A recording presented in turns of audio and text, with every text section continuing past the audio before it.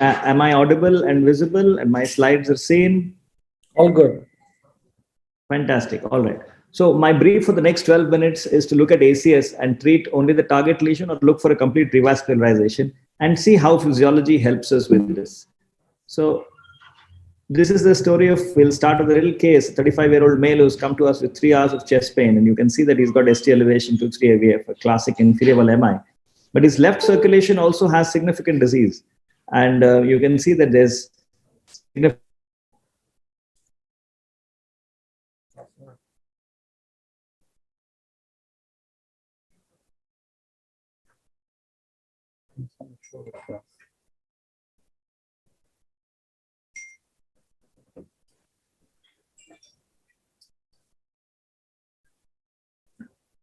Is it audible to the listeners?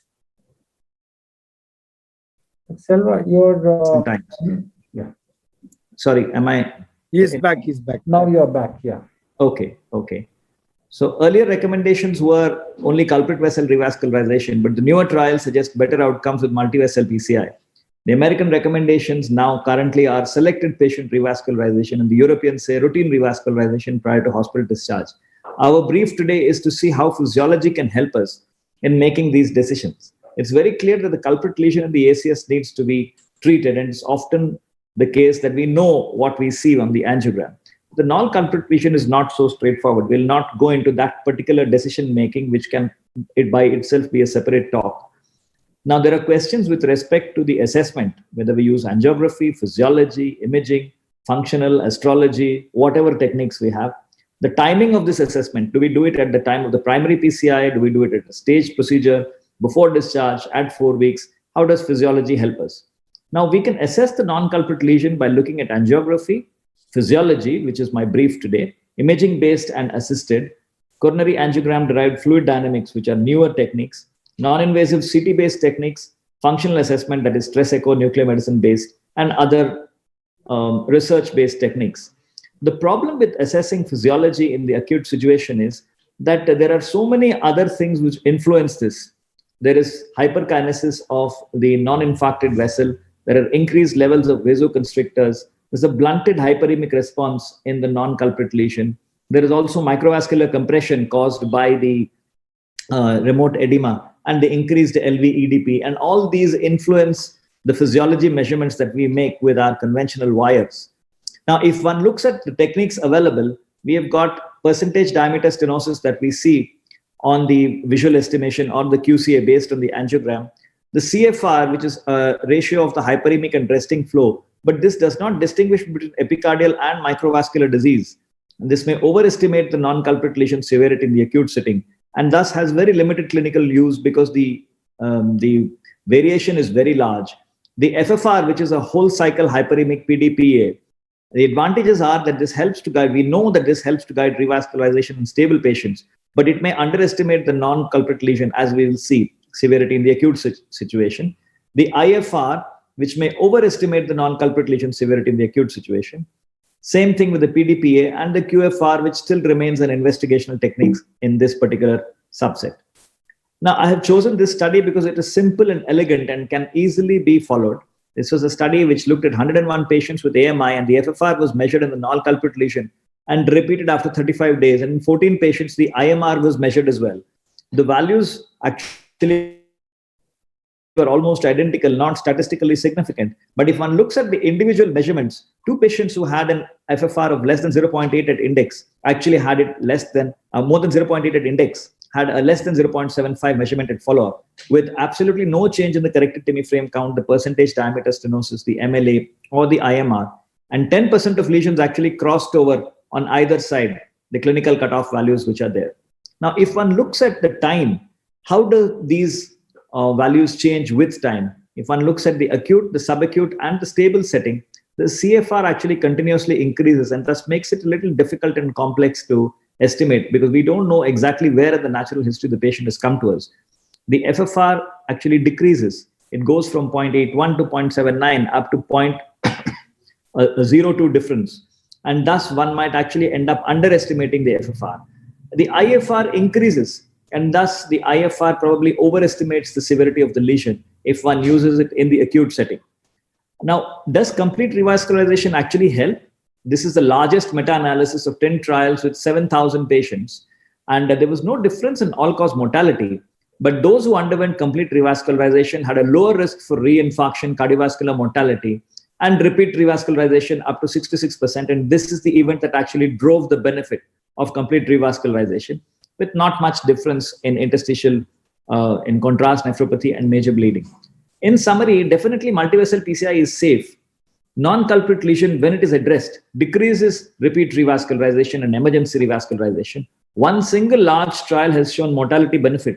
All the other analysis which show mortality benefit are actually statistical analysis. Only one trial has shown mortality benefit. The meta-analysis shows benefit only with respect to repeat revascularization. Can we make this more precise? Now, studies that used FFR were actually only 3. And the other large studies were PRAMI and culprit. And if one looks at the study design, PRAMI and culprit looked at 50% and more stenosis in PRAMI, and 70% at least in one view and more than 50% in two views.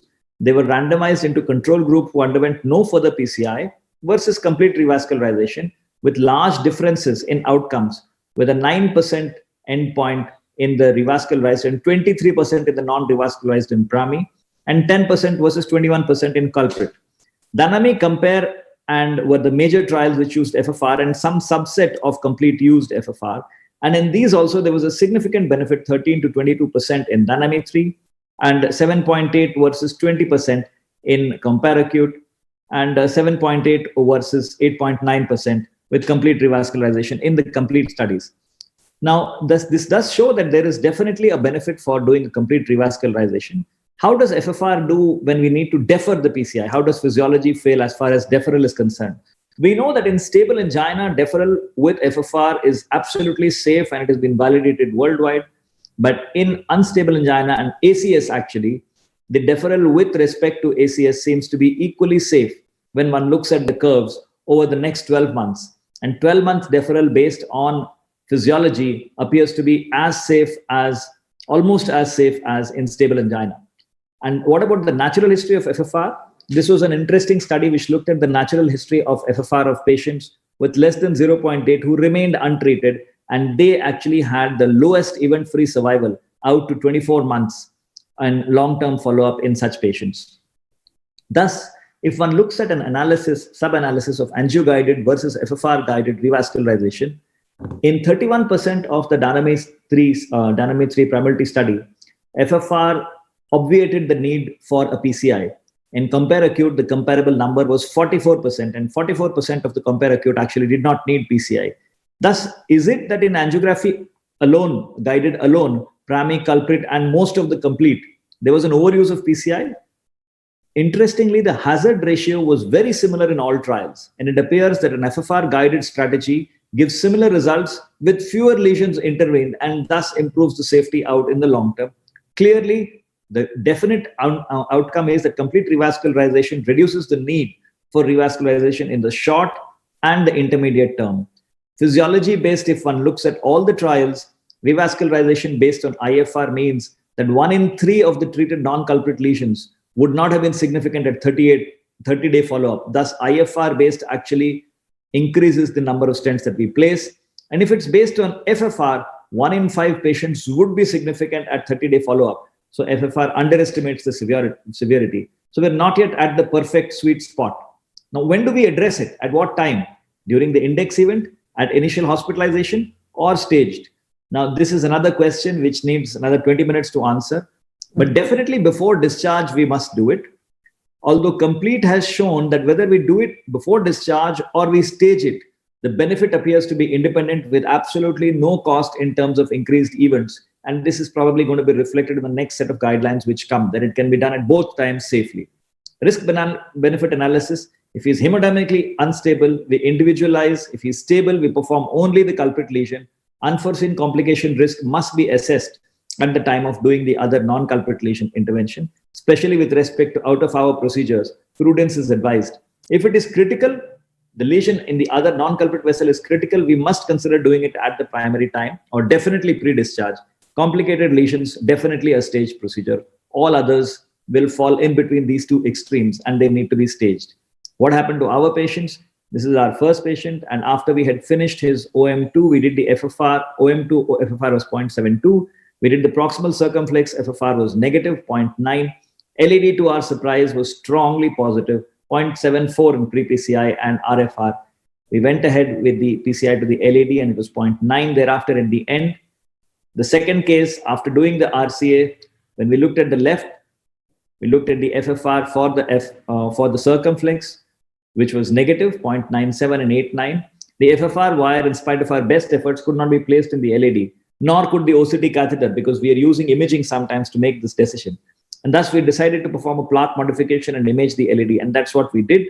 We went ahead and did the rotablation to the mid-LED calcified segment, and then performed the OCT that showed a minimal luminal area of 1.47 with a maximum thickness of about 800 microns of calcium, which was eccentric about 270 degrees. We did a little more modification and then went ahead with a cutting balloon for the entire length of the lesion. And one can see the cuts. For the sake of time, I'll quickly go through. You can see the cuts that have been produced by the cutting balloon thereafter. And then stented, did another post-dilatation, and did an OCT post-dilatation, which is perfectly acceptable with an excellent expansion. This is a lumen view to show that we have landed perfectly at the ostium of the LAD.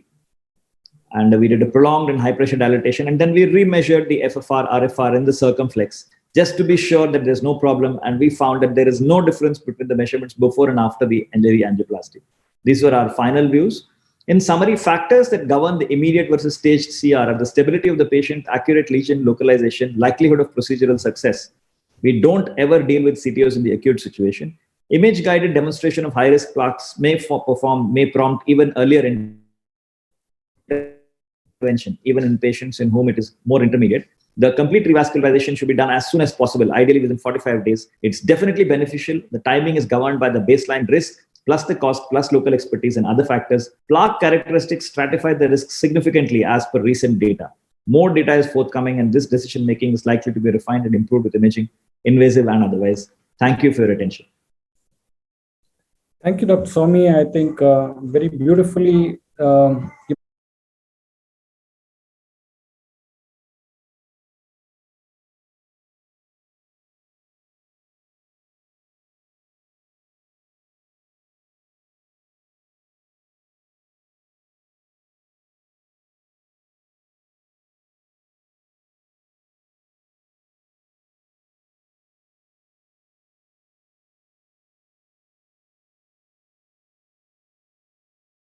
estimate or underestimate.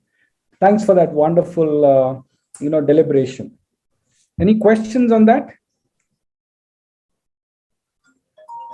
In the interest of time, we will move forward to Dr. Selvamanni's case and his presentation. As I said, the stent design, polymer evidence, and how does it impact clinical outcomes in complex PCI? Yeah. Good afternoon, everybody. Excellent talk by Ajay, and then as usual, very clear. And with this, I think I'll just start my presentation. Today, I'll be talking on stent of a strength, or whatever the design which is going to impact in our clinical practice. So coming to the strength of a stent, it is very, very important to know that the main purpose of using a stent is it should exert sufficient force on the vessel wall to overcome the lesion resistance and elastic recoil. And very important, it must conform to the vessel curvature to minimize vessel distortion, particularly at stent edges. So these are some of the requirements. And basically that depends on the strength, depends on the metal, that is predominantly the alloy, and the polymer, and some additions like any drugs, what they add to the stent. And of course, very important is stent thickness and stent architecture. So these are some of the things which we should concentrate. When you look at the alloys, previously, like the stainless steel was very common, especially during the Cyper. See, Cyper is made of stainless steel and it is 140 microns. And then is Biomatrix, which is 112 micron thickness. And very recent is like for the last 10, 12, 15 years, it's cobalt chromium or cobalt nickel, where the Science, it is 81 micron thick, Integrity 91, Onyx 81, and R0, which is 60, and Evermine is 50 micron thick. So these are the different thickness that we have. And of course, platinum base is from the Boston group, the Promus and Synergy, and thickness of 81 and 74, 79. So stent design is also very, very important. What are the designs we have and what impact does it make here? See, the main common important link is design is peak to valley. So here what we see is the connectors are connected from the valley to the peak here between each cell. And similarly, mid-stud connectors are in between at the center of the cell. And peak-to-peak connectors are like this, where both and offset peak-to-peak is from the peak to the peak, but it is to the opposite peak which is connected. So these are the 4 important designs which we have. To make it more clear, see here, this is Science group of stents here. It is from the peak, it is going to the valley. So this is a Science group of stents. And you see this is the peak and peak, which is getting connected here. It's Endover or Medtronic group of stents. And this is from mid-stretch to mid-stretch. It is basically Cyper and Pronova, which we use now. And this is Boston group of stents, where from this peak to another peak, it is peak-to-peak offset. So these are the stent designs which we have. And other important thing what you should know is the number of crowns. These are the crowns which are present. For example, in Expedition, the small stents, that is small vessel stents, they have 6 crowns and they have 3 connectors. In large vessel, they have 9 crowns and then they have 3 connectors. And you look at Onyx, Ultimaster, Biomatrix, R0.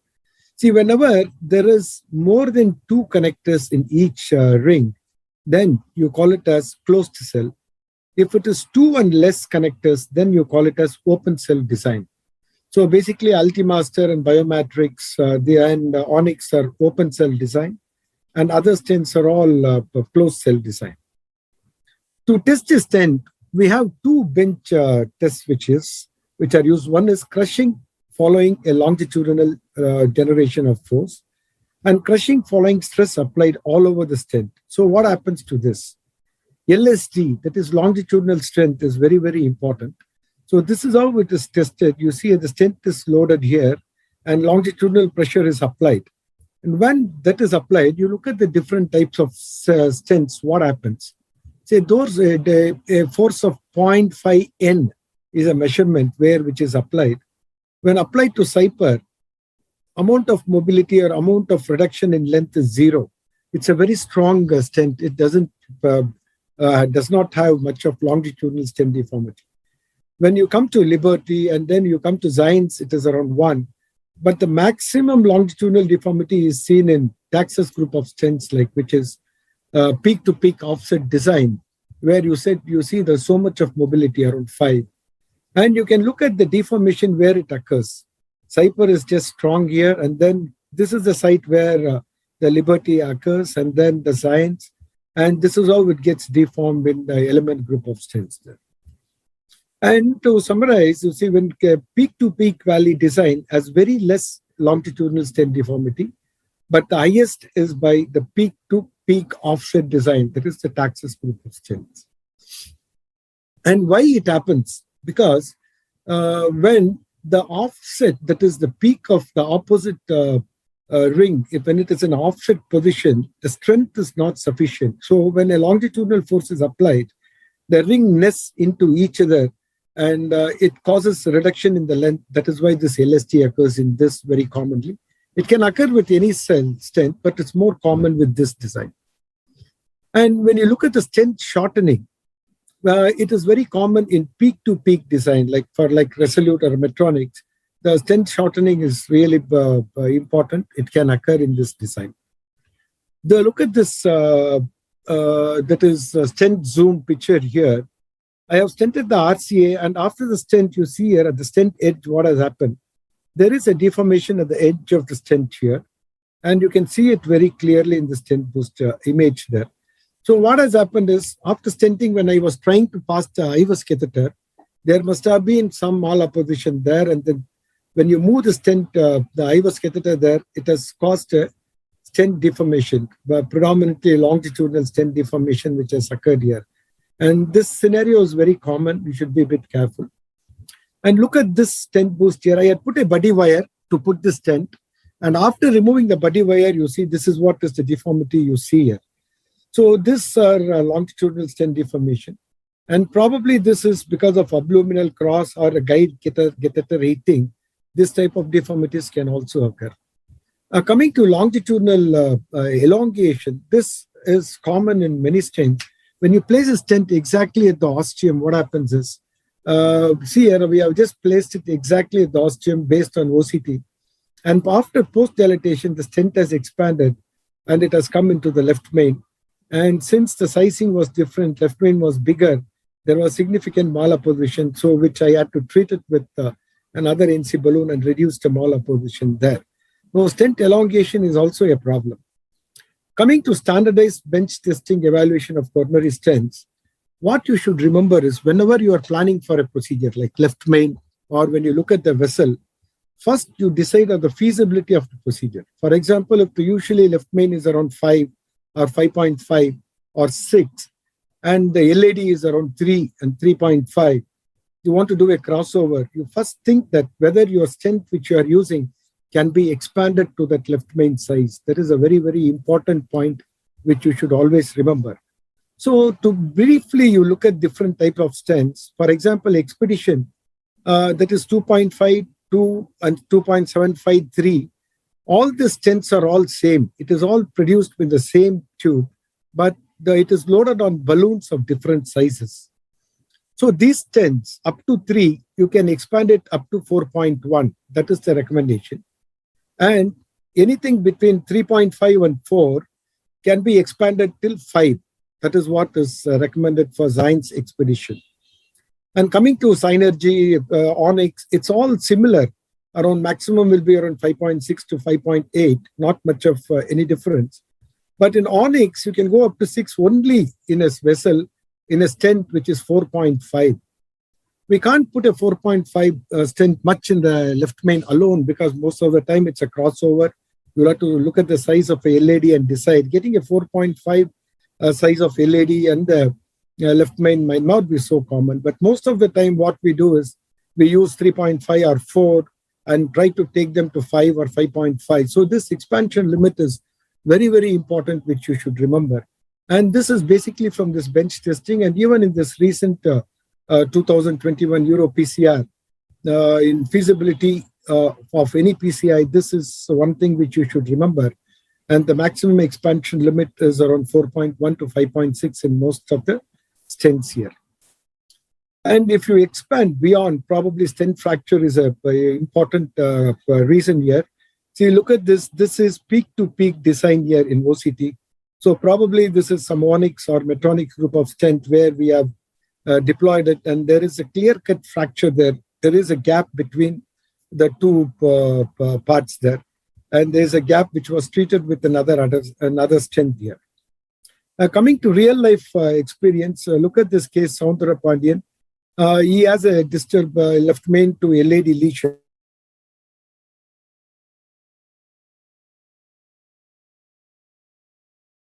Around 5. So what I have done is I have taken a 3.5 stent and then come into the left main to LAD crossover here. And I have expanded the stent in the left main to almost 5 there, 4.99. So this is a real-time life experience. It's a very common practice in our clinical patients. And again, this is a case where who has a left main to LAD lesion. Here, the distal reference was only 2.75. So this 2.75 stent, I have expanded it till to 4 into the left main, which a good expansion without any deformation. And again, an example in the mid LAD where a 2.5 stent has been expanded till the 4 without any issues there. And this is an example of open cell design where after I did a bifurcation here and after pot, you see there, many times what happens is in the open cell, the strength is very less. You get areas like this when you overexpand in certain areas. So this is one example you should always remember. So this is a trade-off between closed cell, 3 cells and 2 cells. And there is a study presented in this recent 2021 PCR where Nakamura compared thin threads R0 with Zions. R0 is around 60 microns. And then what they have said is at present interim analysis, it is non-inferior to 81 micron Zions thickness. That is what they have done. And there is a meta-analysis which was excellently presented by the American group there. They have analyzed some studies with the thin threads cell, basically bioflow, and then dissolve, and then biomime Merrill. Our Merrill was also analyzed in these trials. And all the meta-analysis, what they showed is, compared to thick, probably thin is better. This is one positive correlation we are getting. But all other things, look at the polymer-free drug, bioabsorbable polymer, or bioresorbable scaffolds like BVS, everything never proved superior to our second generation TES. But probably the thinness is one of the important things, might be having some bearing there.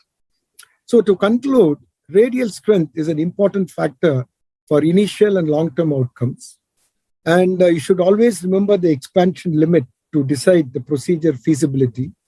And stent deformation is more common in stents with lesser strength and definitely will have a bearing in long-term outcomes. Strength is very important, especially in ostial lesions, left main lesions, calcified lesions, where recoil is very, very important, very, very common. And now, minimal thickness of 81 microns have good data in our clinical practice. And newer data is awaited for lesser thick, newer stents now. Thank you very much for the listening. Thank you, Dr. Selvamani. I think this is the hardest thing to understand.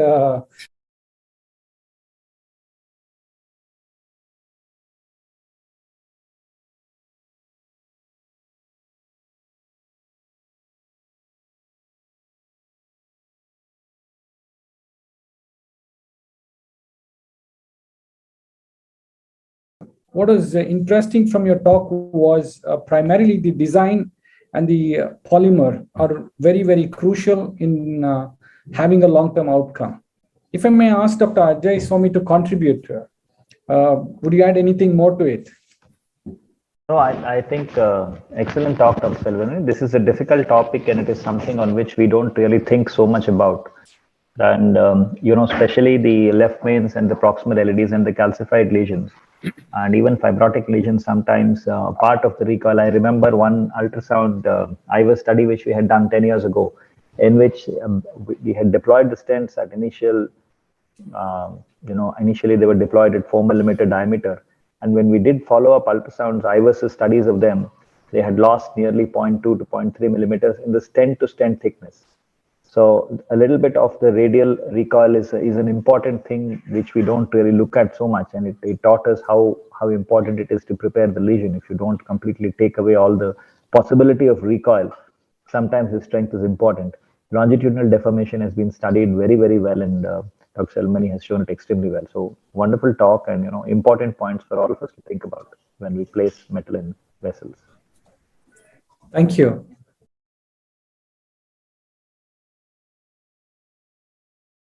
Move forward to the third topic that I would be presenting myself. This would be on optimizing DAPT regimen for a complex PCI situation.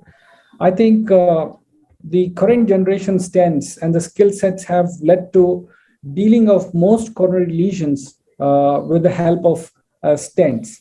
There are other tools which have come up like rotor atherectomy devices, the high pressure balloons, the better quality of stents, and even laser and lithotripsy, which have made dealing with the lesions more efficient.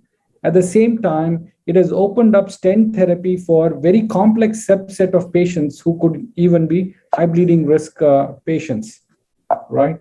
So the flow presentation would be the historical perspective and DAPT guidelines and short DAPT. That is something that we'll have to move on in our practices. We've been extending, but there are subset who require only a shorter one in the best interest of net clinical benefit. Then you have risk benefit of high bleeding risk, DAPT scores and FDA perspective. Then the clinical evidence that is short DAPT and P2Y12 inhibitor monotherapy is not aspirin alone, and then take home message. We know the 40 years of the vascular interventions that have evolved.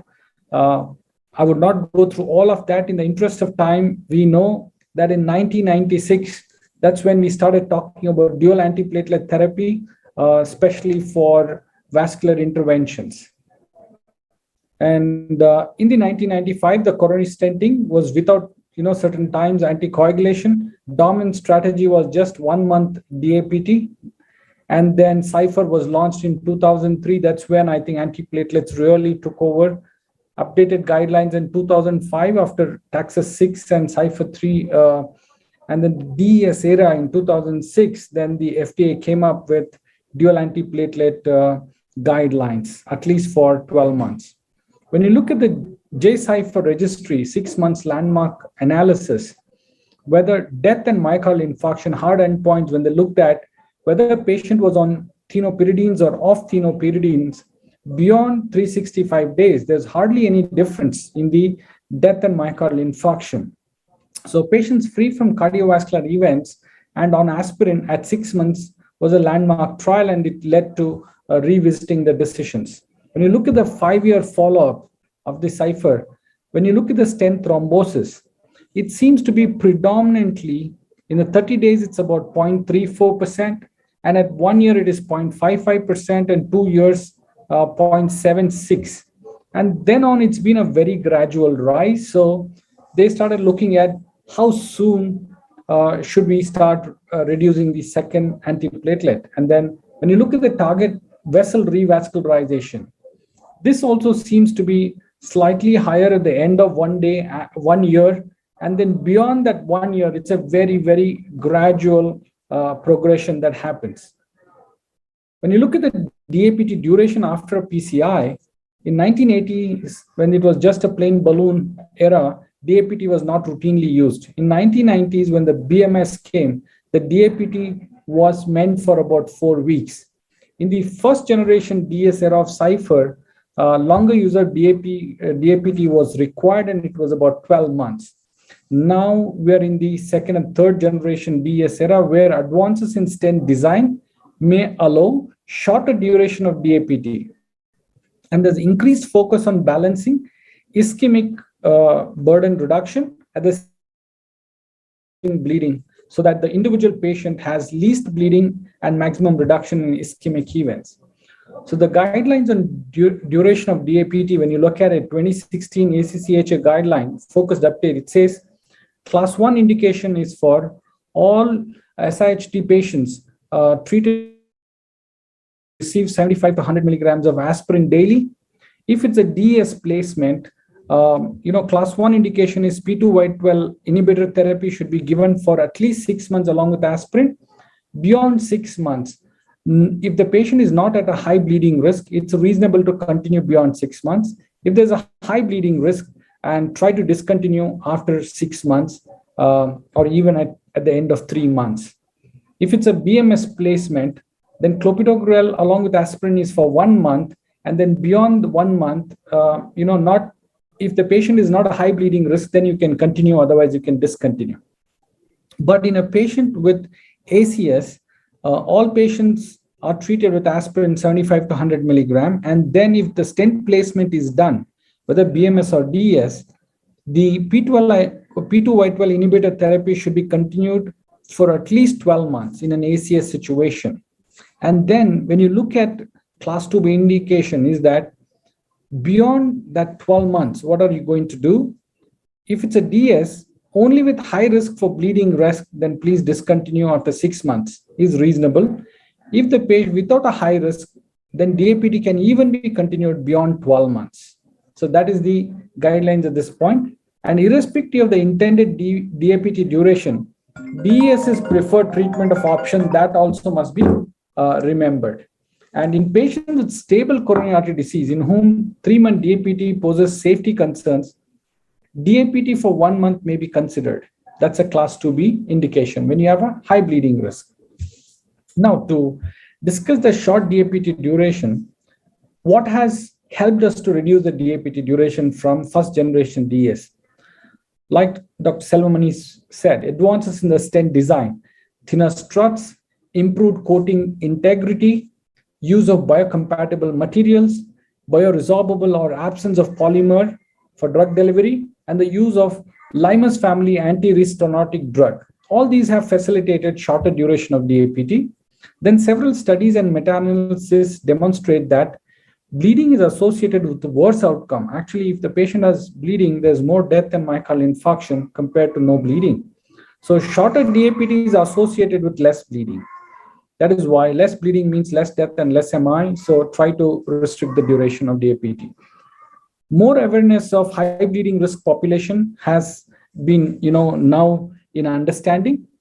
This may comprise up to 15% of the patients undergoing PCI. So that means they have 15% of the patients who undergo PCI in today's times belong to high bleeding risk group. Generally, these were excluded from the stent trials in the past. Historically, HBR patients are treated with BMS and 4 weeks of DAPT. But we know that high bleeding risk patients with high bleeding risk have historically been excluded from most of the clinical trials, whether it was age more than 75 years or previous history of stroke, ICH, aneurysms, or bleeding diathesis, prior transfusions, active cancers, liver disease. All these were not included. But I think we needed to be a little more scientific, and that's where this came into play, that is scoring for bleeding and ischemic risk. That means you need to be objective in terms of bleeding risk for that particular patient. And that's where I think Paris and precise DAPT scores were evolved. All of us know how to calculate these scores, and they're very, very important when you see a patient of that category. And the FDA perspective on DAPT labeling means, there has to be an authority which gives certain amount of clarity to the users and to the patients. So note about safety and effectiveness. Safety is number of events, ischemic events reduced. That is, effectiveness is number of ischemic events reduced. Safety is number of complications, including bleeding, reduced or increased. DAPT duration recommendation post-PCI is addressed in stent labeling. DAPT duration is not part of the indications for use statement. Reference to professional society guidelines are important in these matters. Recommends DAPT duration as supported by clinical trial data reviewed by post-marketing analysis. Shorter DAPT duration may impact the safety. There could be little more ischemic events. Impact the safety in a much better manner, less bleeding, and effectiveness profile. There could be slight increase in the ischemic events of an approved stent. So you need to know when you're planning to stop the dual antiplatelet sooner, whether at the end of 1 month or 3 months, you are looking at reducing certain amount of bleeding and at the cost of increasing certain ischemic events. A change in the recommended DAPT duration in the stent labeling requires supporting clinical data specific to that stent. So the evolving DAPT evidence, when you look at it, the stop DAPT to twilight, all the studies, when you look at it, the Science 90, Evolve ST, and Science 28, here there is a single arm study where 3-month DAPT was followed by aspirin monotherapy. And then you had leaders free, where biofreedom and senior trial elderly, where more than 75 HBR patient, single arm, the 1-month DAPT followed by aspirin monotherapy. And then again, you had senior, leader free, and Onyx 1 trials, where you looked at biofreedom, BMS, Onyx, and biofreedom. Again, 1-month DAPT. And then you had a master DAPT and STEMI DAPT, where you looked at again 1-month DAPT, but these are RCTs, not single arm RCTs. And then again, you had stop DAPT2 with Science, and then global leaders with biometrics and smart choice with all comers, where RCT again, long versus short DAPT were studied. And what was the understanding in that for us was Clinical data on short DAPT and ultra short DAPT, means 1 month and 3 months duration after stenting in patients, seems encouraging, but trials comparing different DAPT durations in high bleeding risk patients are lacking. And 1 month may not be the sweet spot for all DES. That's why it's important to know with particular DES. When you look at the stop DAPT, the science protects patients even if the DAPT was discontinued at 3 months. In this, 3 months of dual antiplatelet, and then it was monotherapy for next 9 months with aspirin. Here, when you look at the event rates, they were almost identical and bleedings were slightly less. It was a prospective multi-center single-arm study. Primary endpoint was composite of cardiovascular death, MI, stroke, and definite stent thrombosis and TIMI major minor bleeding. There's a 0 event rates at 1 year follow-up in all comers stop DAPT study. So there it was 3 months.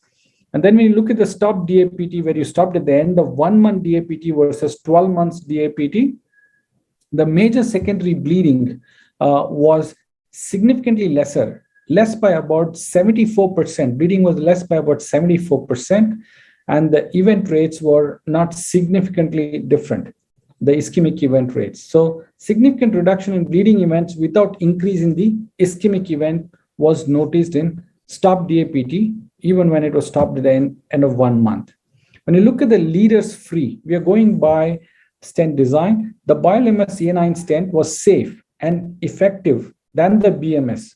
It's better than BMS, the BioLMS A9, receiving 1 month DAPT in high bleeding risks. But stent thrombosis rate was 2.1% with BioFreedom and 2.3% with BMS at 2 years. No great difference. So definitely DS is better than BMS with BioLMS. When you look at the Onyx 1, the high bleeding risk patients treated with 1 month DAPT after PCI, whether it was Resolute Onyx, it was found to be as safe and effective as BioFreedom, which had its least risk of, ischemic events. So the Onyx 1 global study here, high risk bleeding risks were randomized to Resolute Onyx or BioFreedom. When you look at the event rates, were almost identical, 70.3, 17.3%. And the stent thrombosis rate was about 1.5% with Onyx and 2.2% with BioFreedom at 1 year. And stent thrombosis rates for BioFreedom were consistent with leaders-free trial also. It was its primary study, leader-3 trial. And again, when you look at all short DAPT, it's a register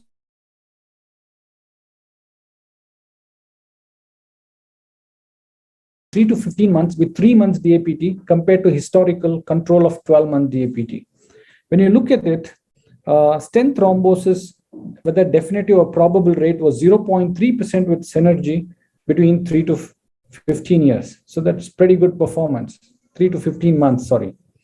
When you look at the smart choice, all comers trials examining P2Y12 monotherapy with various DES, means instead of aspirin, here 3 months course of DAPT with aspirin and a P2Y12 inhibitor, and beyond 3 months, they were randomized to either P2Y12 monotherapy or aspirin monotherapy. When you look at the events, low stent thrombosis rate of 0.2% with P2Y12 monotherapy at the end of 12 months with slightly increased bleed, not too much.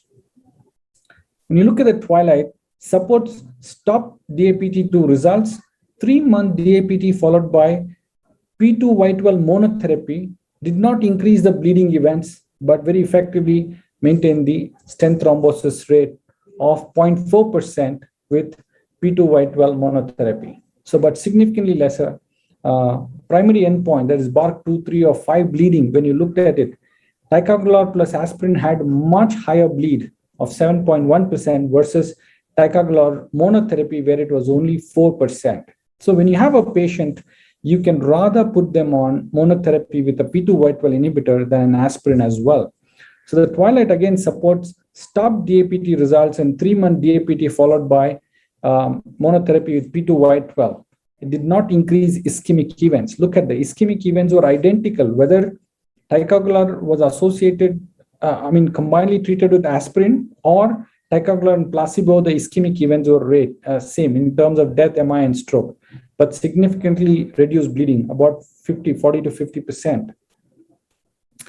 Looking at the Zines 90 and 28 trial here, evaluating the safety of 3-month DAPT versus 1-month DAPT in high bleeding risk, the trial design at prospective single-arm multi-center open label non-randomized trial where you gave DAPT for either 90 days or 20 days index PCI, and then you look at what happens over a period of next 6 months, 3 months to 12 months. That's a 9-month duration, or 1 month to 6 months. That's about 5 months duration. The primary analysis here between 3 to 12 months for 90 Zines 90 and for 6 months for aspirin alone. Here, the good thing that was done was there is a propensity score matching that happened. Means these were not all comers. The patients were matched for their age, the risk factor, the kidney function, diabetes, many other things to have probable similar patient profile. When you look at the between 3 and 12 months, it was the mean rate across the 5 all-cause death and MI were almost same. And it was non-inferior, whether you gave 28 days or 90 days. When you look at between 1 and 6 months data, Zines 28 and Zines the 90, there is a slight increase, the all death, very marginal at a longer duration. So the non-inferiority analysis seems to be pretty good in this. So this clearly tells us that even at the end of 30 days or 28 days, you can actually have Zines 90 showed that there is event rates, propensity score for bleeding was significantly less at 2.2%. So when you look at the end of stopping the second antiplatelet, if you stop the second antiplatelet at the end of 28 days, your risk of stent thrombosis is very, very negligible, 0.2%. So that's very reassuring when you look at patients who require shorter duration of dual antiplatelet in terms of high bleeding risk. So when you write a DAPT, it's important to look for those patients who are at higher bleeding risk and look at a shorter DAPT. That shorter DAPT lowers the bleeding risk, but you need to balance it against the ischemic risk. Longer DAPT has lower thrombosis risk, but also this has to be balanced against bleeding risks. So what do we know and where are we going? Shorter DAPT duration invariably involves a trade-off between higher ischemic and lower bleeding. Optimal duration of DAPT seems strongly dependent on whether the clinical presentation at PCI was acute coronary syndrome or not. ACS, longer DAPT is better. Data on ultra-short DAPT durations after stenting in high bleeding risk patients seems encouraging, but trials comparing different DAPT duration in HBR patients are lacking, and 1 month may not be a sweet spot with the current data available. Synergies between short and ultra-short DAPT plus P2Y12 monotherapy instead of aspirin monotherapy and true high-potency monotherapy requires further investigation. And optimizing patient outcomes ultimately depends on drug-eluting stent and the target individualization of DAPT therapies in that particular patient and that particular drug, whether you want a monotherapy with the P2Y12 inhibitor or an aspirin. Thank you.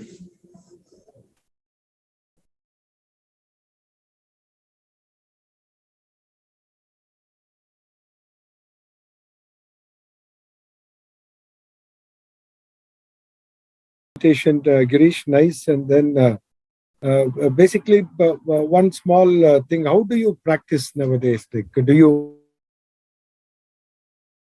really stop your dual antiplatelet at 3 months or 1 month, unless there is an indication like HBR, where high bleeding risk? Or how do you do in your real-time practice? I think for non-ACS patients with more complex lesions, I think we are pushing DAPT up to 30 months minimum, if the risk of bleed is very, very low and the complexity of the lesion treated is more.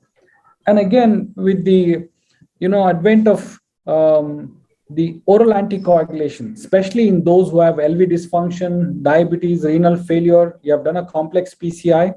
Beyond 12 months, we are even using at this point of time rivaroxaban 2.5 milligram twice daily along with aspirin.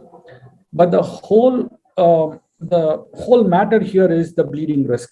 You need to choose the patient who is at lesser risk. But if it's an ACS, I think it is safer to give dual antiplatelet for 12 months at least, and that's how I have been practicing. Ajay sir, anything to add? No, sir. I think he has covered the topic exhaustively from beginning to end. Very little for anybody to add. Even to summarize it will take 5 minutes. But definitely, essentially, it is balancing the bleeding risk and the ischemic risk. The important thing to remember is that the ischemic risk in the kind of patients who come to us with the kind of lengths of stents that we put and the type of the lesions that we address, I think our ischemic risk is little high. You put a stent in the left main or the proximal LAD and you exceed 50 millimeters of metal in a patient, you're very reluctant to stop at the end of 1 month or 3 months. For all other type A angioplasties, as he has said, non-ACS, stable CAD, you can consider stopping as soon as possible. Bleeding risk is the single most important thing because they've been excluded from all trials. So it's important to make the decision as to how long you're going to, and make that part of your decision for the intervention as well. If he's a high bleeding risk patient, you must try and limit your intervention to make it as simple as possible. So I think that's just one more point which I can add. Otherwise, he's covered everything from top to bottom.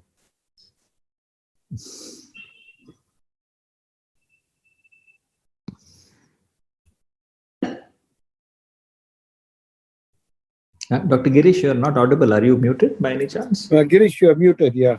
I'm sorry. Yeah. Now it's my pleasure to invite today's important and last speaker for the afternoon, Dr. Florim Kukuli. He needs no introduction at this point and works at Lita Cardiac Center, Switzerland. He has numerous publications to his credit and is very active in development of new medical devices and technology. And his primary interest is in interventional heart valve therapies, image-guided complex PCI and complex PDCA with plaque modifications and PFO and ASD closures. And welcome, and the stage is yours, Dr. Florim. Thank you very much. I hope you can hear me well because I'm sitting in the car. And because I was flying and it was really a big amount of stress, but I made it, so I hope you can hear me well. So I will focus today on imaging and OCT. And I think what we know is that if you want to understand why PCI fails, then you will really early understand that we have a biological factor, which is probably most importantly diabetes, but then we have a lot of mechanical factors, CTO, long lesions, instant restenosis, and small diameter. So the question is really how to make this possible. And we did a small study some years ago where we found out that actually in order to achieve perfect stent expansion, you need a good lesion preparation and a good post-dilatation. Only then you achieve a great stent expansion. Otherwise, just by post-dilating aggressively, you don't really achieve a great result. And then we have patients nowadays, especially this talk on calcium, because calcium, and I know I've been in India many times, you have even a bigger problem than we have, but also in Switzerland, we have a lot of elderly patients with very calcified lesions.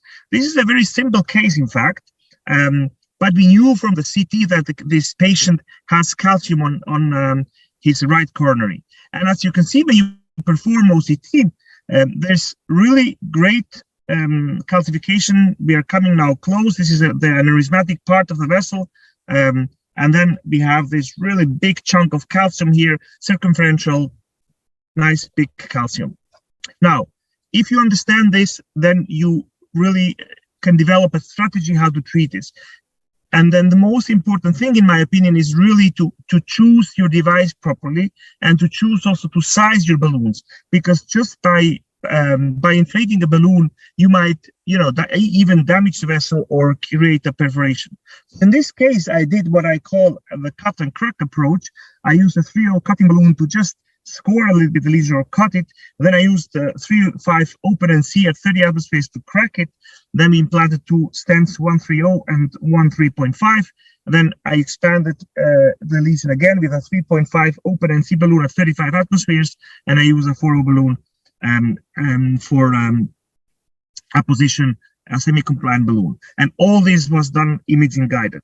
Now, here you can see the effect of the cutting balloon and also the flattening of the calcium after I inflated the OP and C balloon. And you can see the remarkable cut on the calcium, which gives me the certainty that I have prepared the lesion well, and also then I am confident on implanting a stent. And this is the final result, and I'm sure you would all agree that the result is nice, and you can confirm this on OCT and of course exclude, do you have any dissection in the distal part, do you have a dissection in the proximal part, how is the expansion, what is the minimal luminal area, is there anything you want to correct maybe about it, and then you are done. So a simple case. Now, in this case, I think it was important to use the OCT because it helped to understand that the calcium was circular and it was thick. It was more than 1 millimeter thick in thickness. Then the second was that I knew that I have to use some advanced techniques. This was not a case you can do easily with a non-compliant balloon and just inflate it. But really, it helped me to choose the proper kit. Then it helped me choose the proper size. And then, of course, if I use especially cutting balloons at a very high pressure, then I really want to know what the size is. Now, we have, as a second example, patients with stent thrombosis. This man, 56-year-old, had an anterior STEMI, and he came to our hospital with an hemodynamic instability. This patient received in another hospital a 3.5 millimeter stent. Now, a lot of our colleagues who don't use intravascular imaging believe that if you implant a 3.5 stent, you achieve a 3.5 lumen, which is not true, because very often, and if it looks angiographically underextended, your 3.5 stent might even have a diameter of 2.2, 2.3. Now, in this patient, what I did was something which I do quite frequently in the more recent days. I just implanted another stent to push the thrombus away. I did not do any post-dilatation, and I plan to bring the patient back.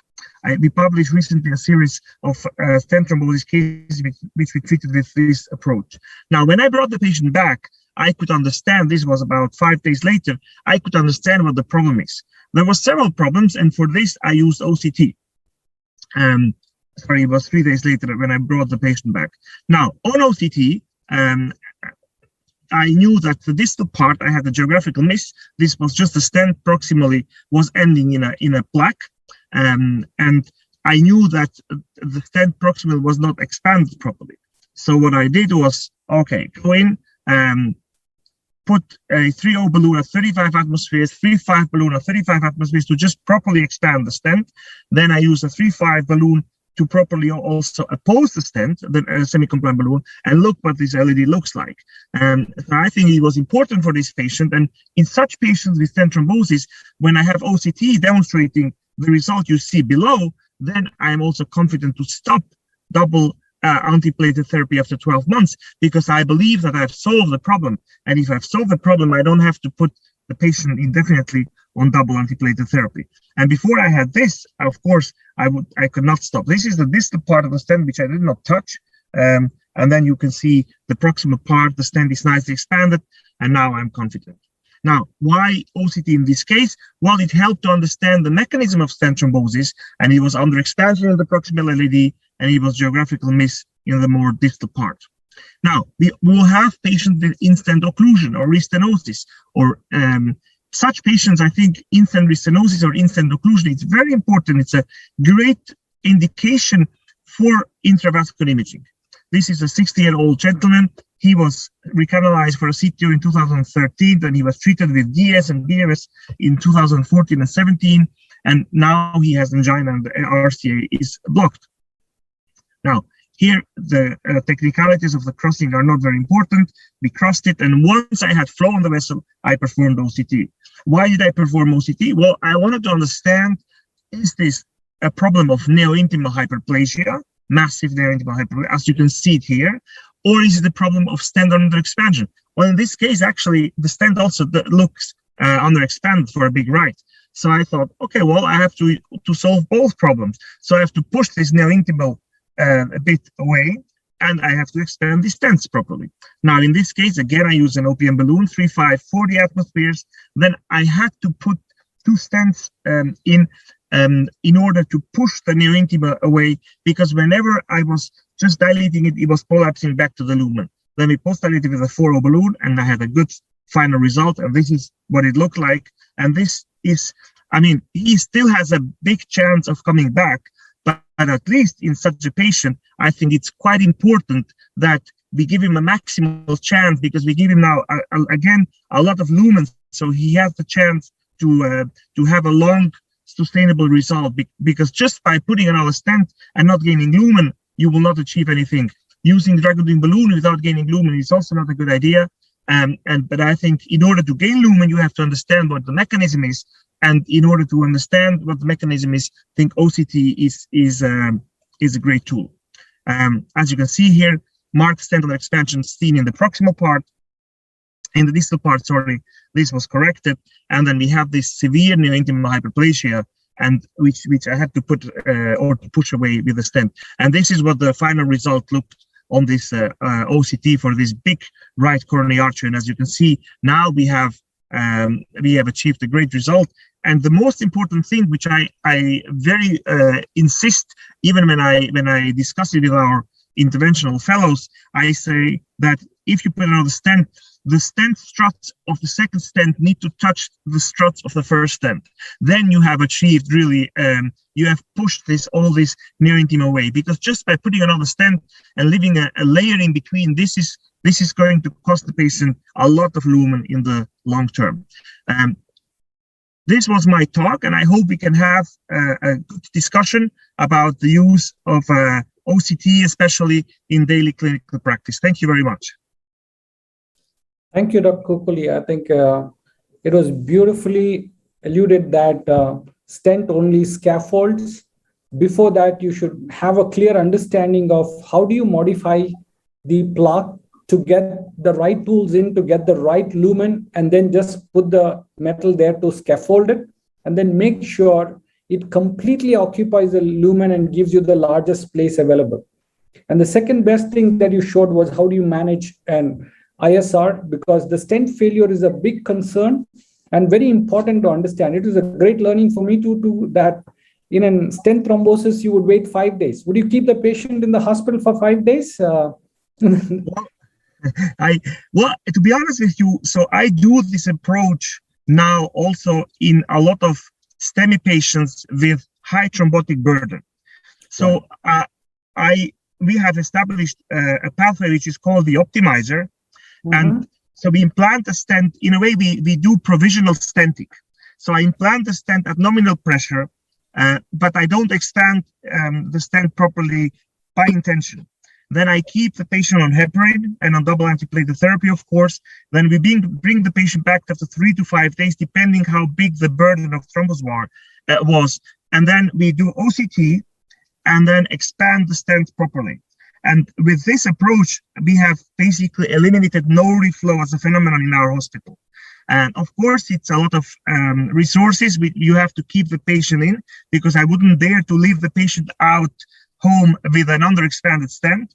But the great thing, and we will publish the results soon, the great thing is that now we have over 300 patients, we have not had the problem of stent thrombosis. So for a few days, even a stent which is not properly expanded with novel double antiplatelet therapy, they don't thrombose acutely, at least. I think if you leave it maybe for a few weeks, then it will, but I think for a few days, it's okay. Okay, thanks for your new philosophy. And I'll ask my colleagues, Dr. Selva and Dr. Swami to...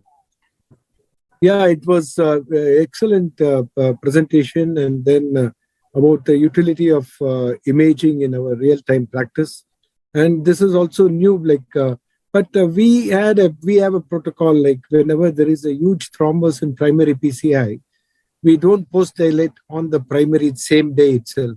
We just stent it, we pre-discharge, you call the patient back and then dilate. So if you do that, many times we avoid no reflow. That is exactly what he has said.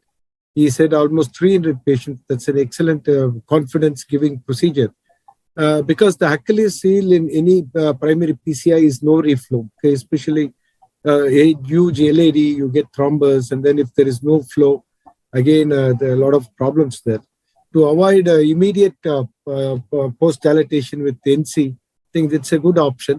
And of course, after 5 days, when you do OCT and optimize, probably his long results will be better. That is a good way of treating. And over to you, sir. Ajay, sir, you can add so many things to this. No, sir. First of all, excellent lecture, and really enjoyed the images and the philosophy. And it is remarkable that living in such different parts of the world, we have reached a pathway which is very similar, Dr. Florin. We are also using something similar. Our philosophy is pretty much the same, in the sense that when you have every single primary that we do, we bring the patient back after 72 hours. And we publish these results. We should put them together.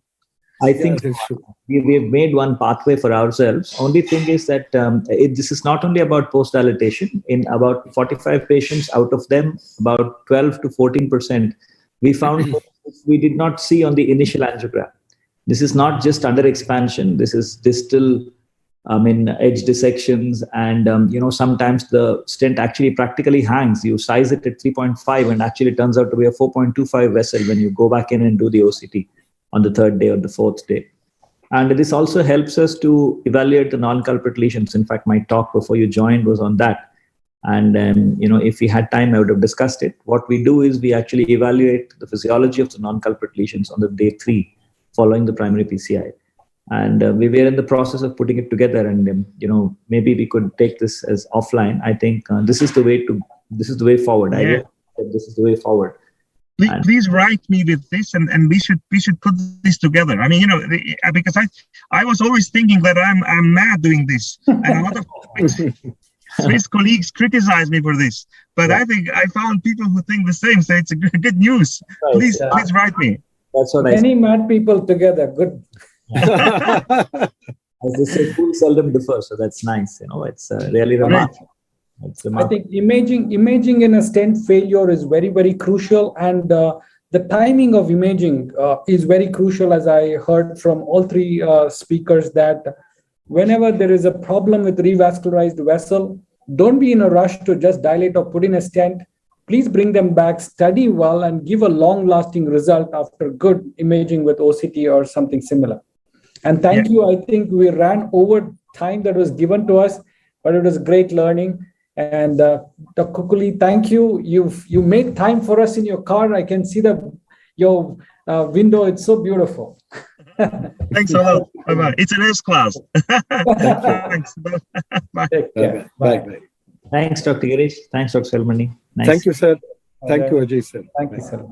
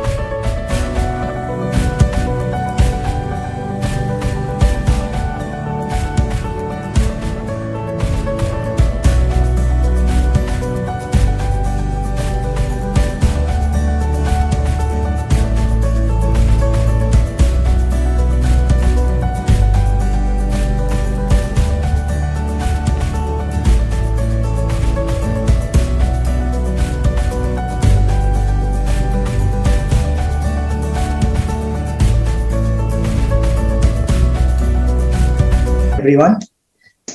Welcome to NIC 2021. For the inauguration ceremony, may I please request the President of CSI, Dr. P.P. Mohanan, the Honorable Secretary, Dr. Debabrata Roy, the Scientific Chairman, Dr. Dhiman Kahali, the non-coronary convener, Dr. D.P. Sinha, the Organizing Chairman, Dr. T.R. Muralidharan, the Chairman of the Reception Committee, Dr. K. Damodaran, and also the Organizing Secretary, Dr. J. Izalan, to come on screen, please. I have no idea whether I am seen or not, but I am around. Don't worry. Sir, your video is not coming. This is Debabrata, sir. Debabrata, I can see you all very well, but my video, unfortunately, is not coming. I am in the hotel and there is nobody to help, unfortunately. It's okay. No problem. Navanil, let us start with the Saraswati Vandan. Please announce. Yes, sir. The no auspicious ceremony can start without a hymn. So it is, may I please request the Saraswati Vandana to be started. Shruti, please play the Saraswati Vandana. Yes.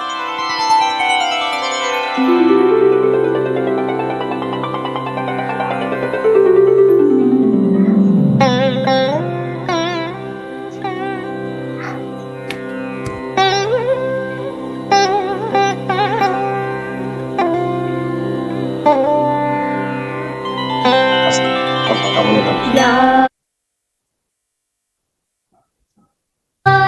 हार धवला या शुभ्रवस्त्रामृता या वीणावरदण्डमण्डितकरा या श्वेतपद्मासना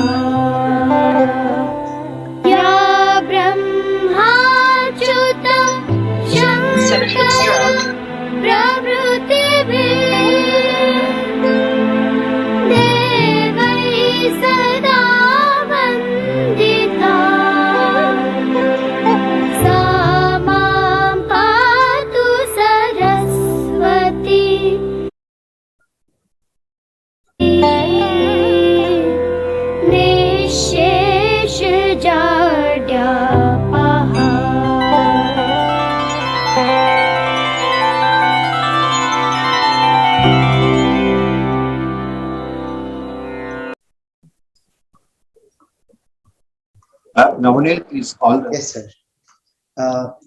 After the divine blessings, now please may I request the Chairman of the Reception Committee, Dr. K. Damodaran, to give his welcome address. Thank you. Good afternoon, distinguished President, Honorary Secretary, and Executive Members of Cardiological Society of India, distinguished Chairman, National Interventional Council, and Executive Members, esteemed national and international faculties, and my Professor, Dr. Upendra Kal, and dear colleagues. On behalf of CSI Chennai chapter, I welcome you all for this CSI NIC 2021 meet. I'm sure these 2 days of academic deliberations would enrich our knowledge in all aspects of interventional cardiology with active participation from experts as well as colleagues, that is delegates. Now I request Dr. Muralidharan, Organizing Chairman, to deliver his address. Thank you so much.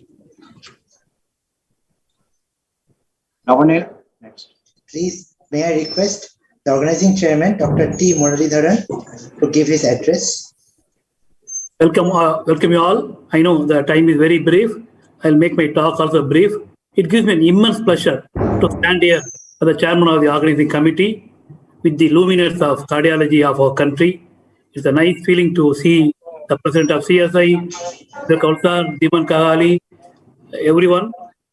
It's our great pleasure to have this meeting, and I take this point to express gratitude for the CSI India for bestowing this opportunity to Chennai CSI, which made me and my colleagues Jalilan and Damo, Jaishankar, Anantaraman, and Venkatesan to be part of it. We know the testing times of pandemic has made us to go on a virtual real meeting, but it is not going to remove the essence of the meeting. For the next 2 days, we are going to have celebration of cardiovascular science, as evidenced by the excellent speakers, international faculty, national faculty, selected by the scientific chairman, our beloved Dr. Dhiman Kagali. So with these few words, I would like to end my talk while welcoming you all to be with us for the next 2 days. Let us celebrate cardiology. Welcome you, sir. Thank you. Lamp lighting. It's time for the lamp lighting ceremony. Shruti, can you just show that in virtually?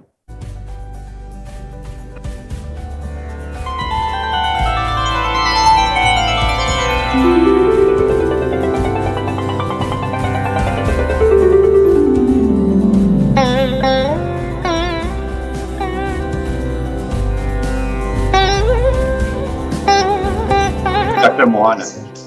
Yes, sir. May I please request the President of CSI, Dr. P.P. Mohanan, to speak a few words. Thank you. My dear friends, my distinguished luminaries who were available in the virtual session. The 21st century probably will be known as the pandemic century. But then the saving grace of this pandemic has been the dedication and the untiring works of the healthcare professional. And few of them, our own colleagues, have sacrificed her life, and I salute them. But then today is another day. All of you are aware that the quadrennial congregation of the world's finest athletes began yesterday, Olympics Tokyo 2021. It was destined to be Tokyo 2020. It's something similar to our NIC 2020 Chennai being now NIC 2021.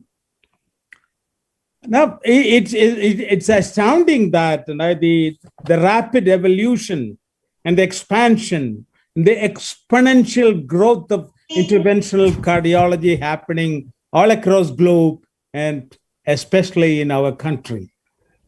The National Interventional Council, which is one of the important sub-council of Cardiological Society of India, has been doing very yeoman service, even hand-holding our youngsters during this very challenging time. And the next 2 days are going to be fantastic days of learning for every one of us, whether it is coronary, structural, congenital, whatever. We have a long array of learning sessions for all of us to learn and take some pearls of wisdom. All of us are also looking forward to see what's happening to our the NIC registry. The registry data is something which is absolutely important. The real world scenario, what's happening in India. We know the pandemic has brought in certain changes, certain decrements in our intervention, but it'll be worthwhile listening to the interventions done by young and old all across India in the last year. One of the another important highlights of these inaugural sessions will be again the opening up of the Asian Interventional Journal under the guidance of Professor Ubendra Kaul, who has been one of the doyens in the interventional cardiology. I cannot just forget the year 1985 when the PTCA registry came into shape into India, which later became the National Interventional Council. So with all your permission, folks, let me declare NIC 2021 open. Thank you very much. Thank you, Dr. P.P. Mohanan. May I now please request the Honorable Secretary of CSI, Dr. Devabrata Roy, to speak a few words. Honorable President Dr. P.P. Mohanan, NIC Scientific Chairman Dr. Dhiman Kahali, Chairman Dr. Murali Dharan, Chairman of the Reception Committee Dr. Damodaran, and Organizing Secretary Dr. Ezilan, Editor, Asian Intervention Journal Dr. Upendra Kaul, and all dignitaries, colleagues, and friends. A very good afternoon to you all from Indian Heart House, Kolkata. It is my proud privilege to address this august gathering assembled here today for worship. And I use this term worship intentionally for knowledge only to say, in the words of great Tamil poet Subramania Bharati, knowledge alone is God. I wish this ensuing webinar will enliven our life in this difficult time and imbibe our mind with present advances.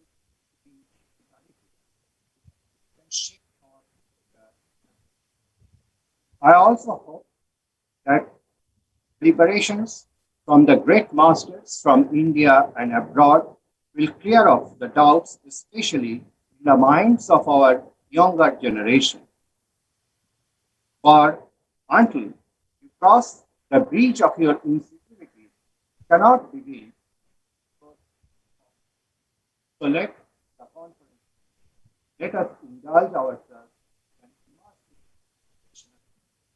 Thank you. Long live. Thank you, Dr. Roy.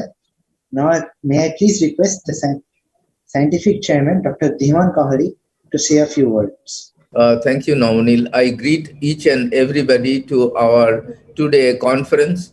I also greet our Honorable President, Dr. Mohanan, Secretary, Dr. Devabrata Roy, without whose help it would not have been possible, and Dr. Damodaran, Dr. Professor T.R. Muralidharan, Dr. D.P. Sinha, Professor Upendra Kaul. He is the, chief editor of Asia Intervention Journal, and also my good friend, Dr. Ezilan. I also greet on this occasion our international faculties. There are 40 international faculties, and I thank all of them for kindly participating, and I greet them all, and I hope that for the next 2 days we'll be learning many, many things. And also I greet all the national faculties. All the luminaries of our country are there, and they have already participated and starting participating, and I greet all of them.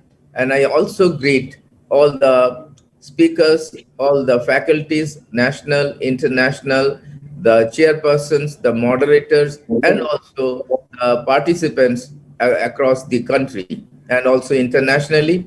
I just want to tell that apart from India, participants from Sri Lanka, Bangladesh, Pakistan, Nepal, Bhutan, Sikkim, and also from Malaysia and Singapore. My friends have been talking since morning. Our Singaporean friends, we have a joint session also. We request all of you to enjoy the joint session. And also friends from East Europe, from European countries, and also Africa and Latin America and USA. In USA, we have many members of Cardiological Society of India. So I especially give thanks to all of them, and I greet all of them to join in this conference. I hope that this will be a great success, and thank you very much for kindly coming and participating in this conference. We are following the footsteps of great Bidhan Chandra Roy, who was the founder of this Cardiological Society of India, and we are just following his legacy. I thank everybody concerned with this, and I greet them also to participate actively, and I request them that please participate all through the 2 days. So thank you everybody, and I hope again that it will be an extremely successful conference. Thanks a lot. Thank you, Dr. Kahali, for inspiring words. Now, please may I request Dr. D.P. Sinha, who is the convener, non-coronary, to speak a few words. Good afternoon to all faculty and delegates. As you are all aware, that the society in India has been disrupted over the last 1.5 years due to COVID. Nearly 400,000 patients have lost their lives due to COVID, and excess death of over 10 times of that has been reported, many of which are cardiac deaths due to lack of access to proper medical care. In such a trying time, Team NIC 2021 Scientific Committee, led by Dr. Dhiman Kahali, Dr. Debabrata Roy, Dr. Minal Das, have done a highly commendable job of bringing out an outstanding scientific program to keep the river of knowledge flowing. The organizing team led by Dr. Muralidharan and Dr. Ezilan has done an exceptional job of providing a beautiful platform for the conference of such a magnitude.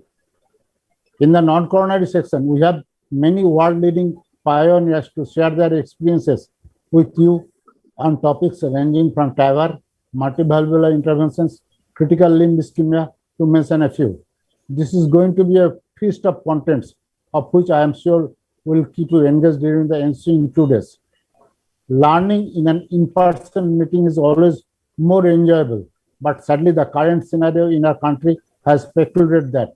However, a virtual meeting can also come alive with active participation from you, the delegates. Please participate in the sessions actively. With this, I welcome you all to enjoy the sessions. Thank you. Thank you, sir. Now, please may I request Dr. Upendra Paul to speak a few words. Well, good afternoon. It is my proud privilege to be sharing the dais with all the doyens and the office bearers of National Interventional Council, which I am proud to be a person who started this way back, as Dr. Mohanan said. Let me introduce the journal, which is going to be the first issue of this year, is going to be released during this meeting, and that is the Asia Intervention Journal. This is a journal which is the official body of Asia Intervention, that is the Society of Asian Intervention Cardiologists. This is the scope of this journal is to have high quality research in Asia Pacific region and also to promote scientific research findings to the world, that our region, which is a big region with 2/3 of the world population living in this region. Well, I am the proud editor-in-chief of this journal, and with me is a very high-powered editorial board from China, Dr. Shaolin, Surya Dharma from Indonesia, Dr. Hai Shida from Japan, Michael Lee from Hong Kong, and Dr. Huachin Tan from Singapore. This journal started in 2015, and we have 2 volumes of it every year. In year 2020, we slowed down a bit because of pandemic, but both the issues have been released and are published online. And the first issue of 2021 with a very interesting articles from our region, from our country also. There are 4 articles in this have been released. And you can go to this journal if you just open the site asiaintervention.org, and you will see everything about the journal and also the issue. So I would request all the members of our interventional community to write articles, scientific articles, technology, the new methods, so that this can be considered for publication in this peer-reviewed journal. And thank you very much for giving me this opportunity, and I wish the conference a big success. Thank you very much. Thank you, Dr. Paul. Now, please may I request the organizing secretary, Dr. Ezilan, to give his vote of thanks. Good afternoon to all the respected dignitaries on screen. It gives me immense pleasure to stand before you for delivering the vote of thanks. I'm thankful to the CSI Chennai chapter and the entire office bearers for giving us the responsibility of organizing CSI NIC 2021. I'm thankful to Dr. P. Mohanan, Honorable President of CSI, and Dr. Debabrata Roy, Honorary General Secretary CSI, for the unconditional support they have extended to conduct this meeting.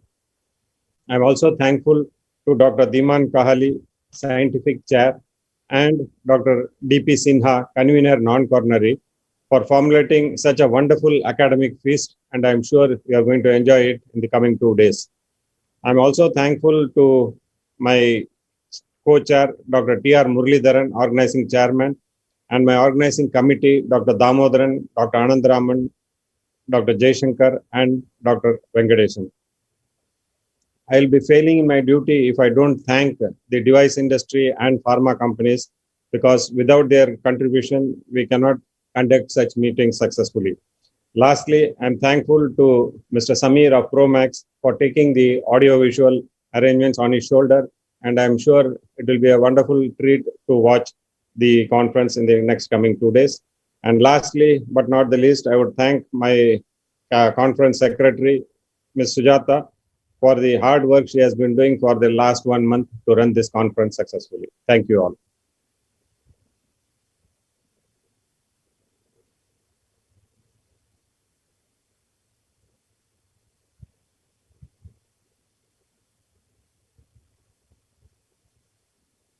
So as NIC chairman, I greet everybody again and thank you very much, Dr. Ejilan. Thank you, Professor Kaul, for your great speech.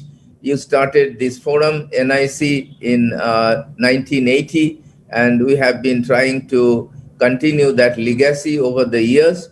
And soon from 3 o'clock, we'll be starting our program on coronary. And till then, we'll have a little discussion between us. If you want to tell anything special, anybody of you, I think from 3 o'clock sharp, we'll start that program. And Professor Kaul, in short, can you tell in 2 minutes how you have started this NIC program and what is your experience and what is the difference at present time, what you find, and what will be your advice and message to us?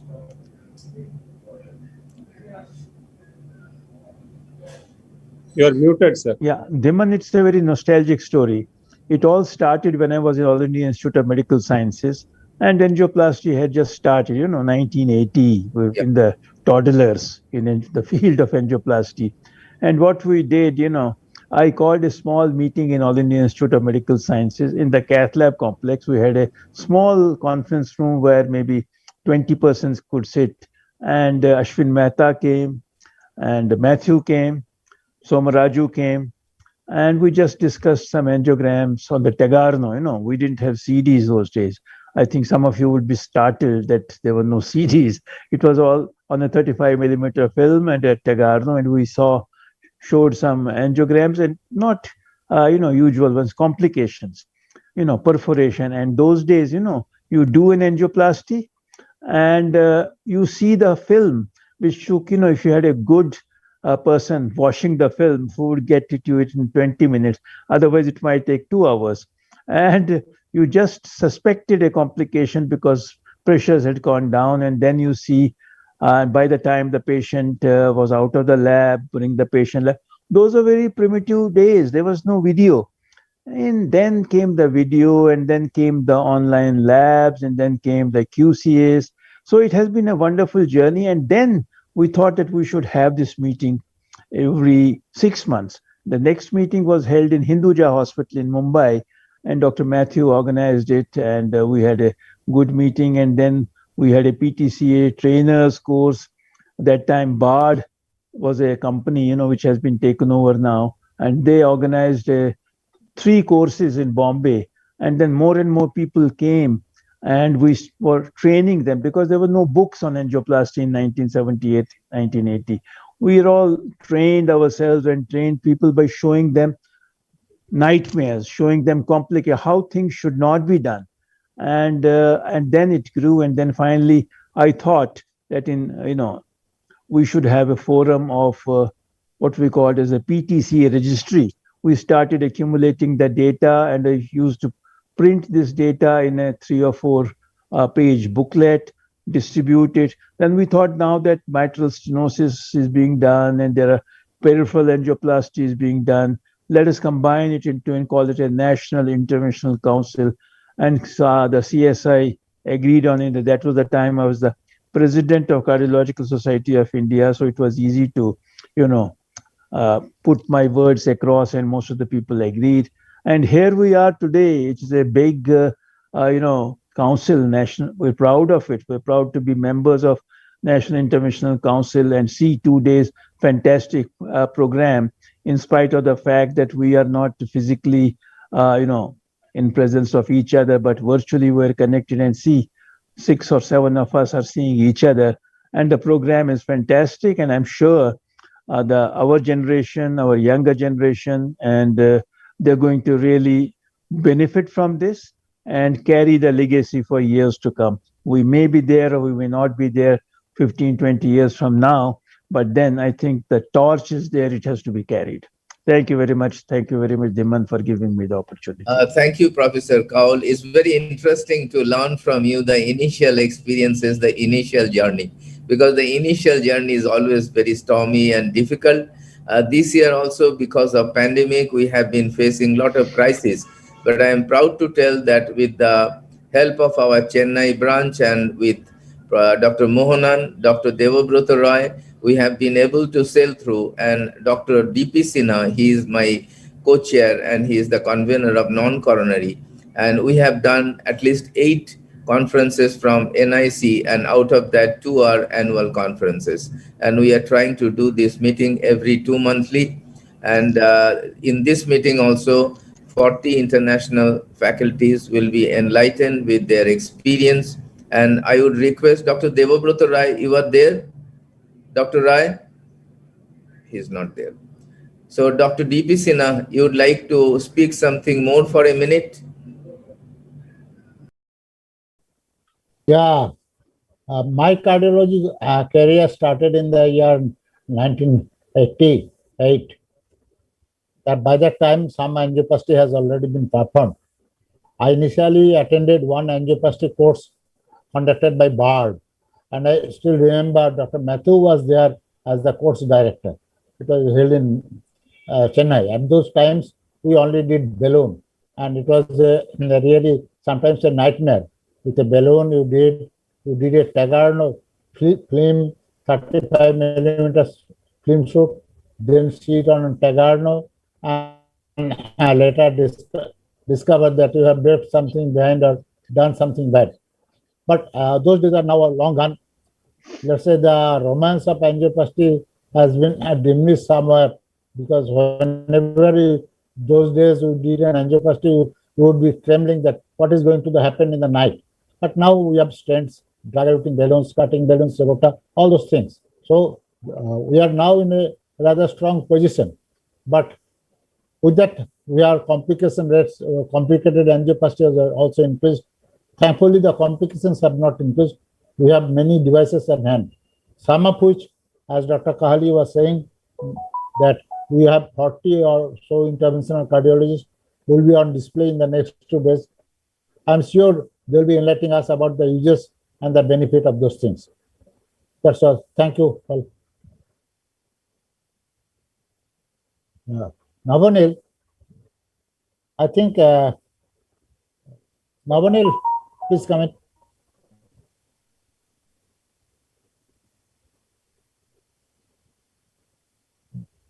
Dr. Agilan, would you like to tell us about something of your experience, because you have to take over the conference in let's say in a short notice? No, thanks to all the dignitaries on the dais and of the CSI India for helping us to conduct the show. And I think it is well organized, and I think it will be a feast for all the junior colleagues to watch the experts talk on these 2 days. Thank you.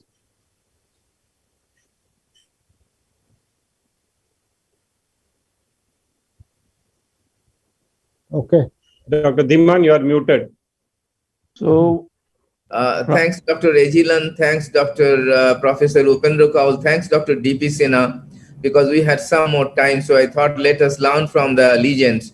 And you are all very experienced. Professor Kaul is one of the pioneers in the field of National Intervention Council and the intervention as a whole in the country, and started it almost 3 hours after Granjik did it first one in 1977. So thank you, sir, for your valuable comments. We will learn from you always. Now, without wasting any time, I would like to start the session, and because we are 2 minutes ahead of the program and everybody was on time, and thank you very much everybody for your kind cooperation. So this session will be live in box session on coronary, and it will be taken over by Dr. Joe Fajade. He is the first one. Joe Fajade, he is the operator, and for 20 minutes he will be showing robotic PCI. And after that, Bruno Farah, our good friend, he will be showing what his experience in robotic PCI. And also he will be showing his long experience of 200 odd, this robotic PCI during last several years. So without wasting any time, I would request the chairpersons, Dr. P.S. Banerjee, Dr. V.K. Bahal, Professor Bahal, please, Professor Rakesh Jadhav, and Dr. P.K. Dev, who is our past president. And the session will be to take the dais to take their seats. And I would also request my friend Dr. K. Damodaran to moderate the session. So Dr. Damodaran, please. And expert panelists are Dr. Devashish Mitro, Dr. Devashish Ghosh, S.N. Rautray, Neil Bardoloi, P.B. Jayagopal, P.K. Ashokan, Vivek Gupta, and Dr. Sharoj Mondol. So without wasting any time, I would request Dr. Damodaran to take the mic and to conduct the session. Thank you. Thank you, sir. As the chairman said, I request the chairpersons to be on the screen, and today we have 2 live in-box cases by the masters in interventional cardiology. The first by John Fajade, followed by Dr. Ashok Seth. Without wasting time, let us go to the cases.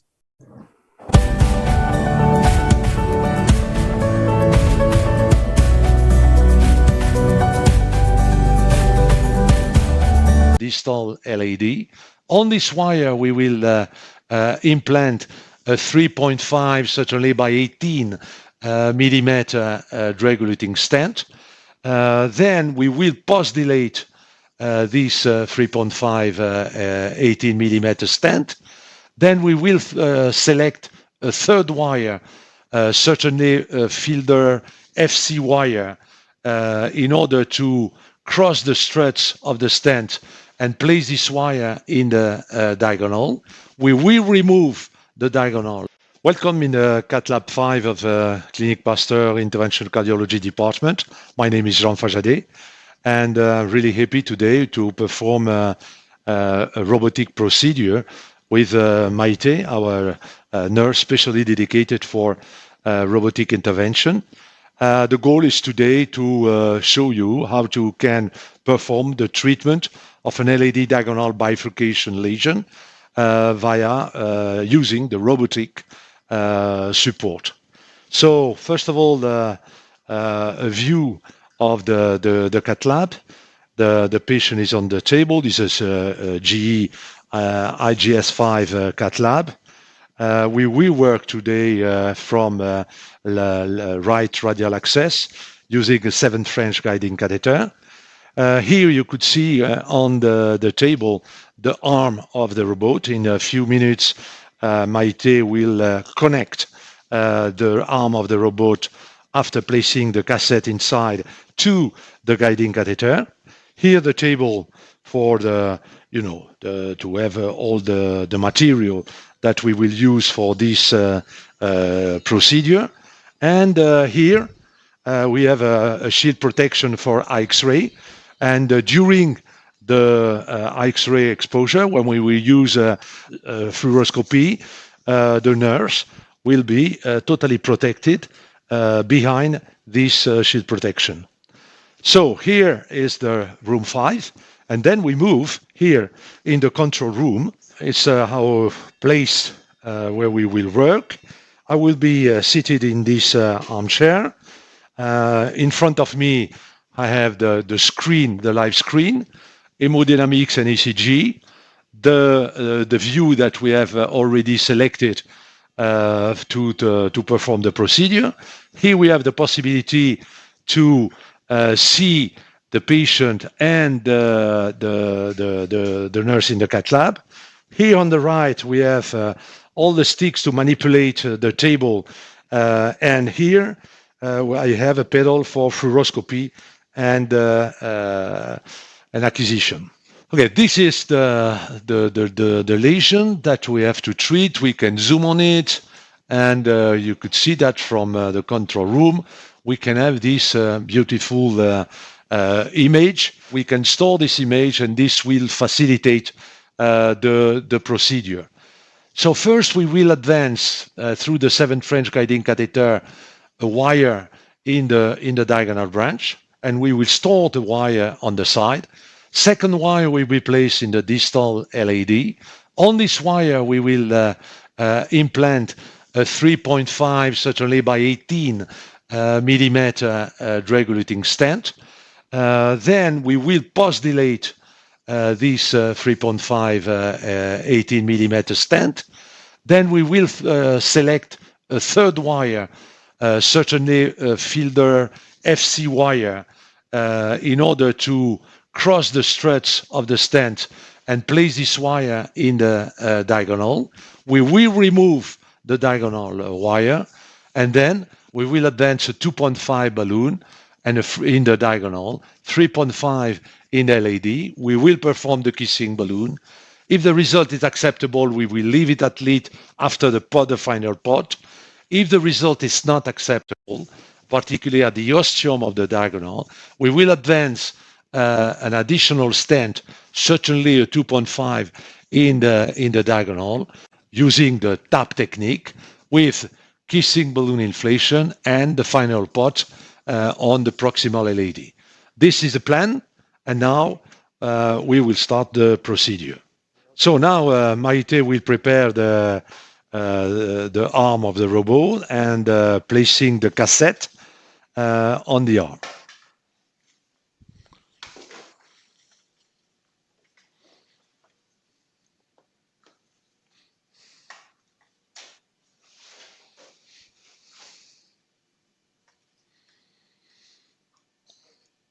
So the first guide wire that we will use will be a BMW wire that we will place in the diagonal branch.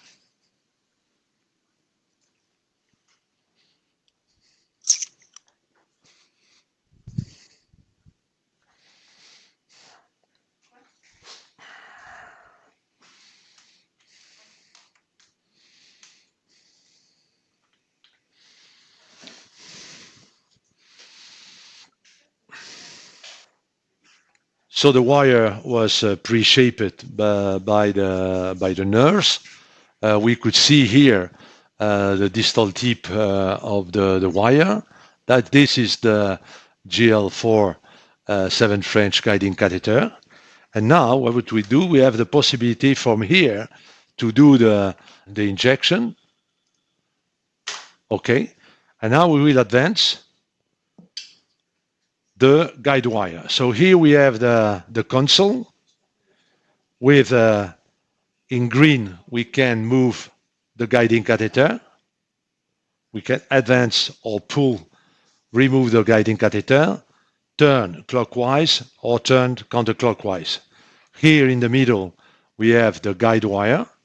You can advance or remove, and we can go clockwise or counterclockwise.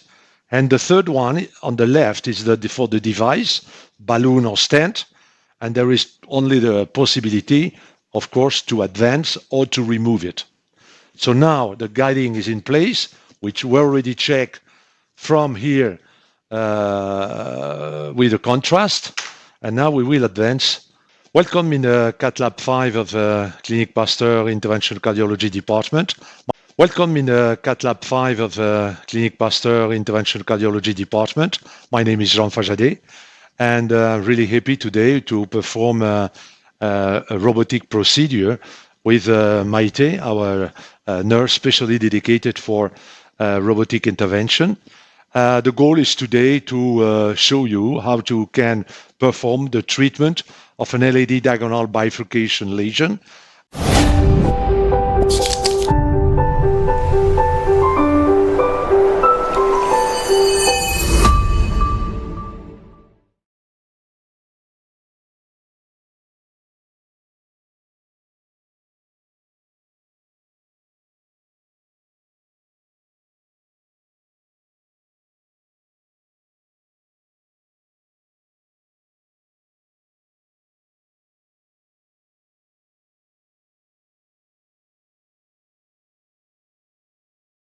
Welcome in the Cath Lab 5 of Clinique Pasteur Interventional Cardiology Department.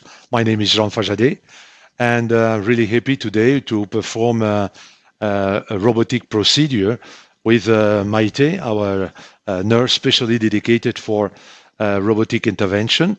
The goal is today to show you how to can perform the treatment of an LAD diagonal bifurcation lesion via using the robotic support.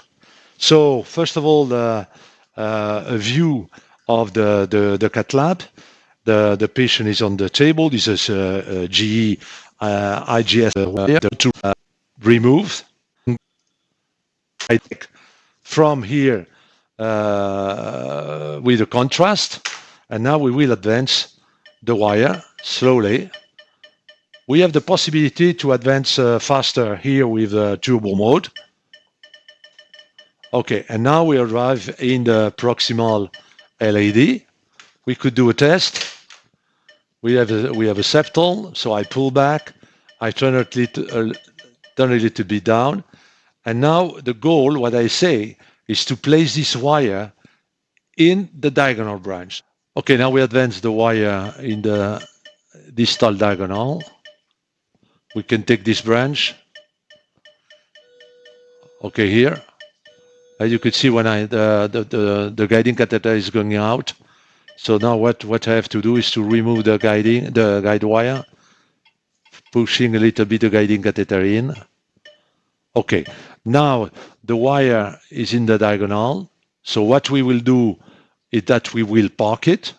So the wire now is parked here on the side. This is a diagonal wire. And now we will insert the second wire that we will place in the distal LAD.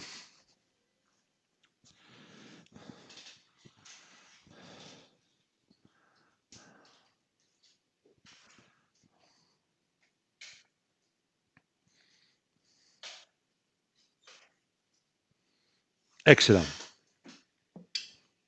So now you could see the first wire placed in the diagonal branch. The second wire is advancing here in the guiding catheter. And now we will advance it.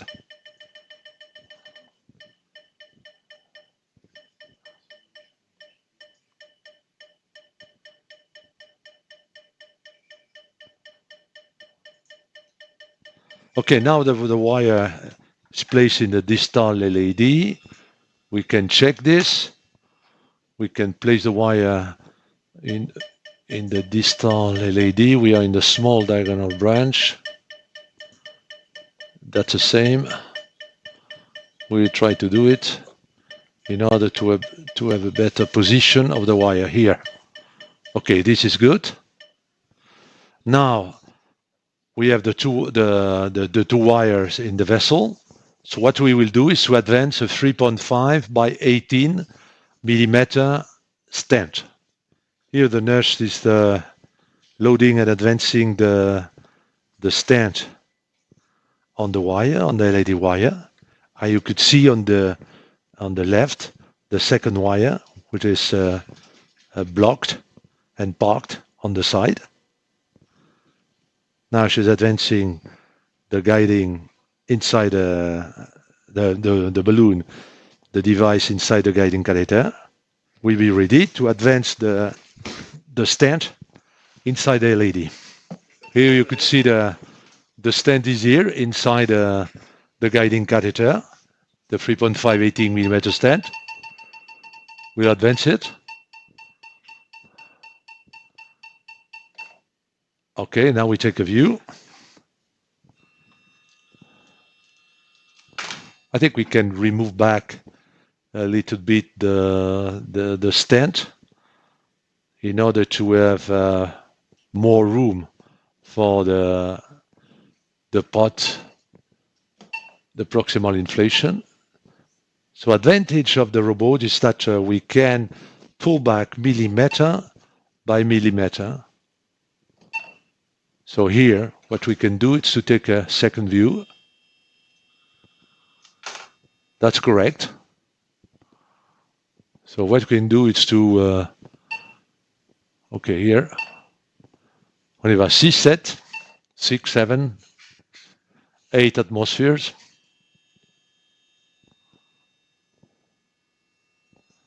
10 atmospheres. 14. 16 atmospheres. 16. 16. 18 atmospheres. Okay, down. And now we will remove the balloon.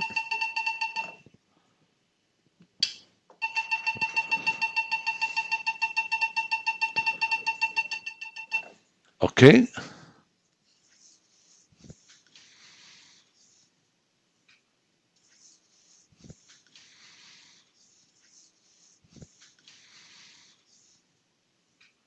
So what we can do is to perform to select a 4.0 by 12 NC balloon in order to post-dilate the proximal part of the stent, proximal to the opening of the diagonal branch. Okay, so 4.0 by 12. Okay, the balloon, the 4.0 balloon is placed in the proximal part of the stent, and now we can inflate it.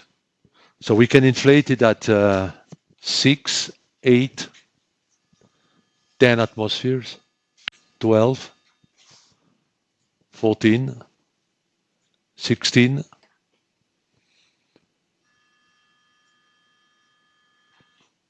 18, down.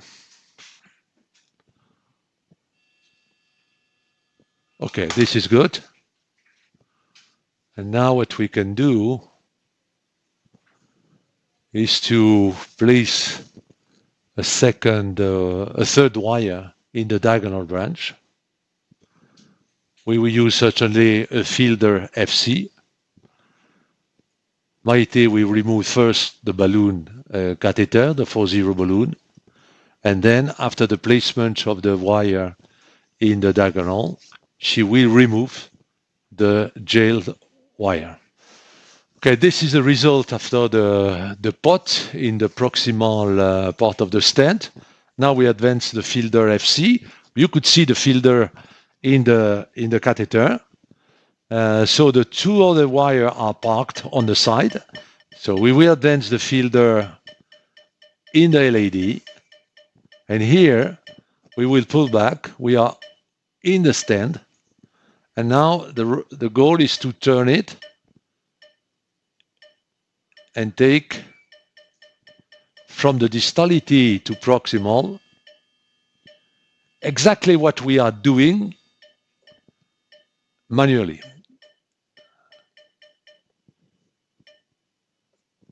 So here it's not too bad.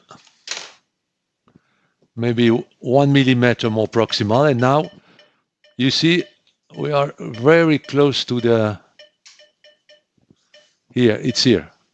Okay, now we try with the fielder to cross the struts. I think we did it. Yes. And now we will then slowly in the distal part of the diagonal. Okay, here we are. And now in what we have to do is to remove the jailed wire, and Maite will do it. So now we have the fielder FC in the diagonal branch. This is the main wire on the main axe, on the longitudinal axe here. And we have the two other wire parked on the side. And to identify which is the LED wire and where is the LED wire and where is the diagonal wire, Maite places the torque on the LED. So now she will remove the diagonal jail wire. So this is the other wire.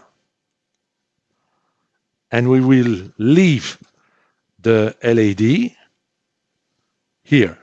So now we will advance the 2.5 millimeter balloon on the diagonal wire. Okay, here we are. What we can do is to perform a balloon inflation here, 8, 10, 12, 12 atmosphere, 14. After this inflation, we will leave the balloon in this position, and we will park it, and we will advance a 3.5 balloon on the LED wire in order to perform the kissing balloon.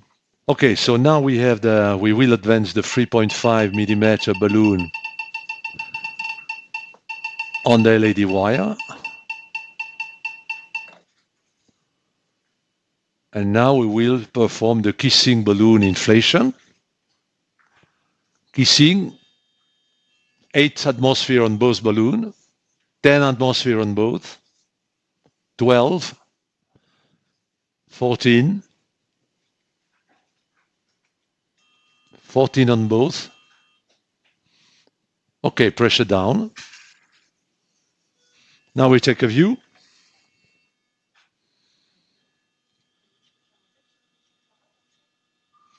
It's not too bad. So what we can do is to perform another balloon inflation. 14 on both.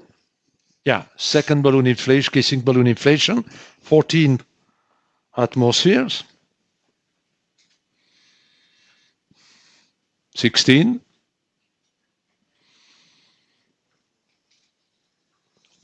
Okay, pressure down.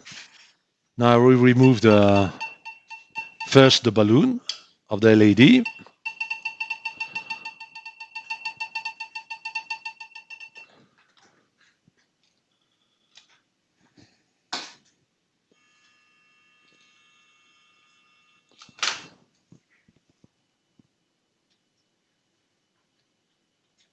Okay, and we will remove also the diagonal balloon.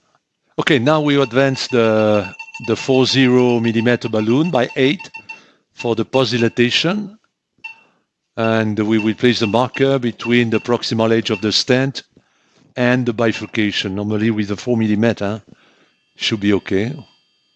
Here we are.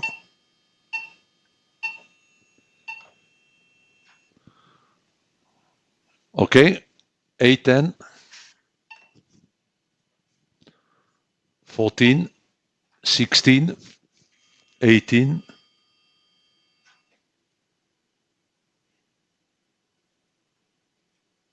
down.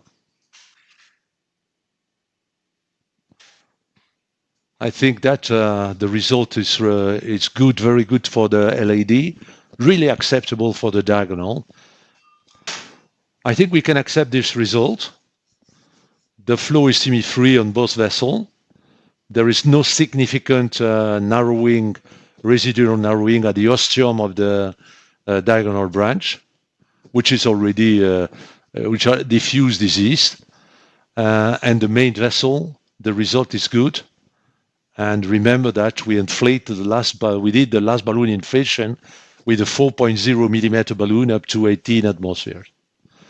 Okay, this is an example of the treatment of a bifurcation lesion, LED and diagonal, with the support of the Corendus robot. Now what we can do is to remove the guiding catheter.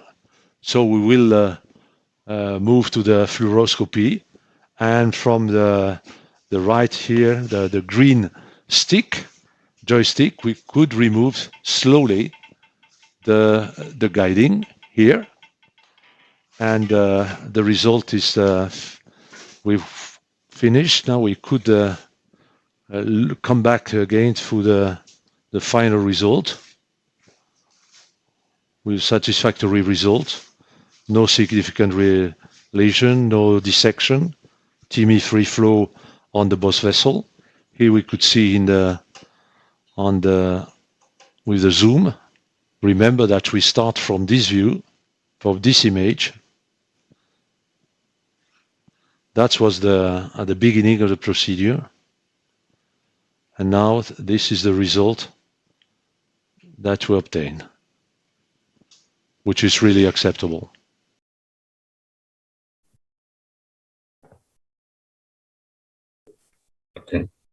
Okay. Now we have 10 more minutes, and our expert, Dr. Farah, is there? Anyone from the panel, if they have any questions, they can ask. Or let me start with my comment as well as question. We have a very limited experience in Apollo Chennai of almost 49 cases of robotic-assisted PCI.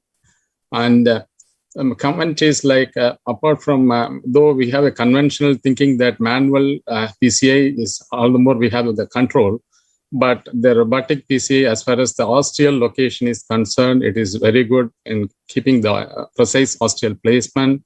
Number two, whenever we are taking out removing the balloon or any material, usually even without our knowledge, the guide can injure the osteum. Whereas it is robotically, the guiding catheter is robotically controlled by the green colored trigger. So it will have some control on it. Now, my question to Dr. Farah is it possible to do a RO or rotation on retract even in very angulated lesions, like more than 120 degree or more than 90 degree in a bifurcation lesion? Am I audible? Okay, thank you very much to invite me. I'm very glad and honored to participate to your meeting. I thank Dr. Kahali and all the organization committee of the CSI NIC. Coming back to your comment, effectively now there is some improvement in the Corendus systems with two new function when you want to manipulate the guide wire, that is the spin and the wiggle. With these two new function, it's quite easier to manage very angulated location. So effectively with the OR, it was the first version of the Corendus system. Sometimes we have some difficulty in very angulated system, but with the two new function and especially the spin function, it's more easy to manage angulated bifurcation. So is this the software upgradation in the first version of Corendus? Yes, it's an upgrading function. You have in the new version, you have the possibility of, with the wire, to have the spin and the wiggle. And this really simulate what we are doing in clinical practice. And for the device, we have the daughter function. When we have some resistance, it's due like a daughter advancement of the stent. And also when we have some resistance, it's easier to cross the lesion. Thank you. Dr. Farah, can I have a question? Dr. Kahali, can I have a question with Dr. Farah? Yeah. Yeah, okay. I'm Dr. Vivek Gupta in Apollo, Delhi, and we have met earlier. I was working with Alain Tribert in France, in Rouen.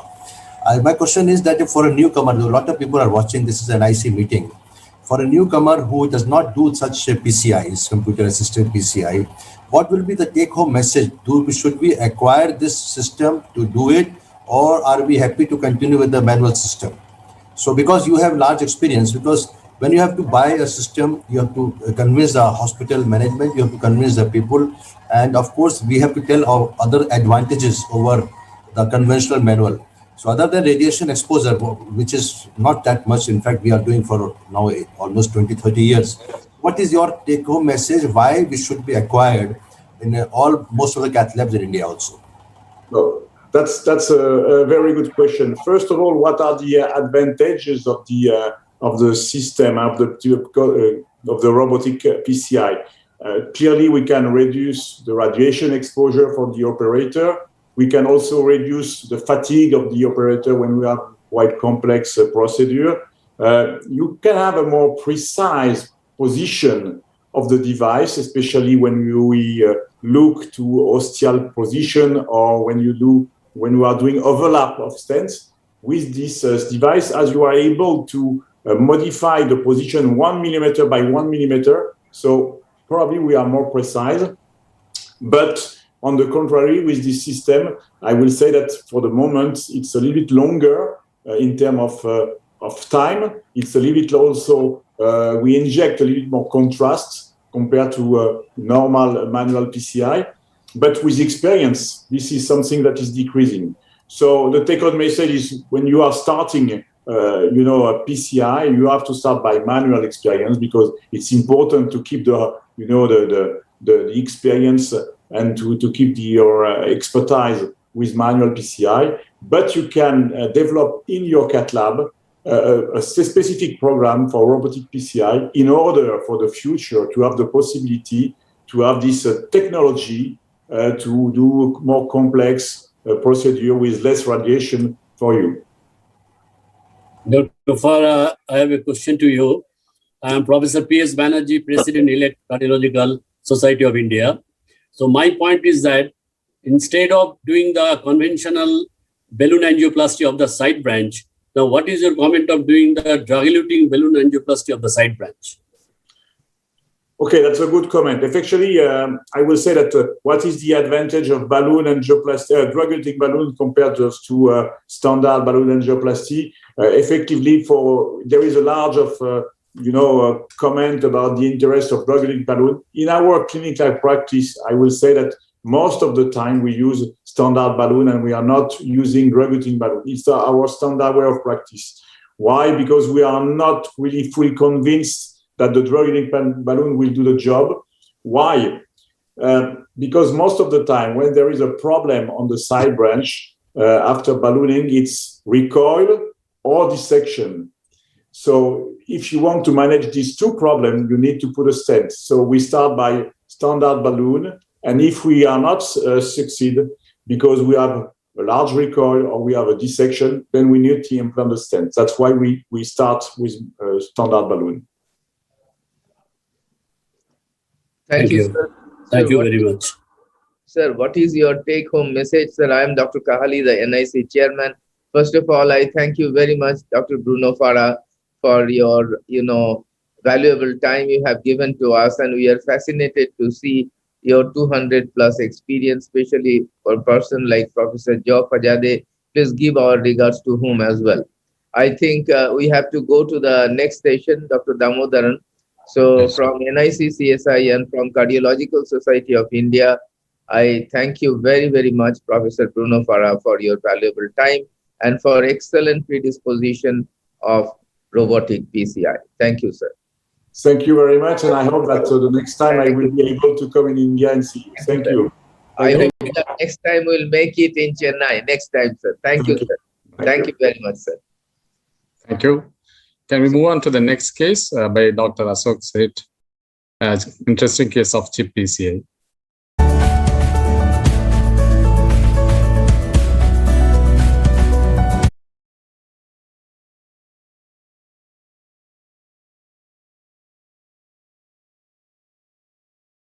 Recorded. This is actually a live case with me and my colleagues.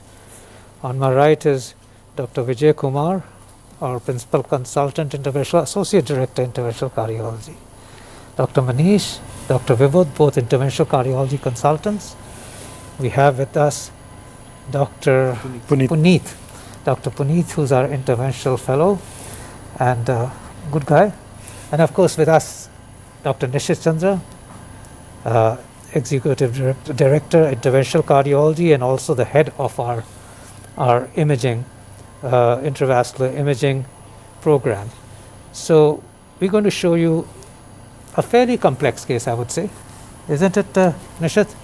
Yeah, so it's an octogenarian, 84 years old, with heavily calcific tram track calcium calcific LED with the bifurcation. And it's a very heavily calcified LED.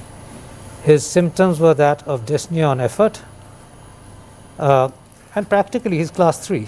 He hardly walks to the bathroom and starts feeling dyspneic. That's angina equivalent, I would say. So, and his LV functions normal. Yeah, I think we should tell you that his LV functions normal. There is some valvular disease with a mean gradient of around 20 millimeters. But of course, it's not a heavily calcified valve. It opens well. The valve area is okay. So I think we're ready to show you the case. So here's that heavily calcified lesion in mid-LED. Next view. Yes, that's another good view. And that shows you very well. Heavily calcified lesion. There's a bifurcation at the distal end of that lesion. Upward takeoff of the diagonal, so it'll be interesting to see how we are able to wire that. Next. And then, of course, various other views which show this heavily calcified lesion very well. Next. So obviously after this, we wired it with what we wired this lesion with all-star wire, thinking of that as a primary wire because we would have to use adjunctive devices and tool, and the OCT catheter would not cross that proximal lesion. So of course, when OCT catheter doesn't cross, Nishit, what's your comments on this, now that the OCT doesn't cross? So the outer diameter of the OCT catheter is a 2.7 French. So any tight lesion initially will have to be dilated first, either debulk or post dilatation with a cutting balloon or something to make a passage for taking 2.7 French of OCT. We were actually wanting to do OCT upfront, right? But these are the challenges where we have to modify the technique and then first make room for OCT. By doing so, here we have selected a rotablation upfront, a 1.5 millimeter burr. Right, because you see, even the microcatheter after this, we thought we would balloon dilate, but knowing that this doesn't cross, I think it's a waste of time trying to do balloon dilatation. And then, of course, we tried to put a microcatheter down. You see, even a microcatheter would not cross that lesion because we thought we'd exchange the wire for a rotor wire over this and put the microcatheter down first. So we can see that the high-grade lesion next. And so we therefore just decided next to pass the rotor wire down the side of this, down the side of the all-star next. And as you can see, we did finally manage that. And we're deciding to rotablate it. So we got a 1.5 burr, and we're just going to pass the burr across with a single technique. As you can see what I'm doing, I'm pushing with my one arm and one hand and withdrawing with my other, and the wire and the fluoro doesn't move at all. So this is a single person's technique. It's a better coordination, the wire does not move, and one can just keep the wire in the same place and do it.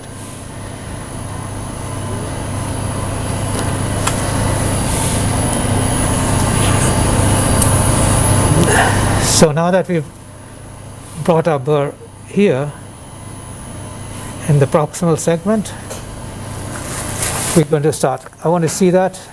I don't see. Yeah. So we'll platform it and then move ahead. Okay, so now we have this.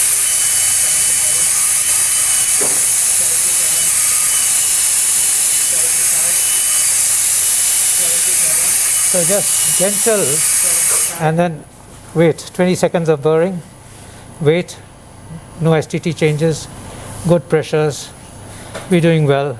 We're burring around at 175 to 180, normally burr at 180. Make sure that speeds don't drop, make sure that we have reasonable good.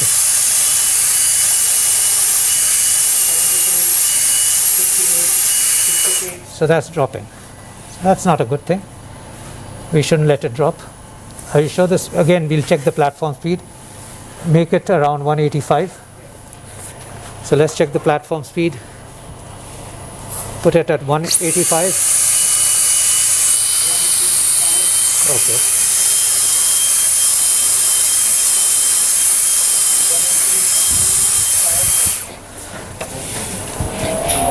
I think we could have crossed it, but we'll just give it.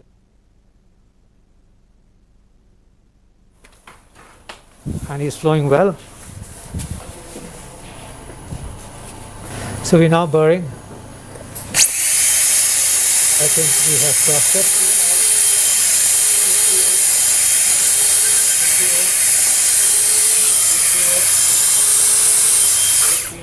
Okay, good. And I think the last burr I will do at 140. So you will drop it down to 140. When we do it at 140, it gives us larger lumens because the burr tends to vibrate more like an orbital aphrectomy catheter.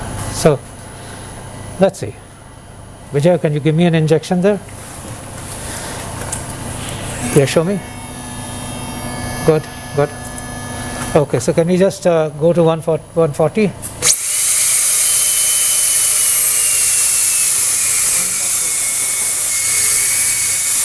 So that's at 140.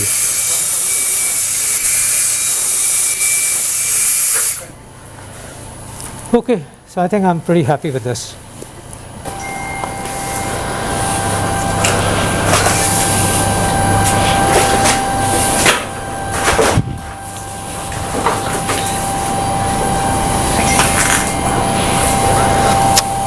Okay, keep recording.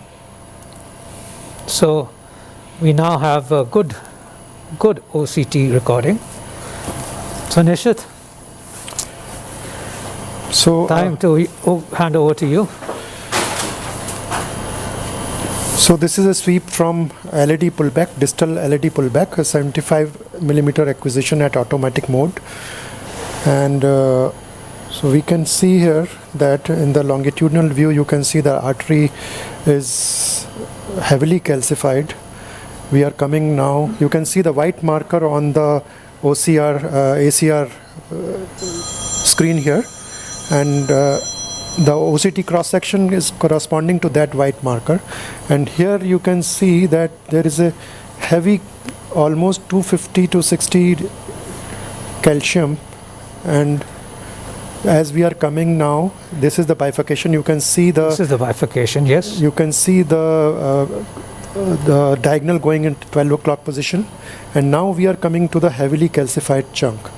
Here, this is huge. Almost 360 degrees of circumferential calcium. Yeah. And we can see that. It is more than 5 millimeter in length and more than 0.5 millimeter in thickness. So corresponding to, and this is what we have done after the rotational. So we have modified it. So let's look at the modification, Nishit, that we've. So you can see the, let me. Somewhere here, let's see the modification here at the point of bifurcation, because they would have some modification here.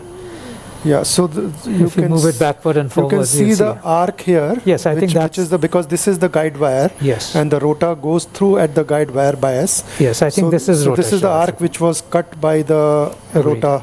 Agreed. And just go slightly after that, and can we see just if we move it forwards? Proximally, distally. Distally. So this is the bifurcation, and we are going distally now. Okay. And again, it is a hugely calcified vessel with a lumen area of 1.8 millimeter square only.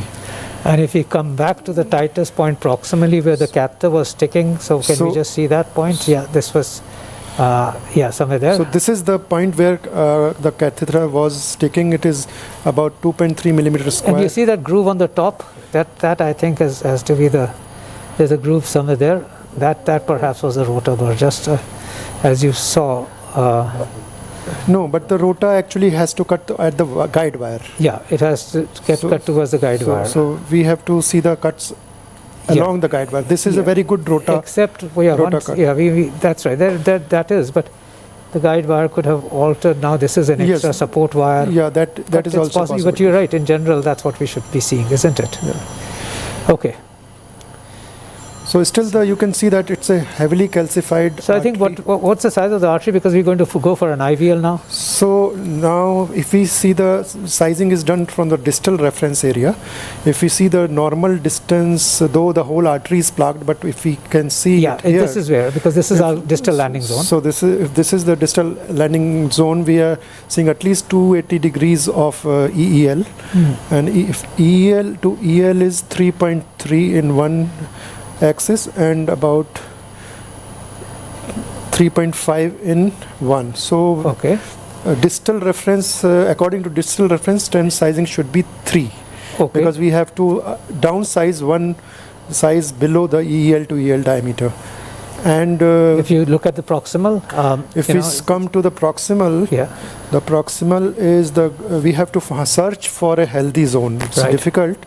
but this is the left. I think this is the left main. So I think we just go across that and just move forwards and distally. Now this is the circ. You can see the circ at about 2 o'clock position. And if we can move distally, and if we are moving distally, so this is more this further, is all diseased. more further, somewhere at that point. Here, yes. yeah. So this area is looking fairly devoid of any much lesions. Correct. So this could be our landing zone. Yes. So the vessel size from EL to EL would be 4 in one dimension, and the orthogonal plane it will be about 4. Okay, so now what we're doing is getting a 3.5 IVL, and we'll start somewhere here, or this thing. So can I just have a check on that, Vijay?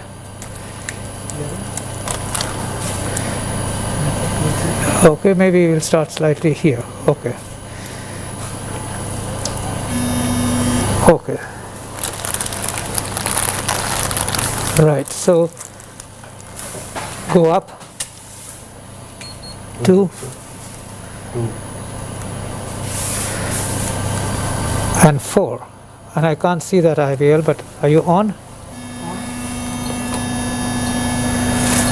So that's the distal part, and you can see that everything is opening up. 4, go up to 6, negative. You see the distal ones opened as well. So I don't think, because we want to do most of our stuff here, I think and by the way, it's a big device, so because I did the distal one first, it will suck. So we'll let it inflate and then we'll pull it back, because this is the position that we want to deliver maximum pulses. Okay? Okay, but go up. I always give at least 20 seconds rest in between. Anyway, the IVL allows us to do that. 2, 4. Okay, look at that.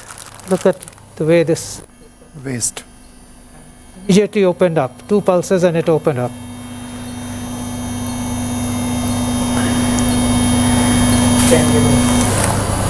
Six. Negative. Let's dear it. So that's good. He's tolerating it well. Make it 0. Okay. Vijay, open it up and take the gas out. I like to remove the gas regularly, because the gas does build up. It can be sucked back into the syringe if you give enough time for it to be sucked back, but if it's just too much, I prefer that it's just out. Emitters. Yes. And the contrast saline mixture. Can I just see that now, where we are, so that we can actually work? Yeah, that's guiding. Okay, so there. Yeah, so we don't want to be guiding to be sucked back in.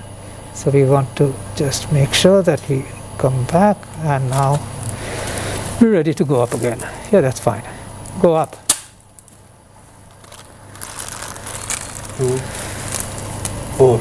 Good. And now you can see that we will deliver a majority of our pulses here.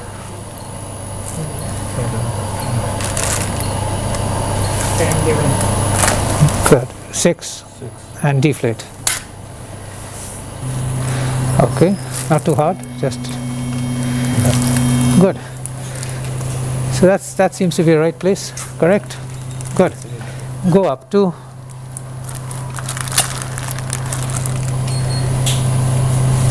There we are, and 4.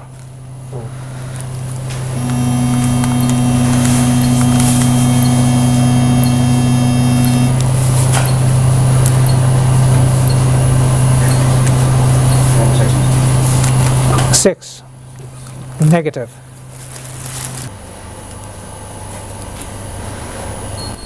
Is at that point across the diagonal. Small puff. Yes. Okay. Go up. 2. 2. And 4.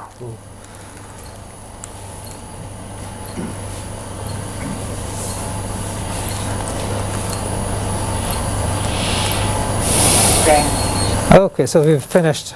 And 6, deflate.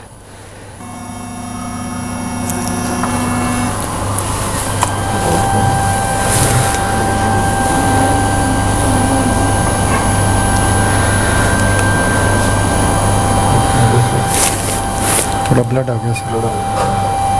कोई नहीं, we won't do contrast. This is not, for us this is more interesting rather than making decisions on this. From distally is a dissection, and keep coming, and this is on one side at 3 o'clock. Let's just keep coming proximally so that it's just faster, and we'll stop it at those points where we see the fractures, clear fractures. Okay, there's a fracture, that just move forwards, that's a fracture. कौन सा sir? That's 4 o'clock. Yeah, that's right. Keep going. We've got to differentiate it from branch, but that's a fracture. Where's the branch now? Rotate it. ठीक है, this is a fracture, right? Yeah, that's a branch. Okay. Then keep coming. एक minute sir, more proximally. Flag कर लेता हूँ sir. हाँ. Proximally? Yeah. This is cracks and fissures. The septal came up, and then proximally you'll just see a huge fracture coming up, where we actually said that there it is, another fracture, and that's another fracture. Okay, but fracture, by the way, even in CAD 3 was seen only in 50-60%. So these are fractures. So the others are micro fractures, things which cannot be visualized. But there was no difference in terms of stent expansion in those where fracture was seen and not fracture seen in CAD 3. So that's important to understand, that there will be multiple mechanisms of fracture which you don't see but still leads to softening of the plaque and expansion. Okay, so we're going to wire this branch, and you remember how curved it was before? And now, that's another advantage of shockwave, that you can really modify the plaque in such a manner that you rupture it without actually necessarily compromising the side branches. I think that's a great demonstration of how upward that plaque takeoff was. And we were wondering as to how we will be wiring it and whether we will require a reverse wiring technique. And here you have it nice and easily open, and absolutely all the plaque disrupted completely without any. Okay.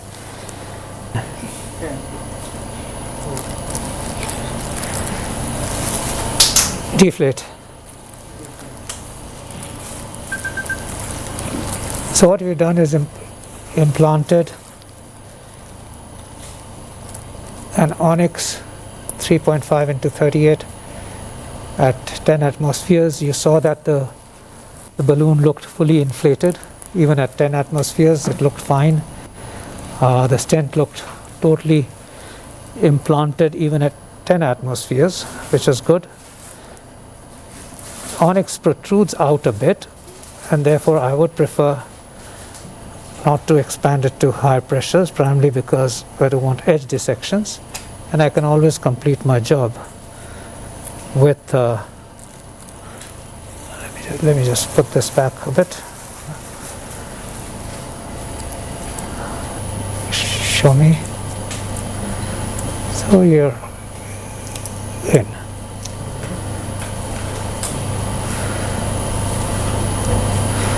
Okay. So that's fine. Okay, good. Withdrawal of the wire has to be extremely careful. Can somebody make sure that this is the wire which we've just put in? And as I withdraw it, I'll just make sure that my guide stays out and that I don't. There. Okay.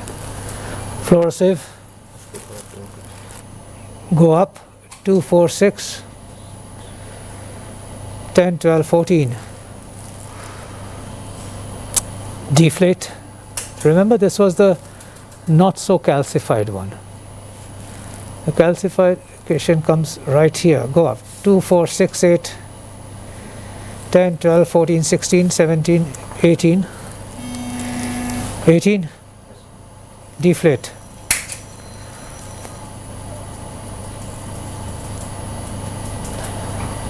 2, 4, 6, 8, 10, 12, 18, 19. Deflate.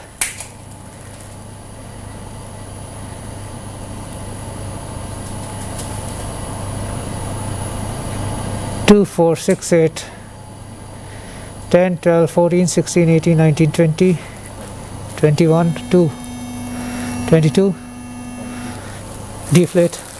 Auricular.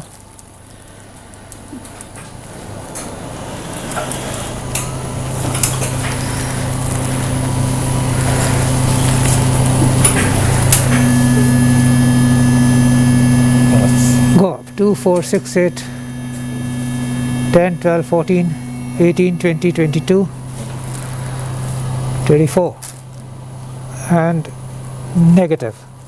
So we've done our implantation. Let's see what it looks like.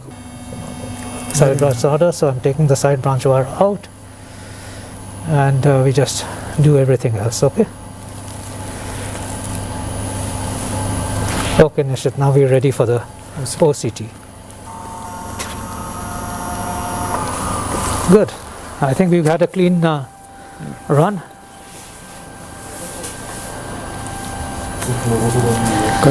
Yes, we have a clean run.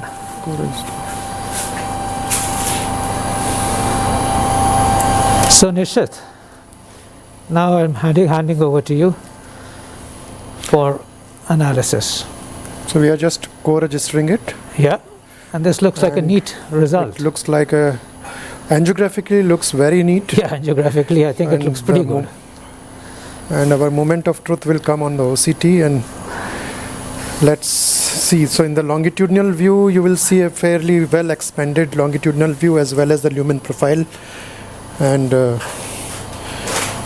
this is just a sweep, and we make it the rendered stent now. You can see in the rendered stent it's very well expanded. If you see the line of opposition, it is white, means both the edges proximal as well as distal are totally opposed to the vessel lumen. And if we now come from distal to proximal, if you see this is the distal, we are just coming to the distal edge, there is no dissection. So, and it is very well opposed. So there is no medial dissection or intimal dissection at the distal flap. As we come proximally, you can see the stent is symmetrical, circular, very well expanded. You can see this is the site of the branch. You can see the cursor on the ACR, and this, you can see at the 7 o'clock there is the diagonal branch and the wide patent open mouth. It is not compromised at all. So nicely visible on the OCT. As we move more progress, you can see the concentric stent. And the MLA, the MSA is 10 millimeters here. This was the tightest point. The MLA before procedure was 1.2, and now it is 10.3 millimeters. Right. So as we progress more further proximally, you can see all this is 11 and 12 now. And the lumen area is 12 millimeters. Of a heavily calcified with a long lesion, as well as the calcium mark is more than 260. The depth of calcium is almost 700 microns. It's an excellent demonstration. We keep learning from you. But my question in this case scenario is like, after preparing the bed with the rota, if we go ahead with the OP and high pressure balloon, maybe the calcium looks very scary, but still oftentimes we could achieve a MSA, but we may not be able to achieve the eccentricity index. That is an asymmetrical expansion in the OCT.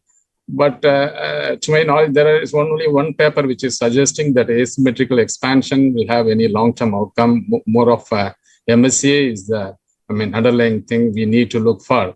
So in a cost-effective scenario, can we try with the OP and NC after a rota to have a good MSA so that we can avoid, and I won't say avoid, we can spare money on the IVL. You're so right. And I would say that, yes, why OPN? Maybe even a non-compliant balloon for all you know.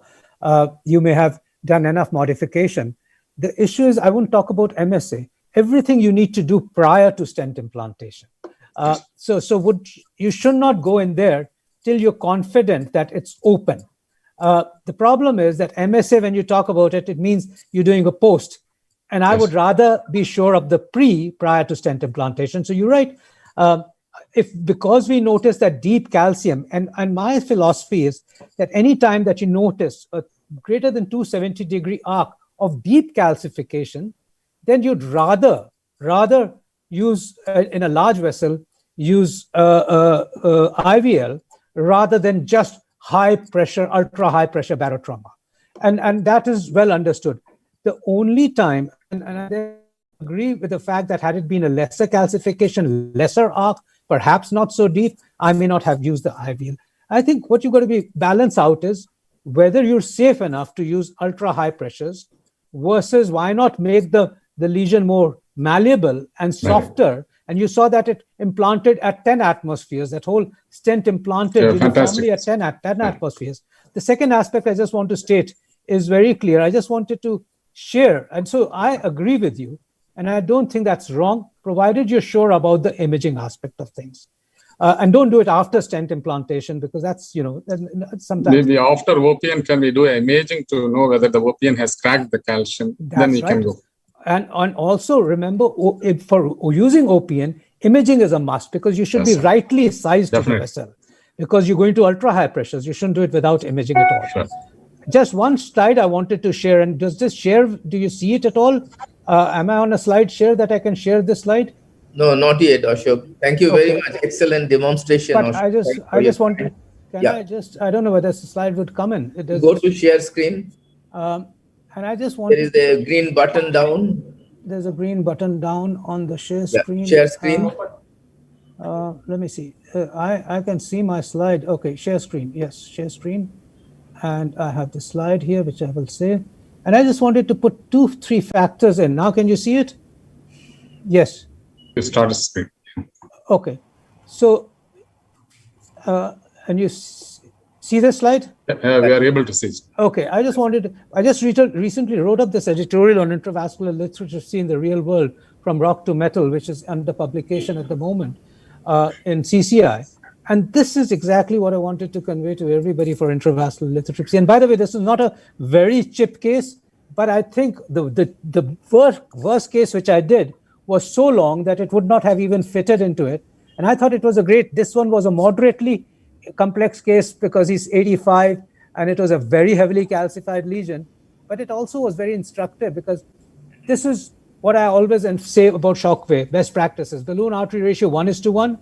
And in long lesions, you size to distal vessel. Here I sized to mid vessel with a 3.5. The distal was 3. Do not force across a tight lesion. It is not a balloon, it's a device. So pre-dilate the lesion or do rotor. But even if you pre-dilate it to a 2.5, and therefore it avoids pulse emission when the balloon material is collapsed, it will avoid rupture of the balloon. These material are more prone to rupture. The device we're getting now very shortly is the C2 catheter, which is going to be absolutely more resistant to rupture. It's already approved in the United States and Europe, and that's the device we should get here. So the ruptures of this device stop, give the balloon enough time to inflate before activating the pulses. It avoids emitters firing on the balloon material and causing rupture. Do not pull and push this catheter if it's not deflated. Again, balloon material can be damaged with calcification, leading to balloon ruptures. Between cycles, give an adequate time for the artery to breathe, but also for the balloon to breathe, because you deheat the normal saline contrast mixture within the balloon itself, and you suck it out and put it back in. Again, that avoids balloon ruptures and makes it more effective. And more cycles over eccentric and nodular calcium till the balloon expanded. That's where you deliver most of your calcification, most of your pulses, and do not exceed the nominal pressure of the balloon itself. And I would, at some stage, demonstrate to you how even nodules, once treated by lithotripsy with adequate number of pulses, do flatten out after high pressure dilatation following the IVL. So those are some of the best practices I wanted to convey to you. Thank you, Ashok, because we knew till now that orbital atherectomy is the only thing we can do for the nodules, because nodules is the hard thing to crack in calcified nodules. And I congratulate you for showing an excellent piece of demonstration. You told me that you'll be showing a very nice case, and it's really, this was junk of calcium over there, and you showed how could you do a beautiful artery, and especially you also have shown that how it modifies the whole artery, and the origin of side branch has also been changed, so it was much easier for you. It would have been much difficult if you would have gone beforehand. So thank you very much for your excellent demonstration, and I would request Dr. Damodaran to have concluding remarks because we are over time, and we'll go to the next one. Thank you so much. And the first case obviously is an evolving technology, not for the beginners, as one of the panelists asked, the robotic PCI, but science is to progress, so we need not have any opinion on that. And obviously it has all its advantages like radiation hazard, etc., in hostile location. And happen to see Dr. Holger's cases on robotic PCI, fantastic. Even Bill Lombardi has done CTO with robotics. So it is an evolving technology. Obviously, the second case by my mentor, Dr. Ashok said, no need to, tell his cases, all are excellent. And in fact, every case, he says a lot of things to be learned from him. In fact, this is the excellent demonstration for a scary calcium in the octogenarian, though it is not achieved as per the definition, but it's a very, very complex case. So needs all the modification before placing the stent. The message, what I am learning from him is, we need to prepare the bed, whatever the technology, before, and make sure with the imaging before putting the stent. Once the stent is placed, it's very difficult to deal with this. Thank you so much. Can I say one more thing? Thank you, sir. Can I just say one more? I'm Sure. so proud that Damodaran has been moderating this session. You know, when a fellow you train comes to a level that he moderates you, then it is truly a proud day. It's not moderating, sir. We are learning from you. So thank you, Professor Ashok. And thanks everybody. So we are going to conclude the session. And also I thank Professor Bruno Farah for excellently showing all his 200 plus experience in robotic PCI. And also I thank Professor John Fajade for excellent demonstration of robotic PCI. So, and thank all the chairpersons and all the speakers for giving beautiful demonstration. Next is our CTO session. And thanks Dr. Damodaran also, CTO Lishan. And CTO session will be chaired by none other than Dr. A.B. Mehta, Dr. Arun Kollan Sundaram, Dr. Bijoy Trihan, Dr. H.K. Bali, and it will be moderated by our great friend, Dr. N. Pratap Kumar. And expert panelists are Dr. D.P. Sinha, Binayak Dev, Dr. Anil Misro, Shunil Baron Rai, Anil Dhal, Bijoy Prakash Pandey, Nitish Naik, and Dr. Kunal Bhattacharya. So it is over to you, Pratap, for moderating the session. Yes, sir. Thank you, Dr. Diban Kahali. Actually, it's a wonderful session of CTO. We have 4 speakers: Dr. Arun Kalyana Sundaram, Dr. Carlo Di Mario, Dr. Professor Imani, and Dr. P.K. Goyal. So the first talk will be by Arun Kalyana Sundaram, imaging in to assess and guide the CTO PCI. Arun, please. Welcome to CSI Annual Meet. I'm Dr. Arun Kalyan Sundaram, and I'm going to talk to you about the role of imaging in CTO PCI. So we're going to touch upon a couple of things in the 12 minutes or so that I have here. We're going to talk about how intravascular imaging helps improve the safety of CTO PCI. It improves the efficacy of CTO PCI, and also using imaging judiciously will help improve the long-term durability of CTO PCI. So the first thing, let's talk about safety here.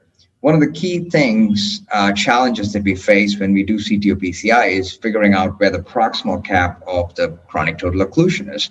And if you don't know where that is often referred to as an ambiguous proximal cap. So it is important for you to be able to be comfortable with imaging IVUS in particular to help determine where the proximal cap is so that you can more confidently take your microcatheter and a penetrative wire and penetrate where you ought to penetrate and not into free space.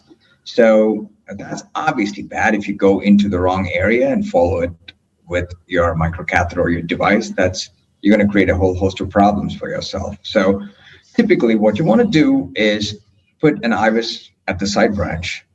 And if you think about it, the reason it is ambiguous is because there is a side branch there. And then take your imaging catheter in. And oftentimes this can help resolve the ambiguity. So use imaging wisely. I mean, whether you want to use a short tip volcano or, other modalities, that's great. OCT has also shown some promise in potentially being able to identify proximal cap, but I do want to emphasize that that's still kind of in the experimental stage. For the most part, it is IVUS. And then moving on, it also helps you to understand about subintimal space, et cetera, et cetera. So what do we mean by that? Many times we think that when we wire true to true, we are true to true, as we indicate. Now, the reality is that in almost a third of the cases, whether it's antegrade or retrograde, subintimal space is often accessed. And this is important. I mean, so IVUS gave us it kind of changed the paradigm of saying, well, dissection reentry is always subintimal and wiring is always intraplaque. This is not the case. So many times, even when you think you're wired true to true, you might go true subintimal and then back true. So that's just typically what we want to remember. Up to a third of the cases in antegrade retrograde wire cases, subintimal space was accessed. Likewise, extrapolating from that, that you could end up losing a side branch if you have gone subintimal and re-entered, and it so happens that you have a side branch there. So before imaging, we never really knew it. And as you can see from the numbers here, the opposite is also true. There are times when you think you are completely subintimal because you've taken a dissection reentry strategy, but you actually go true to true. And this again happens in the percentages that you can see out there. So now let's kind of illustrate this with a case example and how imaging can often be utilized. So here is a circumflex CTO. This was a live case that I did about 2 years ago. You can see there are no collaterals from the right at all. So we're just dealing with a circ CTO. It's a pretty long lesion. It's more than 20 millimeters. The distal vessel is possibly okay. The collaterals are iffy, and the proximal cap clearly is ambiguous. So the plan here was to use an IVUS guided entry. If that fails, to explore retrograde options. If that fails, to go antegrade dissection reentry. So wire in that high OM, as you can see in the 10, 11 o'clock, that's the proximal cap, and we were able to successfully penetrate it with the wire. So did use a dual lumen catheter to get into the proximal cap. And then, of course, in this particular case, wiring was a big challenge. And, there were two expert operators, myself and another operator. We kind of went back and forth. But collaterals were also really not an option. So at this point, managed to convince the other operator that knuckling was the only way to go. So here, you got a knuckles in the architecture. So, and then that's a Stingray balloon that you can see coming down here. It's going to come down slowly. In the interest of time, I'm just going to skip. That's where I wanted to get the Stingray balloon. That's the current orientation on the right, the bad orientation on the left. Essentially did a stick and drive. And this was successfully done within 30 minutes of us deciding to knuckle the wire. So there you just see the wire getting into the upper branch of the obtuse marginal, exchange for a microcatheter, put in a dual lumen catheter, and wired the inferior branch too. And here's an important point. We imaged once again to give us that certainty. So you saw that at 12.1 it was true lumen. This is true lumen, there's some hematoma. And then further on, you'll see that it's subintimal. In the interest of time, I'm just going to show you the snippets of what is relevant here. You can see that you are subintimal for part of the course, and then more proximally, once again, your true lumen. So this gives us confidence that we have secured both the branches of the obtuse marginal as the final result post-stenting. So it not only helps resolve proximal cap ambiguity, but also to confirm that you have secured whatever branches, that when you've done a dissection reentry, that you've secured the branches of interest. You can also, and this is just another case to illustrate the same point. So RCA CTO, you've re-entered, it's pretty close to the crux. So putting in an IVUS will just tell you that, you have pre-crux, you're already true lumen, and more proximal, obviously, you're subintimal. So anytime you use a dissection reentry strategy and you have significant branches, you want to confirm that you're good. And again, that's how IVUS looks when it's the subintimal space. That's just an illustrative example of that. And boom, you're secure. So we could also have challenges when you're going retrograde, and IVUS will show you so in this particular case, you are trying to get back into the left main itself, and you're actually subintimal at the point of re-entry. So if you end up stenting this, you're going to end up losing that big circumflex that you have. So it's tremendously helps improve safety. Likewise, when you're struggling with reverse card, there are 4 possible permutations, combinations that are possible. Like you could have, with your antegrade wire and your retrograde wire. So you really want to be sure that you're in the same space. Now, I don't routinely do IVUS for every reverse card, but if I'm struggling, I have a very low threshold to pull up my IVUS catheter to help me facilitate, understand where the wires are, and then change strategies. And obviously, this is the problem. You're in different spaces and you can't connect. So IVUS helps really understand this very well.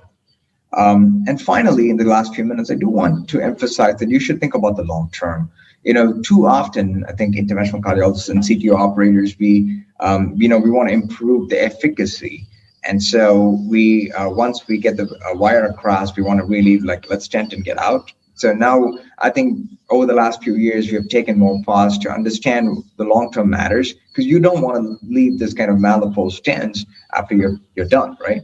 So that's important. So again, it is in this particular area that I think OCT does have a role to play, where after you've stented everything, optimized it, you want to be sure that using some kind of imaging that you've delivered the stents and the best possible results will help improve long-term outcomes.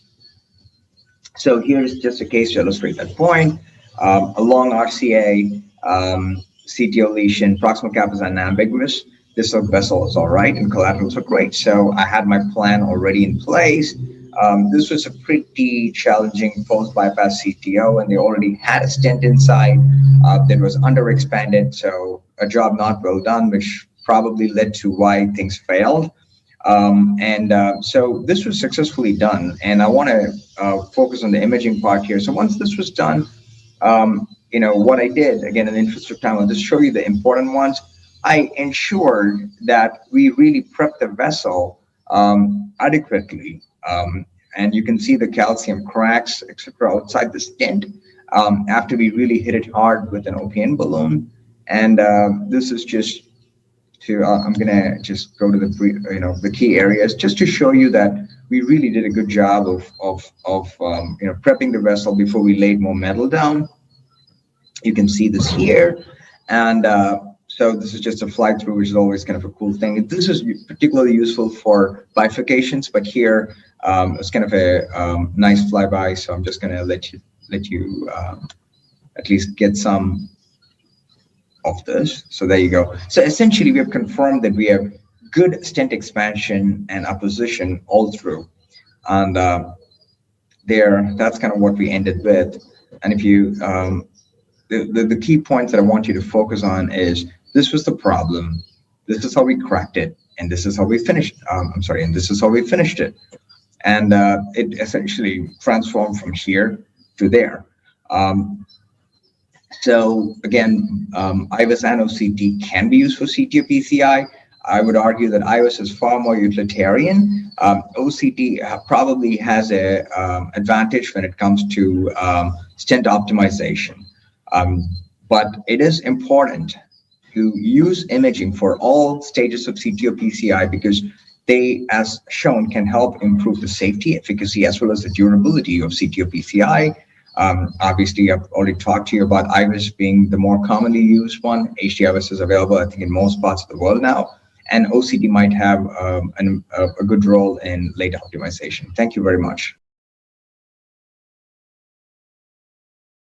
We have some discussion can be made. Dr. Ashwin Mehta is available, sir. Dr. Ashwin Mehta, Dr. Vijay Trahan, Dr. H.K. Bali, anybody is there? Anil Dal is there? I see a lot of people. I think Dr. Rath is there.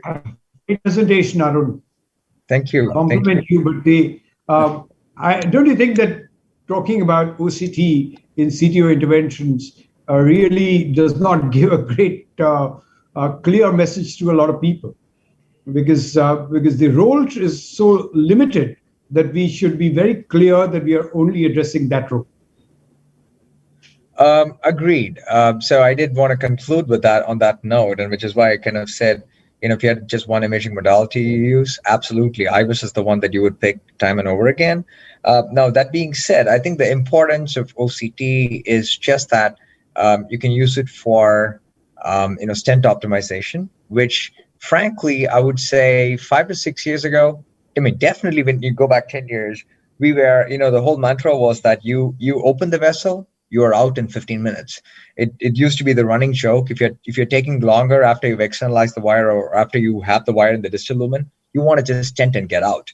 But I think, given all the flack that we get CTO operators, etc., it is important to understand that it is as important a role, if not the most important thing, that you take time to make sure that your stents are well optimized. So if nothing else, I think that's the one big role. And I do also want to, the only other time I actually did mention OCT was, actually from Jonathan Hill. There's been some experimental work that's been going on. It remains to be seen. I think they're both, really good technologies.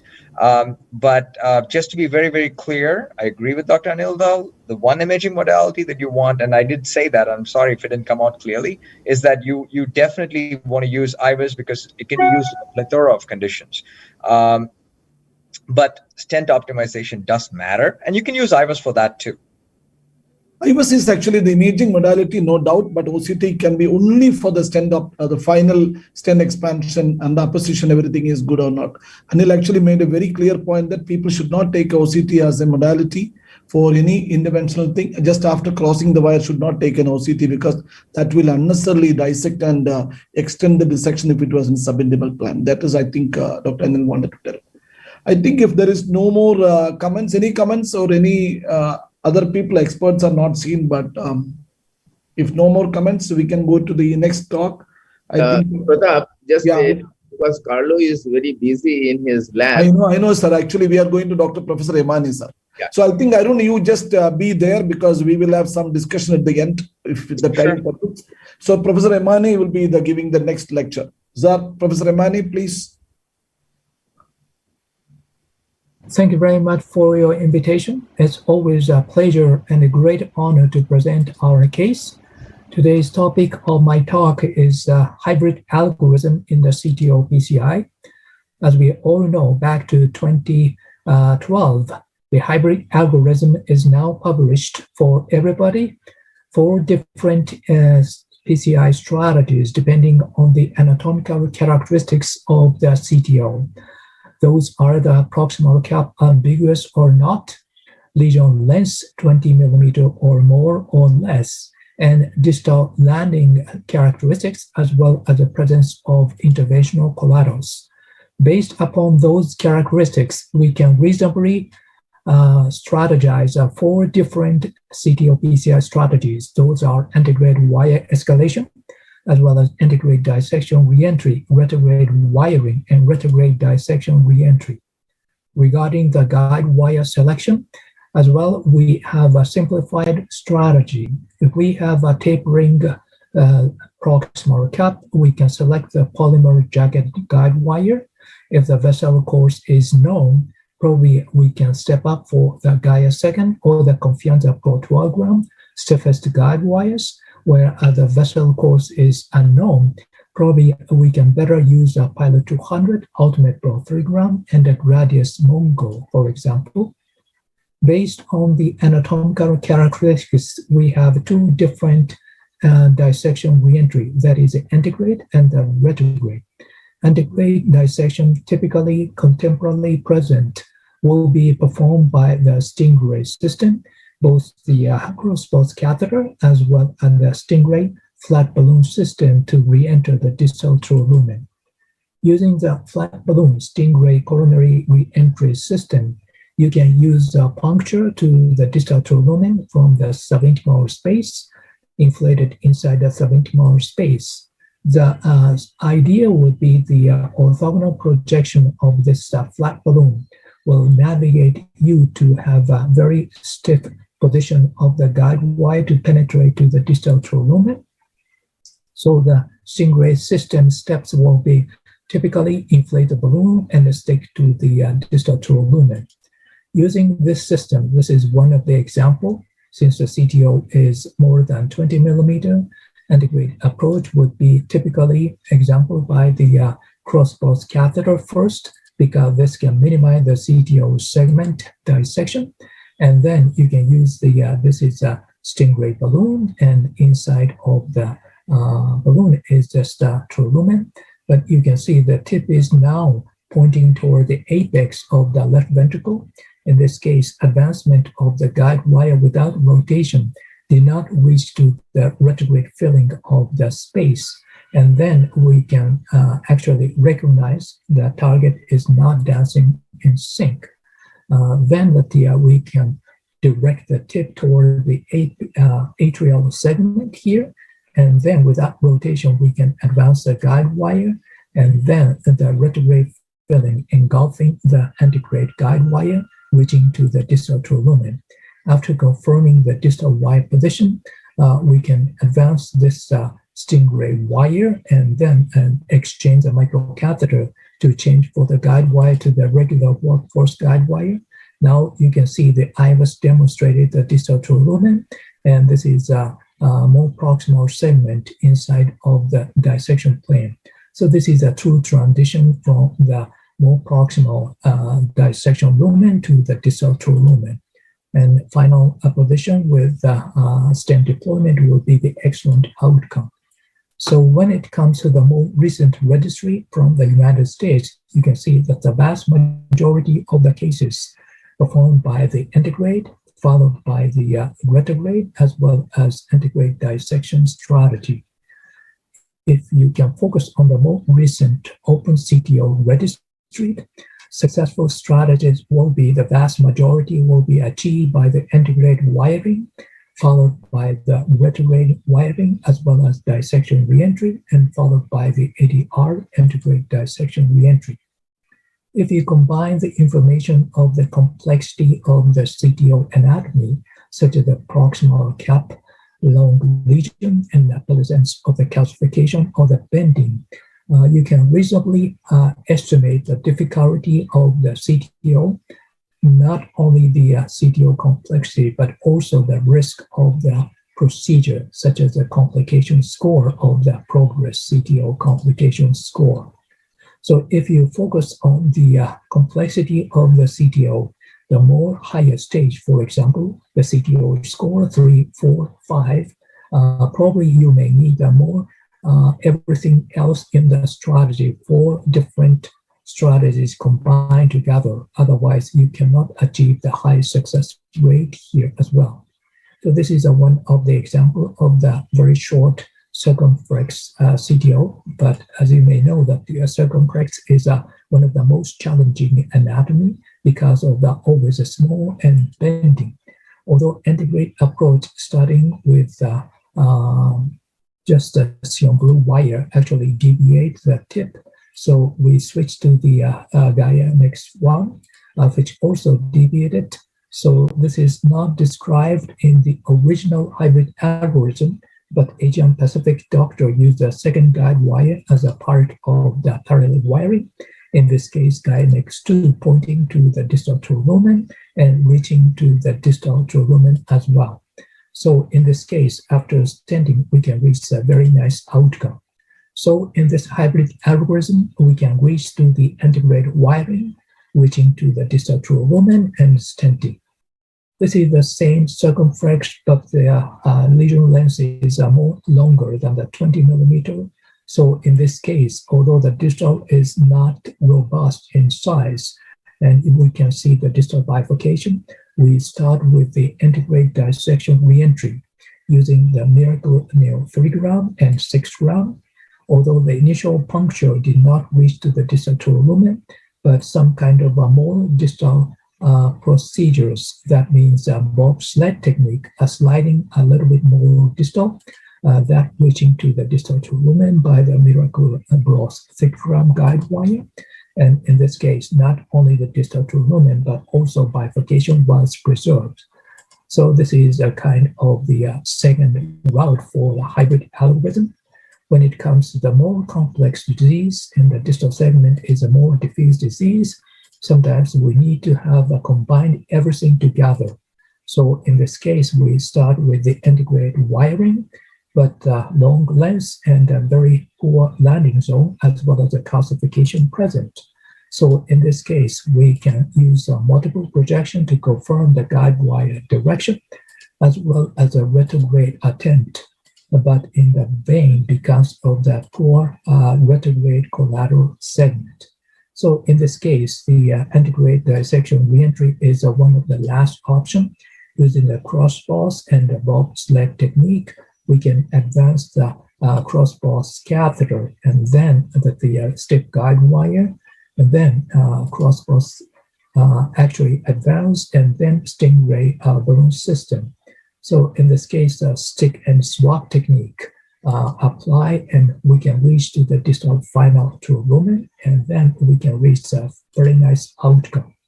So the stick and swap means once we stick the stingray wire, stick wire to the distal true lumen, and then exchange a polymer jacketed guide wire to confirm that the distal true lumen is solidly inside of the true lumen. What to do if the subintimal hematoma grows in this specific integrate dissection reentry?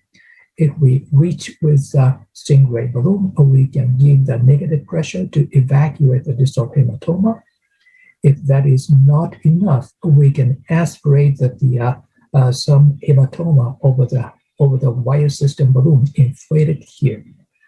So this is another type of the CTO, a little bit more longer. The distal part is just highlighted with a very ambiguous bifurcation here. In this case, although we start with the integrate approach, and we can just visualize some segment in a multiple projection, we can definitely need a retrograde approach. But in this case, a retrograde approach is not also just solid, because not so many interventional collaterals. In this case, we use some epicardial collateral from the branch of the circumflex, but now we have the three guide wire as well as microcatheters such as the fine cross or the design microcatheter. We can cross the CTO retrogradely and then reverse guide attempt. In this case, integrate guide wire into the integrate microcatheter and the tipping method. We can switch to the retrograde to the integrate system, ballooning and stenting. We can result in a very nice outcome. So in this case, we can start with the integrate approach, and then we can switch to the retrograde reverse guide attempt, and finally we can reach to the final destination. This is a more complex circumflex CTO, and the integrate approach resulted in the subintimal space, so we can use the dissection reentry using the stingray system. Also, it fails to reach the distal true lumen, so we explore to the some retrograde epicardial collateral segment, but this is also again the disruptive in some perforation of the vessel. As you can see that this epicardial channel perforated, so we have to stop the bleeding first because the safety is of paramount importance, and then we can navigate with the integrated wire using the IVUS, because area-specific region, we can use the IVUS also navigate integrated wire. As you can see, distal lumen is here, and the second guide wire is the intimal plaque, and the first wire is the subintimal space. After confirming the first wire in the lumen, we can puncture the distal lumen, and we can achieve a very nice outcome.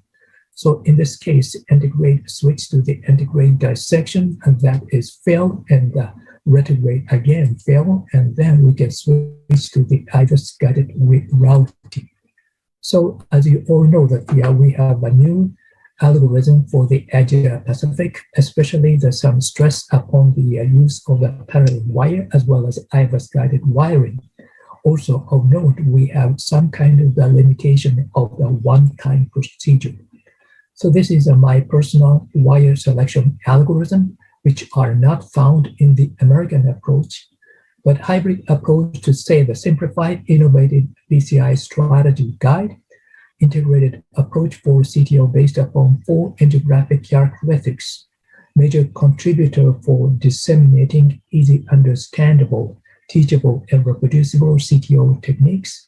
But the idea is to not let the case stall, maximizing the chance for successful recanalization. And in addition, over these several years, we have learned that the timely application of the IVUS CTA computed tomography angiography could further enhance the chance of successful procedure. Thank you very much for your attention. Talk, and he completed exactly on within 12 minutes. I think Professor Emani is there or not? Dr. Diman Kahali, I think he is also not there. Professor Yamani, this is a recorded speech. Yeah, I understand. Sir, the speech is recorded because if at a time everybody logs in, then there is problem in the internet according to the, no problem, sir. Basically, I just wanted to tell you the hybrid CTO PCI intervention is very important because single attempt of CTO intervention, but any route, you can have a success in 60% in the best of the best if you are doing a real CTO intervention. With the hybrid approach, you can reach up to 89 to 90% in the best of the best hands. I think some comments from Dr. Goyal. Professor Goyal, please. Well, yeah, I think hybrid approach, that is what we are largely following. It is basically you should have all the 3 techniques with you, antegrade, retrograde, and ADR.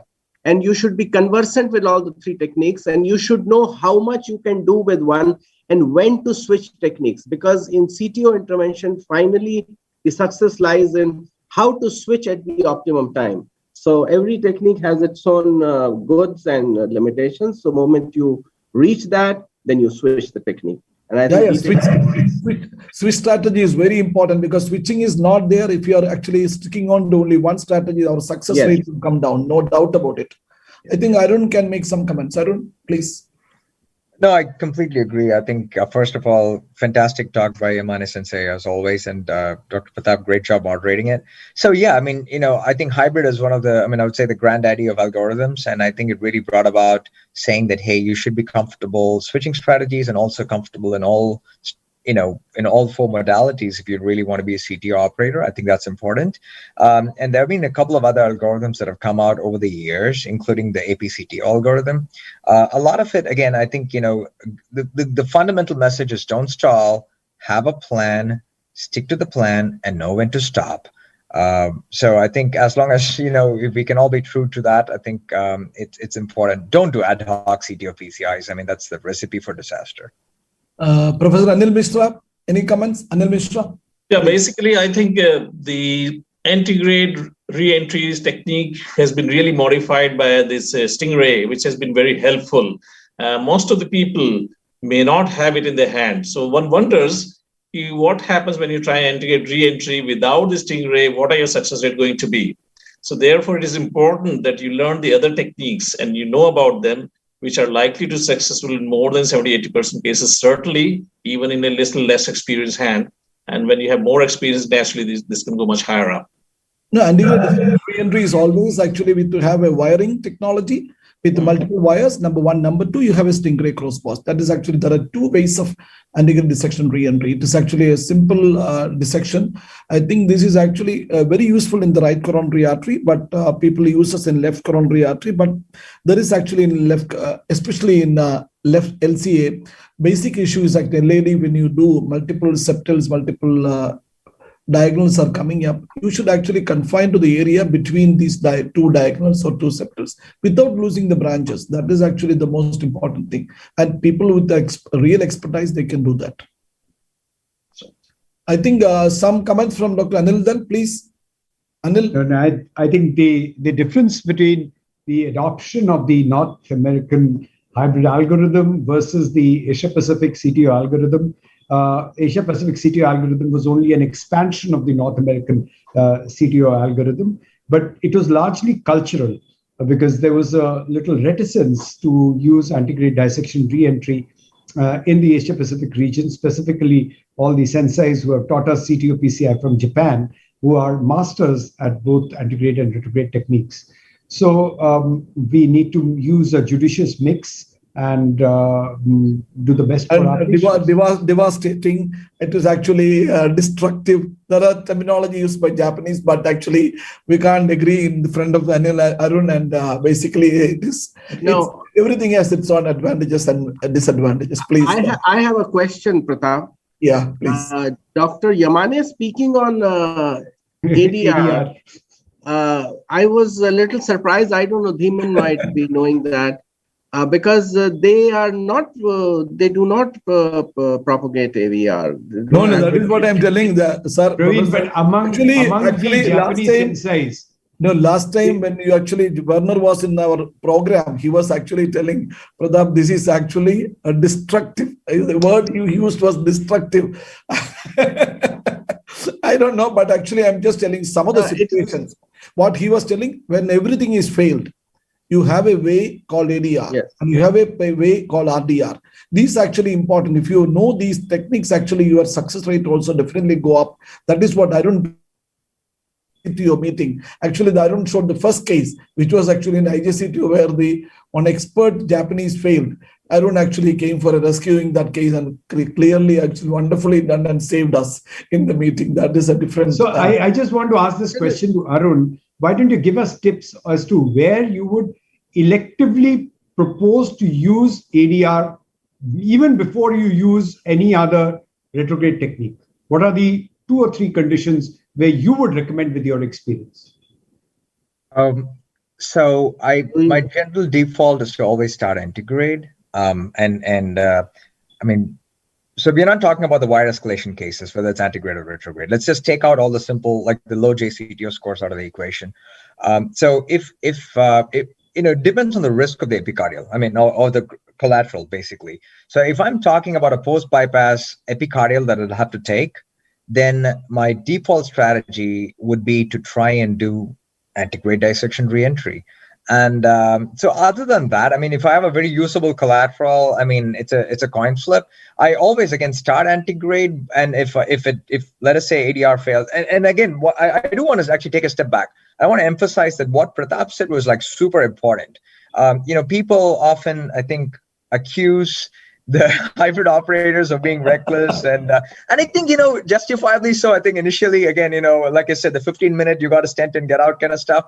There is, there are times when you got to be slow and deliberate, and there are times when you got to be, really efficient and fast. It is important that we don't lose branches. I think, whether you go antegrade, whether you use hybrid, whether you use APCTO, I think that's an important point. I'm going to say that. But getting to the question that you asked, Dr. Dal, specifically, so if I have a collateral that I think where the risk of a complication is fairly high, my strategy would be to go ADR primary, assuming I can't wire it. Now, yeah, I mean, otherwise, if it's a juicy collateral, then hey, great, I can do this. And I mean, now in India, again, money plays a big role. So if someone can't afford all the fancy ADR stuff, I'm going to go septal collateral if I have an easy option. Yeah. Homil, we will go to the next talk because after that we will get some time. Definitely discussion will be there. Dr. Professor Goyal will be talking on 3D wiring. He presented an excellent article written where many people could not understand what 3D wiring was done by Okamura. Now, actually, Dr. Goyal make it very simple, and there's an excellent talk. I have already heard, but I can tell you that people should hear it. Excellent talk. Professor Goyal, please. Good evening, friends. So what I am going to talk today is the concept of 3D wiring in CTO PCI. I think it's a new concept, so one must understand that. Now, what is 3D wiring? It is the ability to direct a CTO wire to a target. Our target is the distal cap or the quiescent vessel beyond, using one's bearings in 3D space in relation to the target. What is one's bearings? It is the bearings of the wire and the wire tip. I'll make you understand that. Actually, this concept came up in 2015 from Okamura Group. They had an experimental case which they showed in 2015, published in Cardiovascular Intervention Therapeutics. Then in 2019 in JSCC, they published some clinical cases being done using that concept. And then some IVAS modifications also they tried to do, again experimentally, trying to see IVAS based, you can locate the wire direction. Now, but the unfortunate part is that this was so difficult to understand as published, maybe because it was not as well explained, I would say. And hence, no clinical percolation into the interventional community really happened at large. So I, in fact, worked out this conceptual model and trying to crack the code of 3D wiring. We published this in JSCC very recently, about 4 months back. And I have done cases using this concept, and I'll try to explain to you what it is. So it's an attempt to make it easier and more understandable. So the prerequisites for 3D wiring is, first, you must know the track of the CTO, where you want to direct the wire. Second, you should have a wire which has enough penetration efficiency or penetration power. And third, the wire should have 1:1 torque control so that you can direct it where you want it to go. And today with the Gaia wire, you can do all three of these things. So with the Gaia wire, probably you can do it. Conquest has the penetration power, but doesn't have as good a direction control. So what is the concept? I'll try to explain to you. So now if this is the true lumen of the vessel and your wire is subintimal or somewhere around, so it could be either anterior, posterior, right, left of the true lumen, or in between, which is right and anterior, left and anterior, right and posterior, left and posterior. So you theoretically have 8 locations in which your wire could be located in 3D space. And similarly, on the wire tip could be directed independently onto those 8 locations in the 3D space. So you have actually a combination of 8 into 8, 64 combinations where one particular situation could be. Now, using the concept of orthogonal viewing, which is one view in RAO, one view in LAO, this is basic radiologic principle. You will see if the item you are wanting to see, that is the wire, in relation to the target, which is the distal cap or the CTO distal vessel, is anterior, posterior, or overlap. These are the 3 situations that happen. And that is what we have tried to show in here. So if it looks anterior, for example, in LAO and also looks anterior in RAO, probably it is truly anteriorly placed. Using those radiological concepts, all these 8 can be worked out, and there is no rocket science in that. So with that, you now know where the wire is located in relation to the distal vessel, where the wire tip is in relation to the wire shaft. So you know how much you have to rotate to get into the distal vessel, because you have to be perpendicular to the distal vessel in this cross section. Then only you will penetrate it.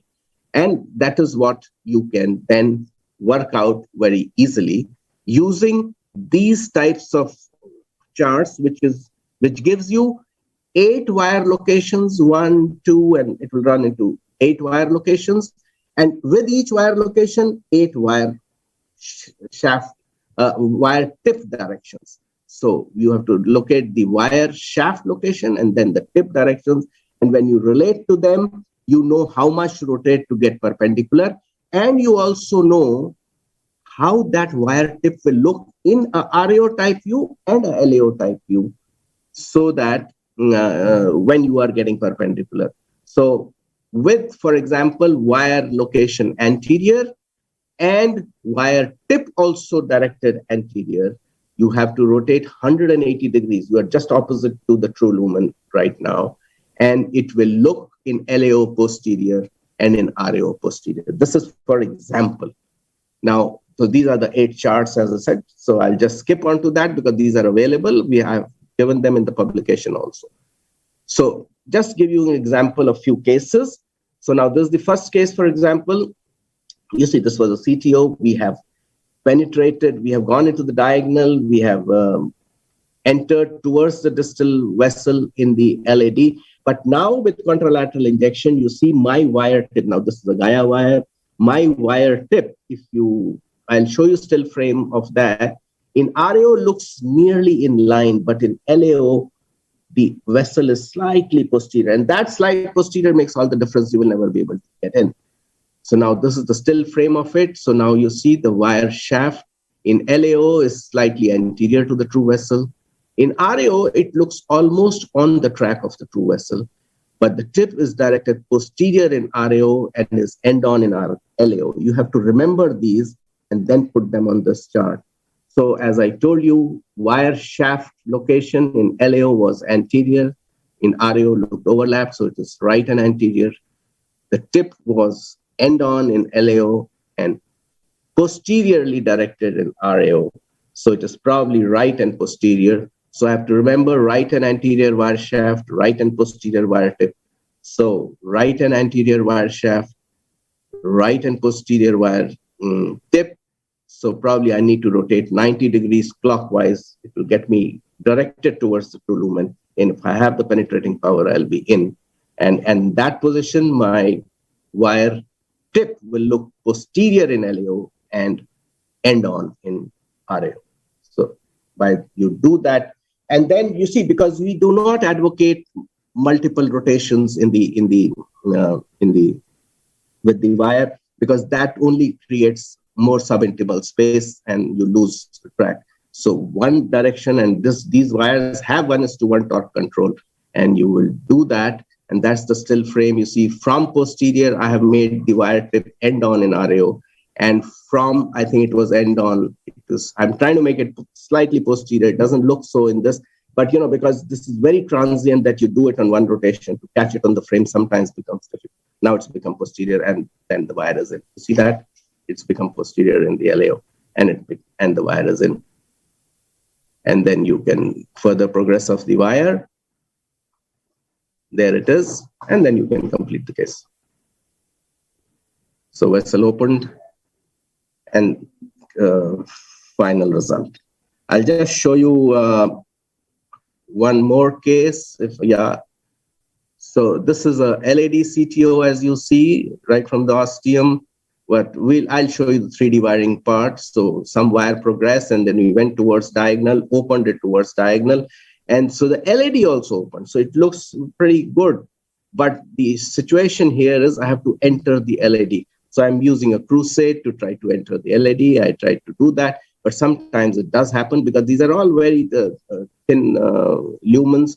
And so in trying to enter the thing, in fact, I produced the section and the wire was not going. So we were subintimal.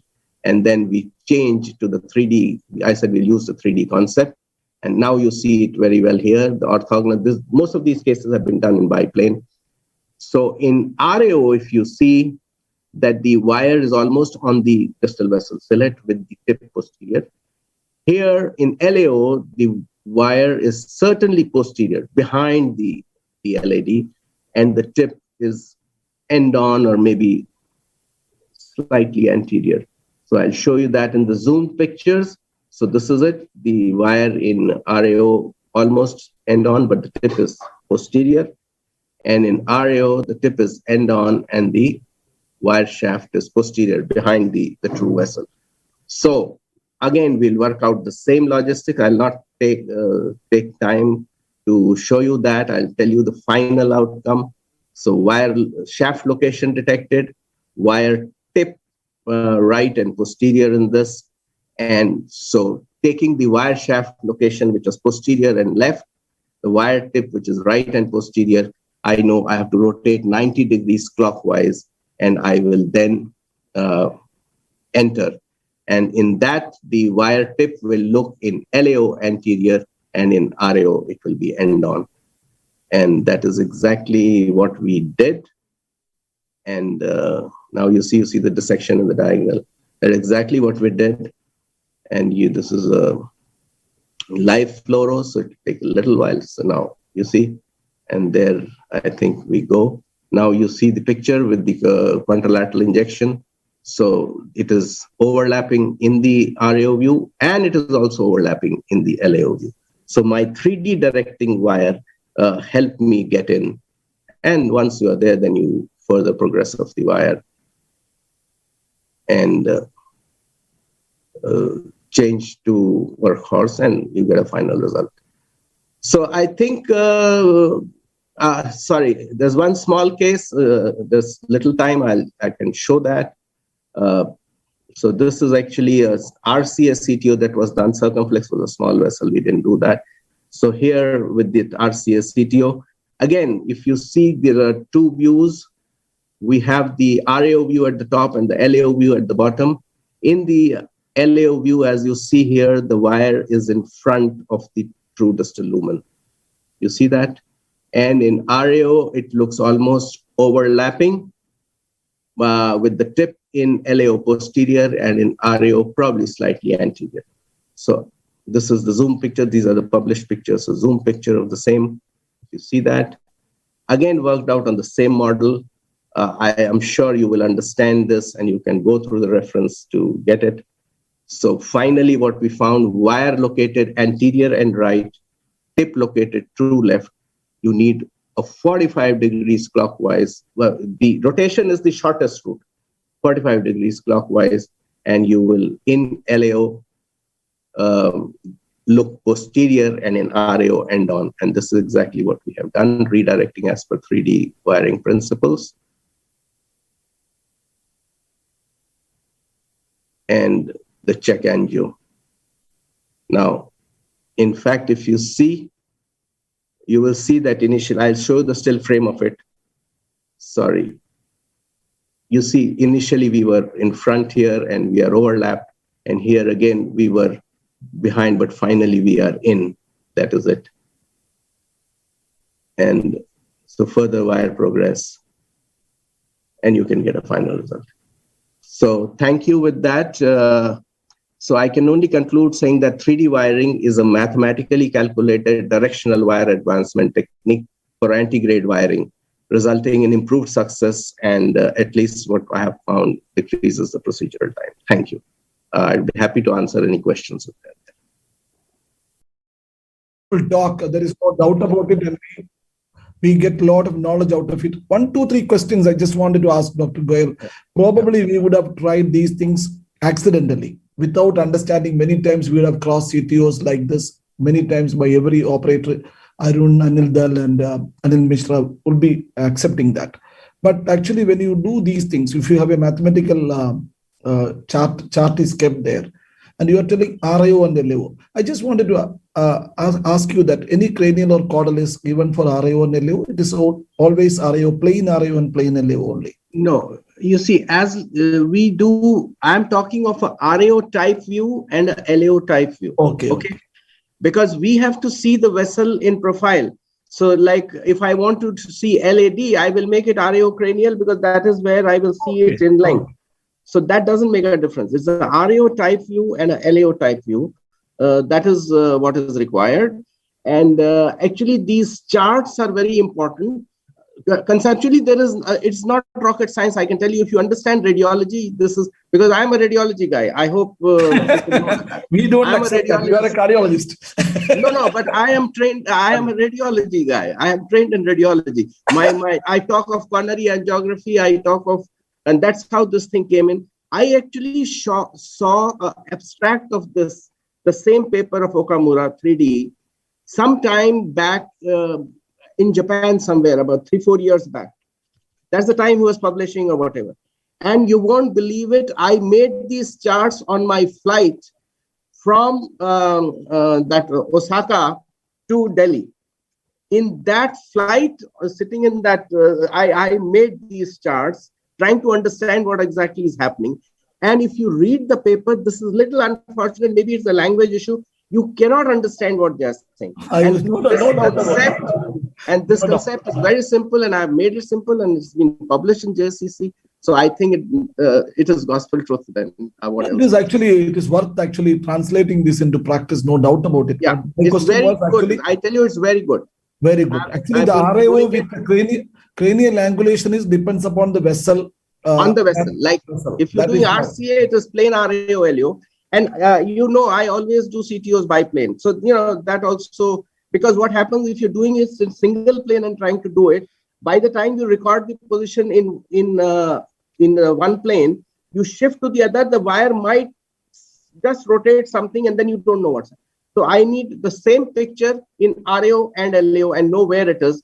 And then we need to know the wire shaft location, the tip direction, and then this. So you actually need a new chart for every case. So what I have is I have a printed chart available in case I get stuck and I want to use this, because I have to round out this is the wire shaft location, this is the tip location, and then the third chart will tell you how much to rotate and how it will look in that position. So then I just rotate that much, see if I'm getting that look, and then try to push. It's something like what you're doing in area, you're trying to get into the vessel. Yeah. One question is actually, one question is, you cross the wire, it was subintimal. You withdraw the wire and come to the exactly in the distal cap? Well, you see, I don't want to go too far ahead. I would like to work this at the distal cap or just beyond the distal cap and just penetrate it there itself. Because if I'm little further beyond, I cannot enter it from truly side of the vessel inside, because that wire doesn't, then you need something like a stingray wire. This wire is actually, which wire you prefer in this case? I have done all these cases with Gaia 2 and Gaia 3. Okay. Because it has, you need a penetrating power, plus you need 1:1. Conquest will not work in this because Conquest doesn't have that 1:1 tolerance. Anil Mishra, please. Anil. A very novel technique, and I wonder whether you memorize all the chart or you just have to refer to the chart every time you see a change in position. And of course, you'll have you should have an assistant. Keep the chart in front of you. Yes, my assistant runs with the chart. That's unfortunate. I'll try to work out a system to memorize it. Otherwise, it is not memorized. Otherwise, working with Dr. Goyal will not be easy for the assistant to do that. Otherwise, for us, our assistant will throw away us and go away from us. No, I have a guy who will run for it. I have a guy there. Using the Gaia wire, just one question. Using the Gaia wire, the Gaia 3 particularly really goes like knife in the butter sort of. Yes, very easily. So that's the beauty. That's very good. If you have a Gaia 3 and you rotate in the right direction, boom, it will go, and you don't have to push it much. You just have to leave it to enter and then slowly. Knife in the butter is actually Congress Pro 12, and Gaia 3rd actually has a torqueability also. That's the most important. Very good direction control. Gaia 3 is very good. That's the point. I think Dal has any comment?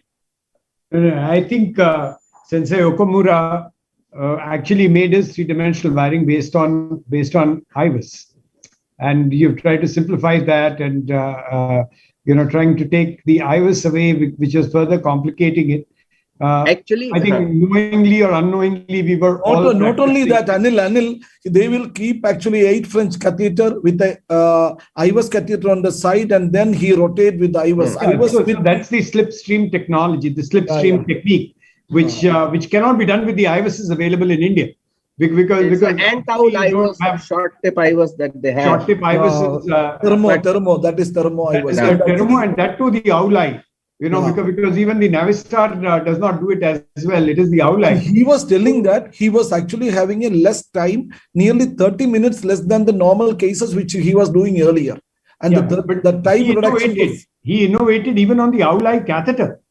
So he is responsible. Again, I encountered him in a flight. He's responsible for the paper of why Praveen figured out his 3D. I was trying to figure out Okamura's 3D. So Okamura, you see, Okamura will not. I'm sorry we are talking because I have read those 3 papers, the concept, what he writes, actually, he knows what he's writing. But for me to understand is difficult. I feel it is a little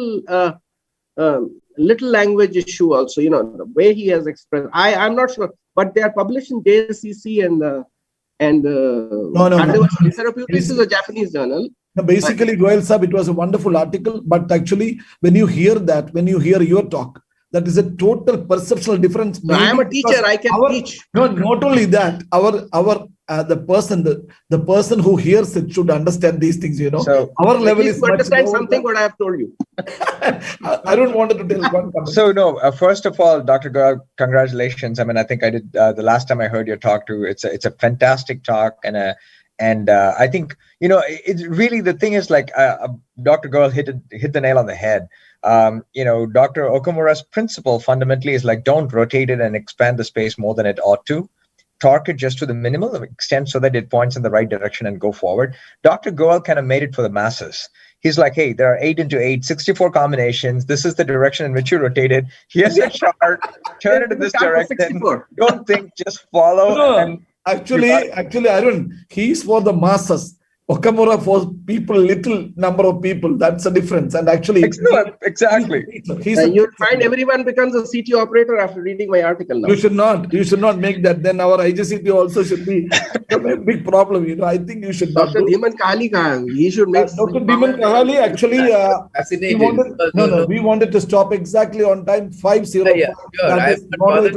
I was enjoying. Actually, Dr. Dhiman Kahali, I will stop at 5:05. It is 5:05. And we are on the dot. Excellent 3 talks. I made that one talk was missing, so I made some discussion in between and made that. Fantastic. I was enjoying the discussion. And my friend has done such a beautiful 3D wedding. We have been talking for the last 1 week. And I told him that I will be listening to your new technique.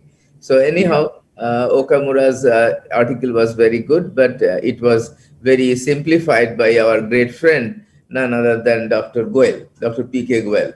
And actually, he wanted to talk in this. Congratulations, Dr. Goel, for your excellent talk. And I also congratulate the other 2 speakers, my good friend Arun Kalyan Sundaram. Thank you, Arun, for beautiful speech as usual. And also Masahisa Yamane, he has come to our center quite a few times. And I know him personally when we go to Japan. And thank you, sir. Thank you, Professor Yamane, for your excellent lecture as usual. And the moderator also you should thank. It would be, cheers for the moderator. It would be incomplete if I don't congratulate our great moderator, Dr. Pratap Kumar, to whom I have got great respect. So accept it, Pratap. And really, you moderated like, a champion. And to my great friend, Anil Dhal and Anil Misra as well, who participated, and I have missed somebody, please excuse me. And I think it is one of the best sessions on CTO I have ever attended. The discussion was fantastic. Anyhow, we missed Carlo because he's busy in his lab. We did a mistake. We have done, recorded version. Anyhow, thank you very much. Thank you, the attendees. Thank you, the speakers, and everybody, moderator Pratap, and my friends, and it was again a beautiful session. Thanks everybody. So now we can go to the next session, that is on left main stenting, which is very important, and this will be chaired by none other than Dr. Professor Manutosh Panja and Alok Majumdar, Viveka Kumar, Shomitra Ray, and moderation will be done by our great friend Dr. Bijoy Bang, and expert panelist VT Shah, Dr. Devanu Ghosh Rai, Torun Praharaj, Aftaf Khan, Vishwajit Majumdar, Dipankar Ghosh Dostidar, Chandan Misro, and Gautam Dattu. So I just hand over the mic to our friend Dr. Bijoy Bang. Dr. Bijoy? Dr. Bijoy Bang, please. Yeah, thank you very much, Dr. Dhiman. Can you hear me? Yeah, I can listen to you. You please take the mic from you and please conduct the next stage. There are 3. Absolutely, no problem at all. And please take the mic and you please conduct the session. Thank you very much. Thank you very much. Thank you. Good evening to everybody, sir. Good evening to everybody. And just I want to tell at that time that 550 participants about an hour back were participating in this conference. I don't know what is the latest number. Thank you very much, all the attendees. Thank you. To moderate this session, I'm Dr. Vijay Bang from Mumbai Leelavati Hospital. I'm pleased to welcome all the participants and of course the faculty that we have. And it's a very exciting session on the left main. I see Dr. Ferenc already joining us, and Dr. Sumitra Ray is also there. So thank you very much for joining on time. And then I can see MS Hiramet coming in, my very good friend. So we are all coming in on time so that session can be started on time. Let me start with my brief comments on left main. We all know that left main has come in vogue after the late results of the Syntax trial and Excel and Noble trial. Now, overall, if you see 100 angio, 5 to 7% of the angios will show left main lesion, and it's more often distal left main, 60 to 70%, and less often body and ostial left main. So, with this comment, we know that left main is a very exciting session, and we have a limited discussion time of 12 minutes, and each speaker has to do justice in 12 minutes. So let me call our first speaker, Dr. MS Hiramet, who will talk on does the lesion location matter? So MS Hiramet, this is all your stage now. Thank you, Dr. Vijay, and good afternoon, everybody. It's always a pleasure talking to your own people at the CSI. And does the lesion location matter? I mean, we are going to see whether ostium is as easy as bifurcation or mid-shaft is as easy as bifurcation for that matter. But I would feel that most of the time we are dealing, about 70% of the time we are dealing with distal left main. That is, we are dealing with either bifurcation or trifurcation. Now, these are the flow dynamics of the left main, which clearly tell us that if you can end up with just one stent in the left main LAD and provisional on the circumflex, it gives you the best hemodynamics. As Dr. Bang has already said, almost 70% of the cases will have the left main lesions will have a distal location, and 60% of the patients of left main disease are eligible for PCI. So this was a case done outside about 200 miles from my cath lab. So the operator put one stent in the mid of long left main and another short stent in the proximal LAD, and you can see the dissection, dangerous looking dissection. With this, here he was transferred about 400 kilometers to my lab, and we took him up at the middle of the night. So the important issue the operator realized was a hugely dominant or hugely a big circumflex and OM circulation. So obviously he chose two stents to avoid the flow or flow compromise at the ostium, and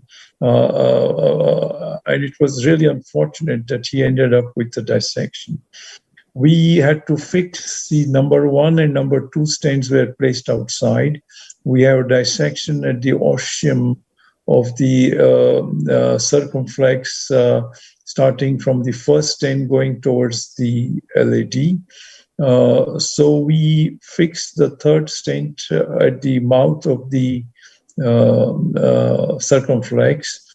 When we were doing this, we put one more stent towards circumflex so as to have a good flow. Then we had a dissection during this urgency at the mouth of the left main. So this was the fifth stent. And this was the sixth stent to the side branch, which was a big OM circulation, as you can see here. So this left main dissection turned out to be very dangerous for this individual. Luckily, we have a nice results fixing up 4 stents as an emergency, and the patient stabilized. The other issue when we talk of left main is getting the ostium correctly. So many times, if you do not take a couple of angles, the stent is placed here, and the ostium is the correct ostial position is here, and we always like to float one stent in the proximal to the ostium. So the correct stent placement is probably here. So for this, you need to take many angles, and this is how we did this distal left main.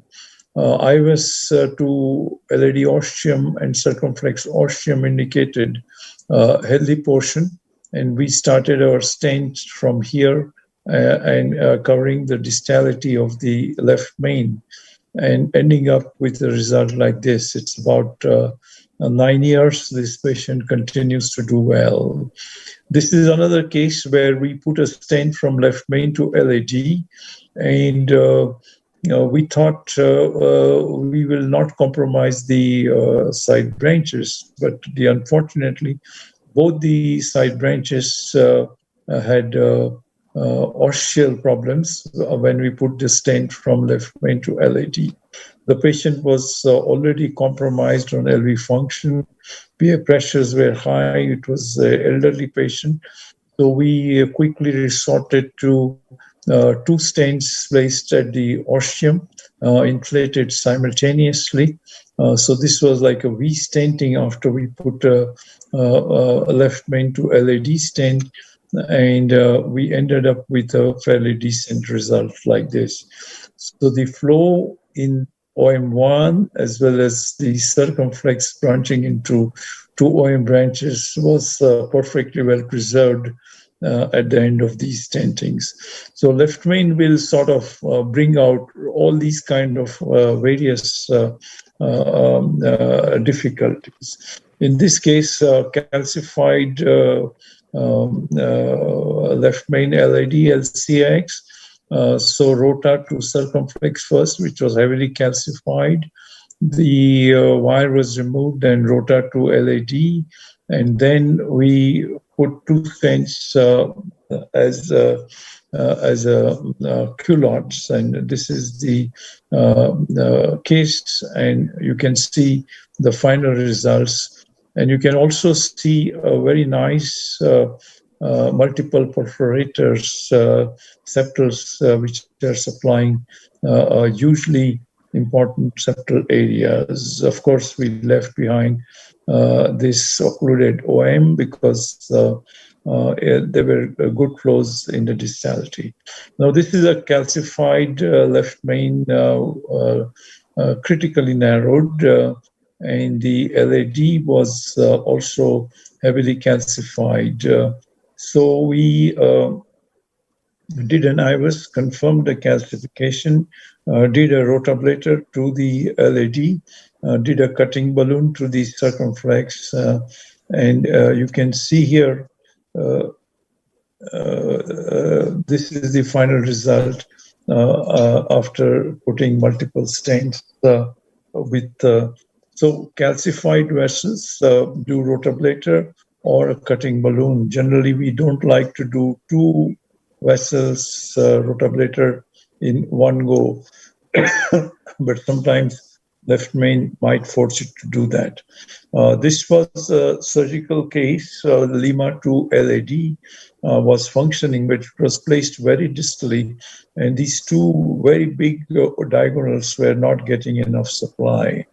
And also the circumflex OM was not grafted, and you could see a trifurcation lesion. This was done in one of the live workshops from my center, and the operator felt we should do a kissing SKS technique, and SKS technique was done here, and patient did well for a few months.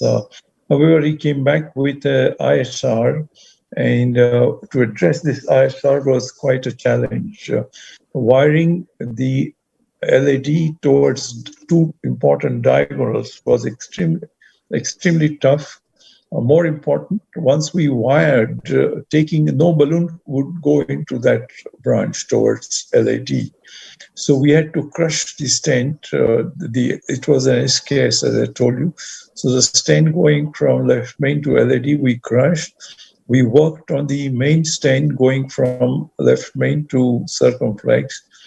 And after doing that, we went back towards LED, as you can see here, with the wire, with the balloon.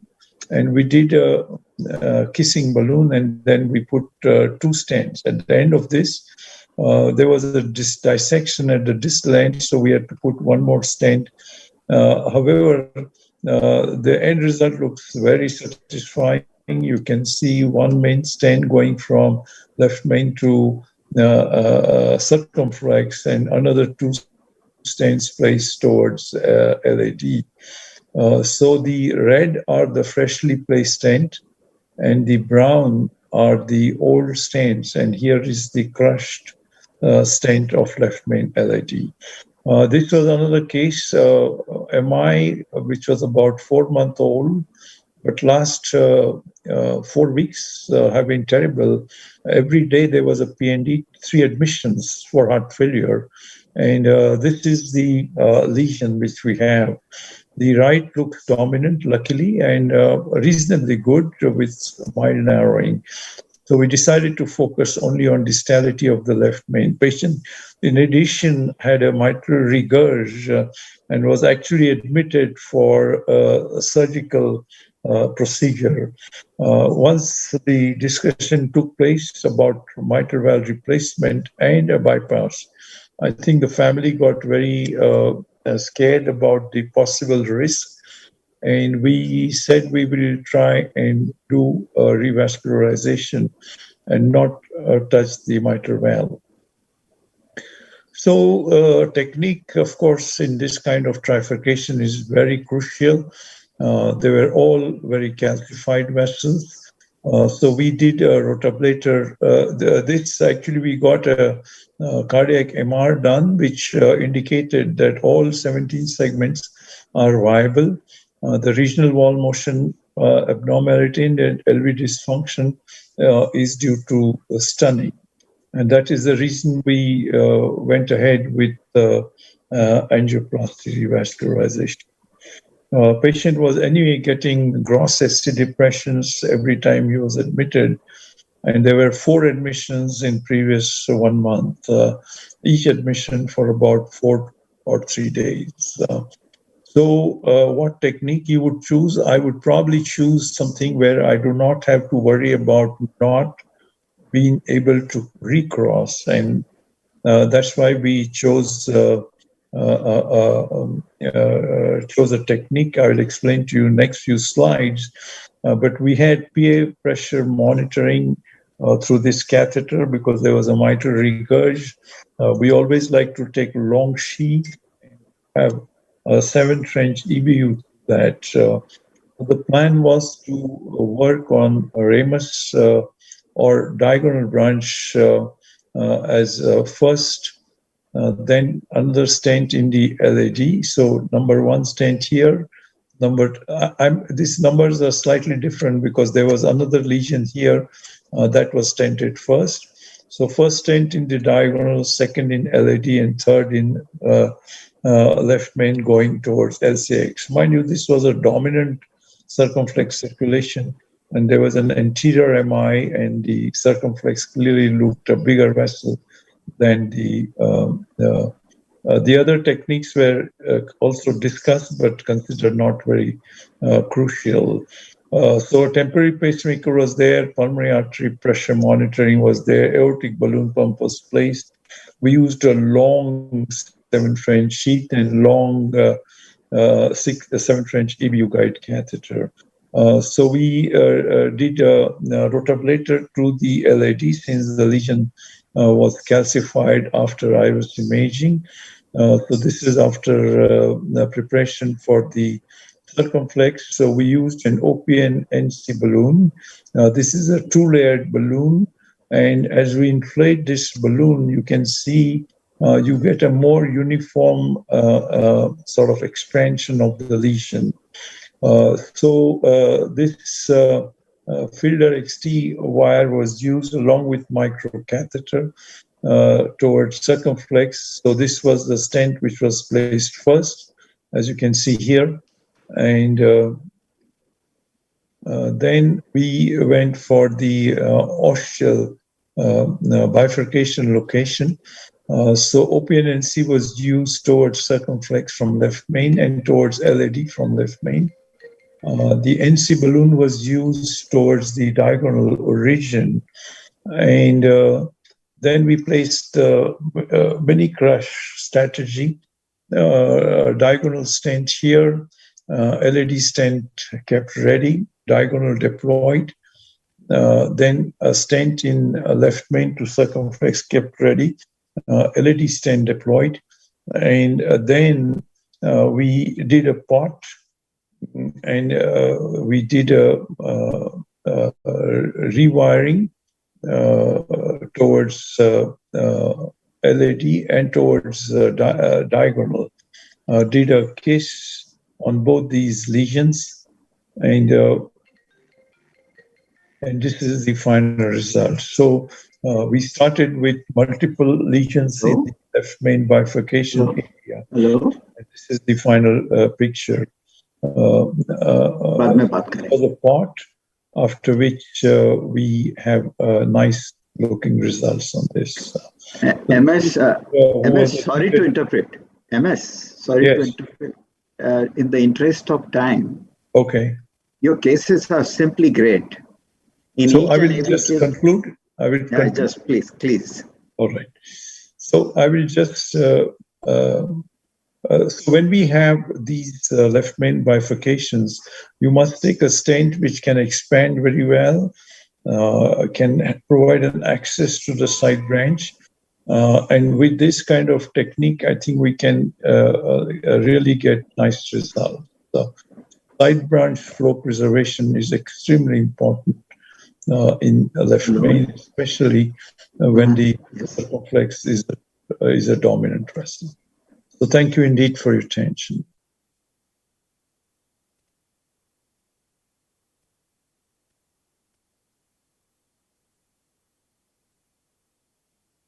Over to you, Dr. Bang. Thank you very much for excellent talk and superb cases. In each and every case, I'm sure all of us learned a lot. Wonderful operator you are, that the cases are showing it. Very good. Excellent cases, high-risk cases, and very well done. May I invite now the next speaker, tackling left main trifurcation, Dr. Luca Testa. Is Dr. Luca here? Hello? Is Dr. Luca here? So if yes, Dr. Luca is not available, then can I call for the next speaker? No, sir, we are playing Dr. Luca Testa's case. Okay, all right. Hello, everybody. It's my great pleasure to join the Congress, this renewed Congress. And today, my speech will be concerning very, let's say, very technical, but also very crucial indication for PCI, tackling left main trifurcation. So, first of all, what is a left main trifurcation? We all know about the Medina classification that has been introduced years ago, and nowadays is, I would say, the most common way to classify bifurcations. However, this Medina classification for bifurcation has been adapted for trifurcation, and in particular for the left main. So as you can see in this, let's say, box, the red box, you see the definition of a true left main trifurcation, which means that all the, let's say, four components of the trifurcation are involved. And of course, you can see that you can have also, let's say, trifurcation without the involvement of the distal main branch. And in this case, considering we are talking about the left main, usually the distal main branch is the LAD. So you can have a lot of options. However, as you can see also, there is a way to classify the trifurcation in true and non-true. However, we should immediately understand that we are dealing with this kind of anatomy, before proceeding to PCI, we should always consider several other features, in particular the clinical risk. And I'm talking about the risk stratification by means of ERROR score, STS score, but also the ejection fraction. I'm thinking about the possibility to have some kind of LD support during the procedure if needed, the presence of comorbidity, the bleeding risk, and RCA status, of course, because a disease in the right coronary can actually get the situation even more complex. The angiographic pattern, of course, is crucial. The lesion morphology is crucial. And the question is, the different treatment approach, what is the real and perfect, if there is any, approach for the left main trifurcation? Of course, the answer is there is no perfect approach. Of course, you need to adapt your strategy to what is the anatomy, in particular, including and considering the possibility to have a side branch occlusion where comes subsequent peri-procedure infection, descent thrombosis, and restenosis. Another question. Do we have any data about the left main trifurcation? Well, not much, to be honest. And I would like to show you and share with you some, let's say, data coming from the Excel trial. So what they did is they compare the outcome of left main trifurcation disease in patients included in the Excel trial. So the methods was relatively simple. Among 605 patients with side-assessed distal left main bifurcation disease and low or intermediate syntax scores, were randomized to PCI or CABG. So they include only patients randomized to PCI.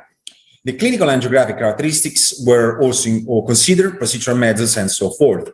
The multivariable Cox proportionality regression was performed to adjust for differences in baseline characteristics.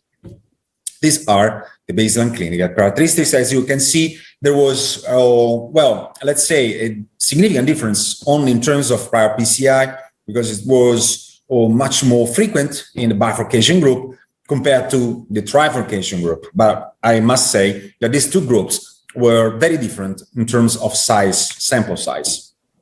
What about the procedural characteristics? Well, as you can see, the use of a 6 French guiding catheter was much more frequent in the bifurcation group. The use of IVUS was relatively more frequent, again, in the bifurcation group, but all the other details were almost exactly the same. I would like to draw your attention to the fact that, of course, in terms of selection of guiding catheter, the trifurcation group has 31% usage of 8 French guiding catheter, which was significantly higher as compared to the bifurcation group.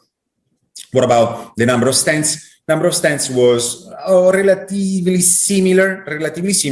However, you see that the subgroup of patients receiving more than or at least 3 stents were significantly numerically higher in the trifurcation group.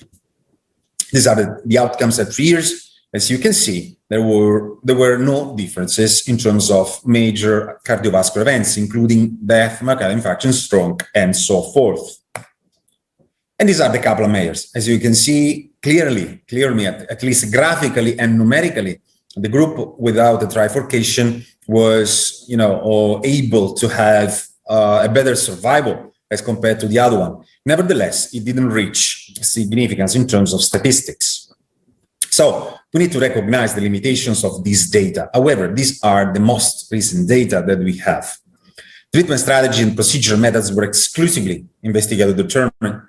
Selected details regarding stent method, the procedure technique were not recorded. Underpowered for subgroup analysis and low frequency events, of course. Potential differences in outcome may be influenced by unmeasured variables, and clearly the Excel trials included patients without high syntax score. So we don't have enough information to that kind of very, very high-risk patients. But there are some, let's say, important technical hints before going through some details, some examples. Sometimes an extra backup with a guiding catheter is needed, 7 or 8 French. And the guide wire, well, of course, you need to wire all branches, and you need to avoid the twisting of the guide wires. The lesion preparation is crucially important. And of course, again, we should always think about use of adjunct devices like the IVUS, maybe the OCT, and the physiology. The intracoronary, well, the aortic balloon pump is not always necessary, but you need to consider how to help the LV function during the procedure, in particular if the patient has hemodynamic instability. Depending on the lesion type and anatomy, order the strategy might be single stent, double stent, triple stent. Of course, your aim should be to keep the procedure as simple as possible and possibly with just single stent technique. However, you need to predilate crossing stent struts prior to passing the stent, otherwise you may actually lose, you may detach the stent. All the bifurcation techniques can be used in trifurcation lesions, but for these latter, we have to double standard bifurcation stenting strategies sometimes. So we need to use that maybe twice.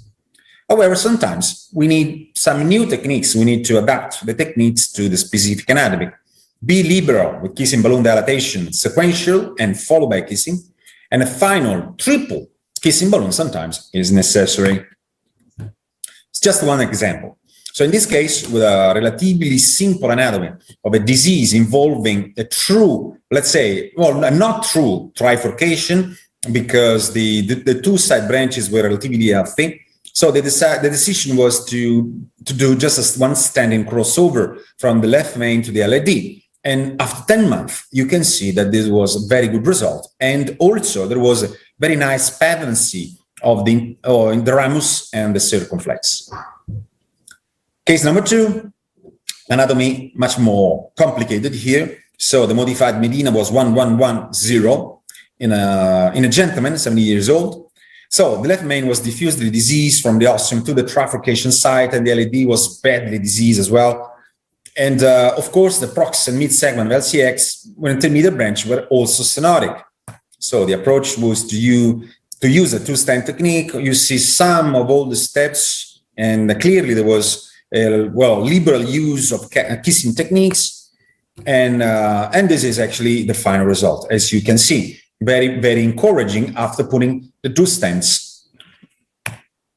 In another case, this is a provisional stenting again, but it was needed, well, a bailout tap technique was needed because after placing the first stent from left main to LAD, there was, let's say, a spiral dissection of the intermediate branch, needing another stent. So as you can see on the right side of the slide, the final result was absolutely acceptable.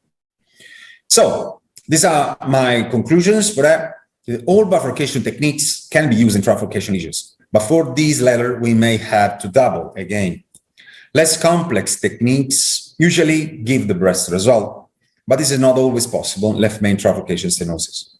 More complex lesions with a syntax score higher than 33 and a true left main trifurcation stenosis has worse outcome compared to non-true left main trifurcation stenosis. And again, I thank you for your attention. From Calcutta, very excellent talk. But I want to know, there is a case of the trifurcation stenosis after provisional stent from LMC to LAD. How much role of drug-coated balloon in the SARC or REMAS? Discussion. Dr. Panja, shall we have discussion at the end? That is the plan. Okay, that's fine, no problem. So thank you very much. He should stay with us, otherwise he can leave. That is the problem. Yeah, he'll come live. He promised that he'll come live to Dhiman. So that is excellent. Okay, excellent. Okay, thank you very much. Now let me invite the next speaker, Dr. Miroslav Ferenc from Germany, my very good friend. And nice meeting you here. And he will enlighten us on, shall I change my strategy after ABC main? So, I hope yeah, we can see your slides. Yeah, perfect. Dear colleagues. Yeah, we can hear you also. Friends, welcome. Dr. Panja here after 1 year. Thank you. Please go ahead. Dear friends, it's really pleasure to see you online. But I hope next year we will have face-to-face meetings again. So I will just talk with you about the results of ABC main study, and we were one of the top enrollers, and I personally have done around 30 35 cases from this patient subset. And so as you know, if we just take a look to the distal left main or to the left main PCI numbers, so we will find in around 3 to 5% of cases PCI of left main, and of course, as many times was mentioned today, in around 75-80% of cases we have to manage distal left main stenosis. And according to the newest ACS revascularization guidelines, we have, according to the left main stenosis, we have a very clear recommendation. If we have to handle patients with low syntax score and left main stenosis, so we have a green light to go with PCI. If we have intermediate syntax score, so primary, we should practically always discuss this case with surgery, guys. So PCI is here 2A recommendation. And if we have left main stenosis in context of really multivessel disease with high syntax score, normally, if patients are suitable for surgery, they should go to the surgery. Of course, there are still many options to go with PCI because some patients refuse CABG, some patients are really not suitable for surgery treatment. What I think really important is to know how is the plaque distribution in the left main and the distal left main stenosis. So usually the plaques are coming from left main to LAD. This is a case of around 90%. In 60% of cases, plaques are coming from left main to circ. So this is explanation why we usually go with a stenting from left main to LAD. And of course, it's important to know the diameter of the left main stenosis of left main is really important to know that in more than 75% of cases, we have to manage here diameters something between 4.0 and 5.75 millimeters. Of course, imaging is strongly recommended. And you see here on this slide optional technical approaches, of course, provisional sideburn stenting, then both tap and culotte, as you can use it as a bailout, or you can go primary with planar double stenting. And of course, if you use Dickey crush, then primary you start with the sideburn stenting. So you always have to go primary with 2 stents. Many steps, as here you see this in this modification from Dr. Chen. Many steps, 11 different steps, and you have to go step-by-step approach. From Dickey Crush 3 study, we know that Dickey Crush is better than culotte stenting. You see the difference after 6 months. It's a finally significant difference with better results for Dickey Crush. And we were really expected Dickey Crush 5 study, which was comparison of Dickey Crush and provisional sideburn stenting. And here again, benefit for Dickey Crush compared to provisional sideburn T-stenting. And you see, even of all this subgroup analysis preferred or favors Dickey Crush. And I was really very surprised. We had in provisional approach here quite high number of late stent thrombosis cases, and crossover was allowed, and it was nearly 50%. So this was really surprisingly very high rate. So we were waiting for an ABC main study, and this study was presented this year during EuroPCR from my colleague David Hildig-Smith, and this is the background. So we know if we go with systematically with 2-stent strategy, we don't have benefit for double stenting, and even some data give us information. Even maybe if you follow patient for longer time, there is maybe some disadvantage according the survival. So single, if possible, go with a single. this was even recommendation from ABC Main Club. And of course, you have to, if you go to distal left main stenosis, you have to manage a bit different bifurcation, kind of bifurcations. There is a wider angle, bifurcation angle, there is more calcification and fibrosis, and you have to really take care for optimal lesion preparation. And on the other hands, we have data from China supporting definitely Dickey crush in distal left main bifurcation. And ABC main trial was designed to compare single stent strategy versus double stenting, and we used in this study Resolute Onyx stent. The primary study endpoint was composite of death, MI, and TLR at 1 year, and some secondary and procedural endpoints. And we choose it Onyx stent because of option to go up to 6 millimeters in left main. We have really minimal shortening. We have a very good access to the side branch and also good visibility. So we have just here comparison of stepwise provisional and systematic double stenting. It was allowed to use TAP, culotte, Dickey crush. According to patients were over 70 years old, 30% diabetic patients, and also acute presentation with non-STEMI, around 1/3 of the patients. Syntax score 23 in both study arms, and radial approach around 70%. Of course, more stents were needed in a double stenting group, and of course, procedure was a bit longer, and also X-ray dose was higher in double stenting group.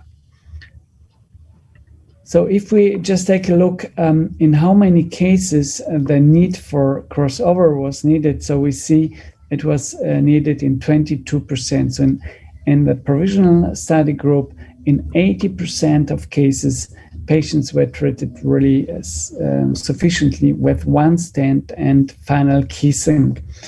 And you see which stents or which approaches were used in double stenting group. You see in majority of cases, in more than 50% of cases, culotte was the preferred approach, Dickey crush only in 5%, and TAP technique in around 30%. So if we just take a look to the stepwise approach, if there was crossover, then we usually used either culotte or TAP approach. And this is the primary endpoint. It was 14.7% in stepwise approach versus 17.7% in systematic double stenting. And even if you just take a look to the secondary endpoints, death or MI or TLR were not significantly different. And I was really surprised. There was also some difference in revascularization, but higher rate in double stent group. So it was conclusion from this study: the treatment of bifurcation lesions with the Onyx Resolute stent can lead to really very good clinical results. We had numerically fewer serious adverse events with single stenting approach, and finally only one-fifth of patients in provisional group required double stenting, so crossover. So in 80% of cases, we can treat our patient really significantly, really sufficiently with stepwise provisional approach. And if we just compare ABC main study with Dickey crush 5 study, you see we have a similar number of patients. We have here European centers, we have here mostly Asian centers, but there was a difference in syntax score. We have here 23 versus 31 in Dickey crush 5. The lesion of the side branch were significantly longer in Dickey Crush 5 study, crossover 22% and nearly 50% in Dickey Crush. And you see the difference was here in primary study endpoint was not significant. The difference in Dickey Crush 5 study, there was significant difference between Dickey Crush and provisional. And if we just take a look to the data from our study, BBK2 trial, published 2 years, we had here also 1/5 of patients were with double stenting. So you see we had around 9% of patients had target lesion failure. And if we go just ahead, so in summary, we have 2 different scenarios. If you have really distal left main bifurcation lesions with significant side branch, with significant somebody in background speaking, please. And we have also here the distribution to go. If we have through bifurcation, please go with a double stenting, so you can use, as data suggested, Dickey Crush. If you have standard distal left main stenosis, short lesion of the side branch, you can go with provisional. And this is just a case from the ABC main study, which I have done. You see, this is really significant distal left main, subtotal distal left main stenosis with Medina 111, but very short lesions. And finally, we could manage this case with single stenting, kissing pot, and you see finally all these patients looks like this, really very nice. And this patient came 6 months later, and this is, I was very happy, only single stenting for distal left main led to significant, to very good, sufficient long-term data. Thank you so much. Thank you, Finance. So the excellent presentation and well explained all the different techniques of distal bifurcation management with excellent data. We'll discuss at the end as per Dr. Diman. Now the last speaker in this session, I think Bernard is there, is from France, and he'll talk how to reduce the repeat reverstrations in the LMCA PCI. Bernard, please.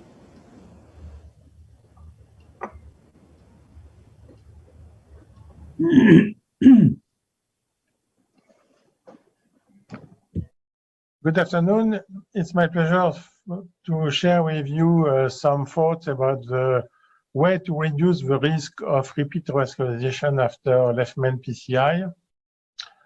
The preliminary steps, I think, in this process is to eliminate inappropriate PCI candidates. Meaning we have to eliminate non-severe left main lesion. So if there is no objective evidence of ischemia, please use FFR.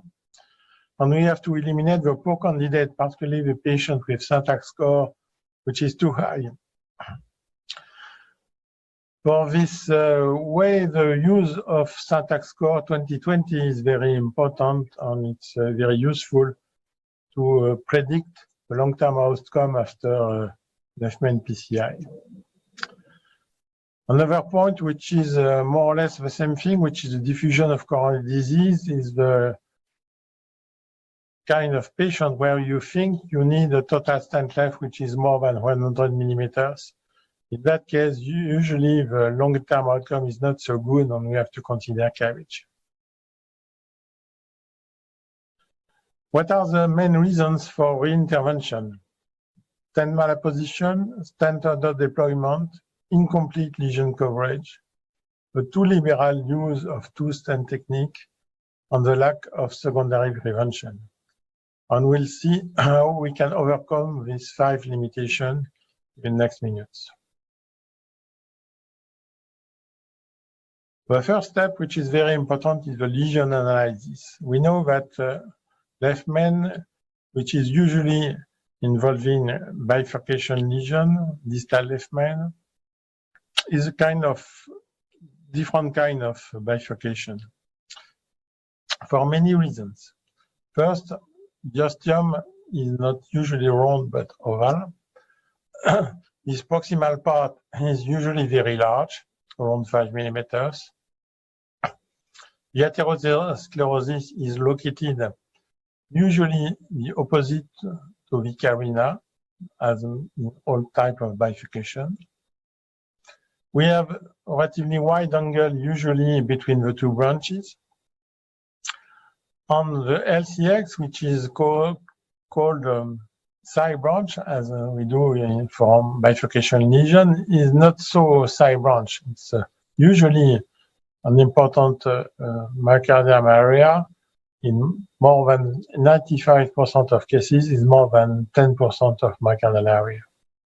So this combination of all these features, the diameters, the ostium shape, the location of the disease, the angulation between the two branches, and the fact that the side branch is not really a side branch, are the main thing regarding bifurcation at the distal left main.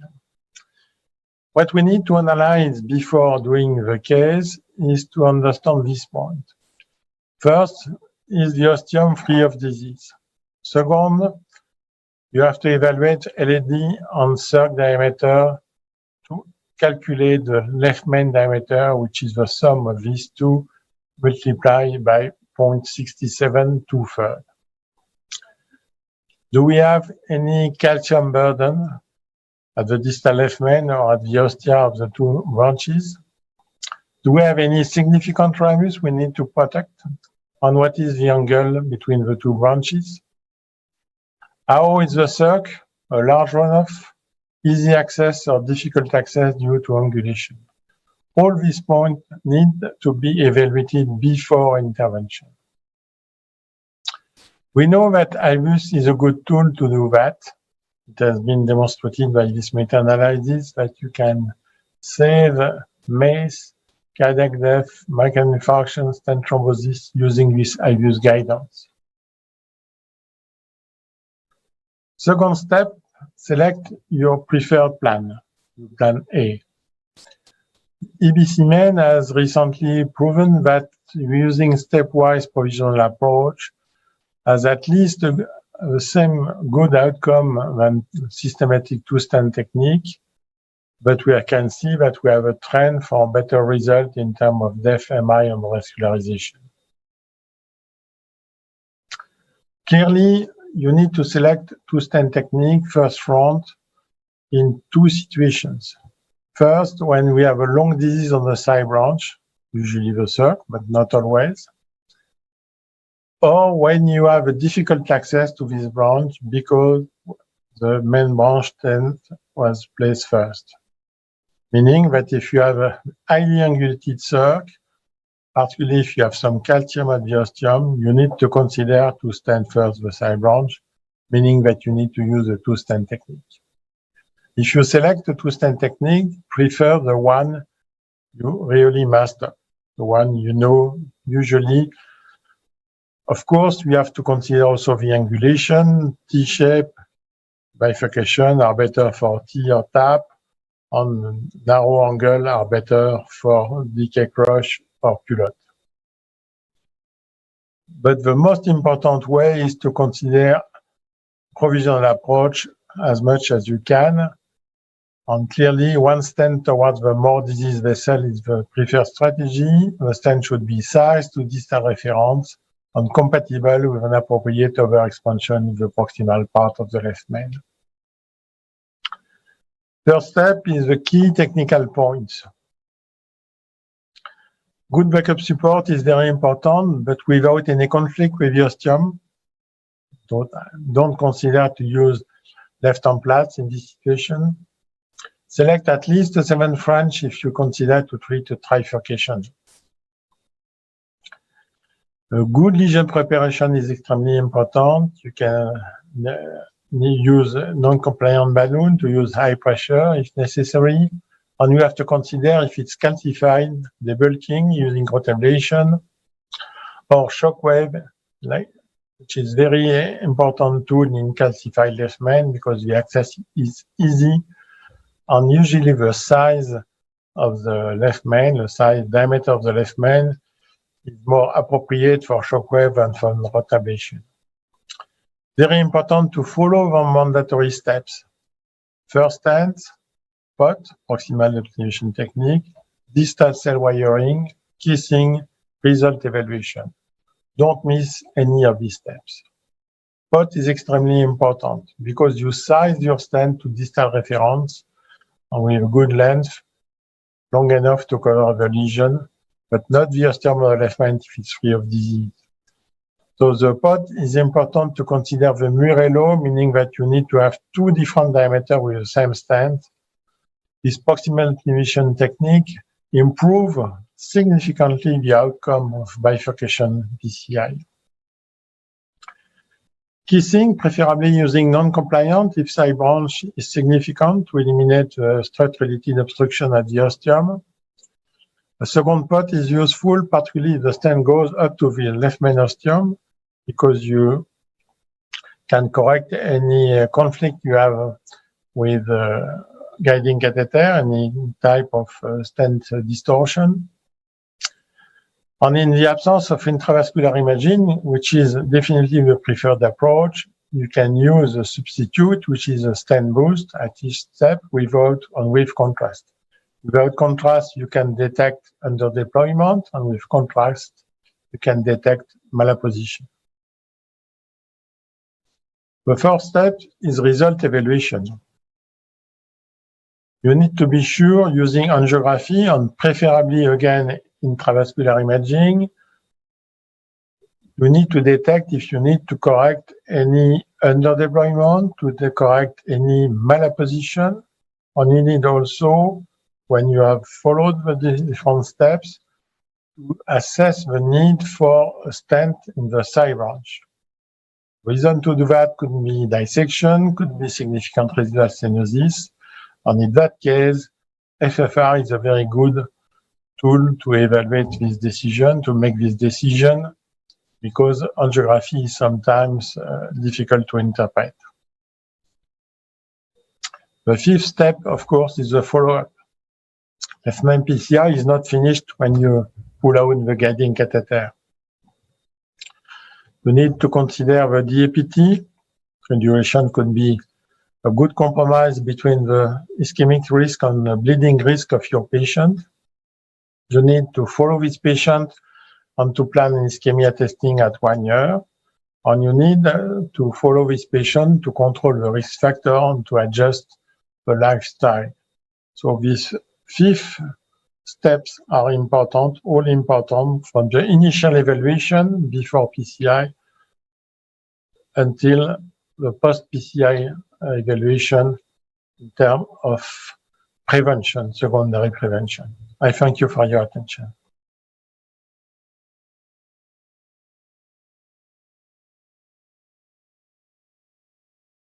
Man? Yeah, thank you, Dr. Barnard, for first of all accepting our invitation. Thank you very, very much, and for your excellent lecture. All the points were very well taken. I also thank our great friend, Dr. Ferenc, Miroslav Ferenc, who was the chairman of EBC Club also, very much for kindly coming to our podium and delivering excellent lecture with the latest EBC finding. Thank you, Dr. Ferenc also, and thanks, Dr. Hiremot also. So there are a few minutes left. So I would request Dr. Bang to moderate the session.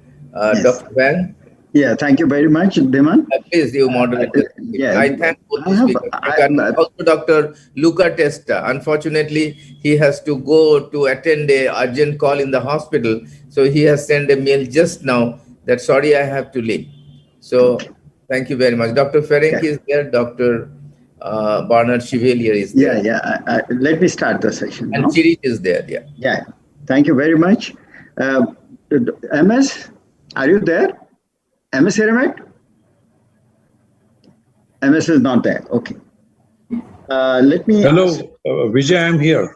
Yeah, you're there. Yes, please declare the problem. MS, I heard you saying that avoid rota in 2 vessels at one time. May I know the reasons for it? No, actually, the distal embolization is an issue. So if we are doing rota to two vessels at one time, it can produce compromise of the LV function. So I would probably feel that I would do rota one. The second one needs a rota, I would stage it and bring him back a little later. Or for the second one, I would use something else like a cutting balloon or some other technique, IVL. Correct. I mean, we don't want distal embolization from both the vessels at one time when you're doing a 1 hour procedure. Absolutely, particularly when the LV function is already compromised due to in those patients. But with normal LV function, you can do it. Am I right? Correct. Okay, so now coming to the next, you said SKS, you showed one case of SKS in which you had a restenosis in the LAD. And no, it was both actually, towards circumflex as well as. And then you managed to crush that stent. This is something very unique and innovative. And thank you for showing that case. I just wanted to comment to that on that very good case. Now, yeah, actually, we didn't want to crush the stent. We first wired both, and we wanted to use same kind of stents on both the lesions. But the balloon towards LAD just could not go despite changing wires, putting another wire and things like that. So we crushed the stent going towards LAD. Ferang, Dr. Ferang? Yeah. Yeah, very good talk, excellent talk. And may I understand your brief point on EBCMAN, brief point which everybody should remember? Yeah, in summary, there is definitely, according to the data from ABC main study, there is definitely, I can encourage you, if you have a standard left main stenosis with a short side branch lesion, if there is even diameter 5.0, you can go primary with a provisional approach, use one stent. What we have done in ABC main study was definitely final kissing with the circ usually. This was obligatory step and final pot, of course. What is important, if you will expect in around 20% of cases, not really perfect result or not good result for the side branch. Then you have to go with the second stent. And then you have only practically option to go with a culotte or tap. And then what I would tell younger doctors, please use this approach, as Bent Chevalier correctly mentioned. Please, this approach which is for you more sufficient. If you're a master in tap, use tap. If you're a master in culotte, go with the culotte forward. But what is really important, the final post-dilatation with non-compliant balloons and then really imaging evaluation is in this case a very crucial point. And then you can master practically every distal left main stenosis. Correct. In Europe, in whole of Europe, there was a significant talk on side to side than kissing. Yeah. What is your comment about? At least in our center, we do around 3,000 PCIs a year. So we do in our in my institution, if we stent the left main, we do always kissing to the circ. Usually stent is going to the LAD, so we always stent the side branch. And always do final pot. That's absolutely obligatory. Yeah, pot. Everybody has accepted pot as a very good, very good addition to the whole bifurcation techniques. That has helped everybody because it sets up the proper angle and creates a natural angle in the bifurcation. Yeah. The other things that Vitisha. Yeah, I'm there. You're there. So what do you say about none of those cases that we have seen, hardly any imaging was used in the left main. So what is your take on this imaging and left main? So are you asking me or Dr. Ferang? I am asking you this question. Oh, okay. As an expert panelist. Yeah. No, so I do imaging in practically all my left main cases. About 90%, I would say. Only place I would not do is a young patient, just simple crossover, and that's it. But otherwise, by and large, 90%, yes. Imaging, also FFR in practically 50% of cases. Okay. Okay. Thank you very much. Yeah. One question to Dr. Farang. Yeah. Yes. So in the EBC main, the provisional and the two-stent approach had similar maze. But I would like to know from you, when there was a crossover to two-stent technique in the provisional arm, that subset, did it do worse than the elective two-stent strategy? Sorry, could you repeat your last question? So in the provisional strategy, we had 22% going to two-stent technique. Yes, crossover. Yeah. Crossover, yes. Versus elective two-stent strategy. Were the results same, or elective one was better than the bailout one? We don't. I can tell you. We prepare some other papers from the study. So at the moment, I cannot tell you. What I can tell you from my cases, I have done. Yeah. In my patient subset, it's around 35 patients which I have done personally. So it was according to the double stenting. So we had 2/3 TAP culotte and 1/3 Dickey crush in my center, in my cases. So as you saw, we had only 5% of Dickey crush cases, and it's speaking very clear message language. In Europe, Dickey crush is still not really very popular because we had only high volume centers which were involved in this ABC main study. And as you saw, a majority of doctors, they use TAP or culotte. Bernd Chevalier is inventor of culotte, so yes. He is father of culotte. So we like culotte, and even BBK2 trials showed better results for culotte than TAP, according to the better coverage of ostium of the side bronch with struts. And also, sir, DK Crush too. I'm Dr. Kahalia. Thank you very much for coming, and thanks for your excellent lecture as usual. Sir, one thing, that don't you think that DK Crush is also a very tedious process? 3 times spot, 11 steps total you have shown. So it's a very lengthy procedure, and sometimes the word doesn't go. And what is your opinion? Because we have been seeing that passing the wire through the side branch, sometimes we tell distal stent because that was the thing which came. Mm-hmm. Now sometimes we listen that it should go to the proximal stent. So proximal strut to the side branch. So what is your opinion? There are 2 opinions, one through the distal, one through the proximal. Yeah. Any thing about that? Any EBC dictate about that? The message to the younger doctors is very clear. If you use provisional and if you go if you use spot and then recross the wire to the side branch, a very clear information to you. Please try to get struts as distal as possible, very close to the carina.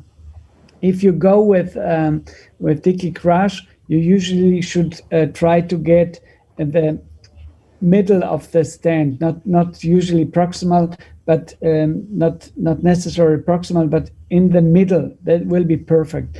But don't go to the very distal position to cross the struts. Dr. Chevalier, are you there? Dr. Bernard Chevalier? Yeah. Hello, can I ask you a question? Can you unmute, please? Dr. Bernard, please unmute yourself. Hello? Can you hear me? I think so. I have a question to ask. Let me ask you then. If he's there, but I don't know why he's unable to hear us. the question about the main thing that happens is the coming back of the left main ostium as a restenosis. Left main coming, left circumflex coming back as a restenosis. Yeah. That is the Achilles heel of the left main bifurcation angioplasty. Now, what has been recommended for doing this, reducing this left circumflex restenosis? What has been done in that direction in EBC men? That is one question. Second, is the angle, when you talk of provisional in 80%, is the angle important when you're doing provisional bifurcation angle? Because we say that plaque usually shifts into the circ when particular angle is there. Yeah. First of all, the average bifurcation angle in bifurcation lesions is around 58 degree. If you go to the left main, it's around something between 60 and 70. So it's a clear explanation that if you have to treat distal left main, you can go. You can use even more frequently TAP approach. And even Friday, I was using such case. Provisional approach was, I start with provisional orbital atherectomy to LAD, then kissing, and then not really good result for circ. And what I have done, it was a TAP. And after TAP, I saw clear stent function. There was really recall of the stent. So what we have done, we use it again, non-compliant balloons, not perfect result, then shockwave balloon. And after shockwave balloon, I was really surprised. I could get really very nice dimension of the ostium of the circ. And finally, we repeated again, final kissing, final pod, IVUS evaluation, and the result was really perfect. So I think, but it takes around 30 minutes, 40 minutes longer procedure time. And you have, if you have younger patients, you have to do this. And in earlier, we saw, okay, flow is not bad. It looks not perfect. Very good. Correct. And we let it. Now we do imaging, we correct, we have shockwave balloon, and we can really achieve better results. And I think this will reflect our work according to the long-term data. I expect to get better results after 1 or 2 years. Thank you very much for all the questions. Our entire faculty, esteemed faculty, excellent talks and excellent discussion we have.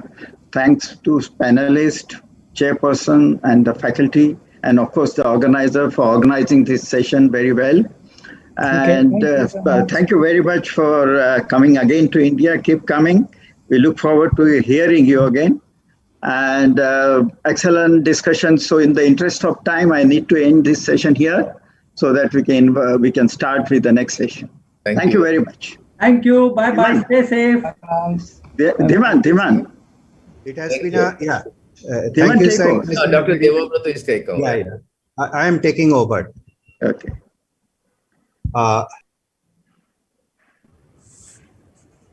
Yeah, thank you, sir. It has been a very educative session, and now we'll move on to another interesting session on CHIP. And may I call upon the chairpersons, Dr. Lekha Pathak, Dr. D.B. Pahaljani, Dr. P.C. Roth, Dr. K.P. Suresh Kumar, the moderator, Dr. Ronnie Matthew, and the expert panelists, Dr. Bhupen Desai, Dr. Brian Pinto, Dr. Kirti Punamia, Dr. Mohit Gupta, Dr. Nikhil Parchure, Dr. Deepak Ranjan Das, Dr. Arindam Pandey, and Dr. Subroto Mondol to be on screen, please.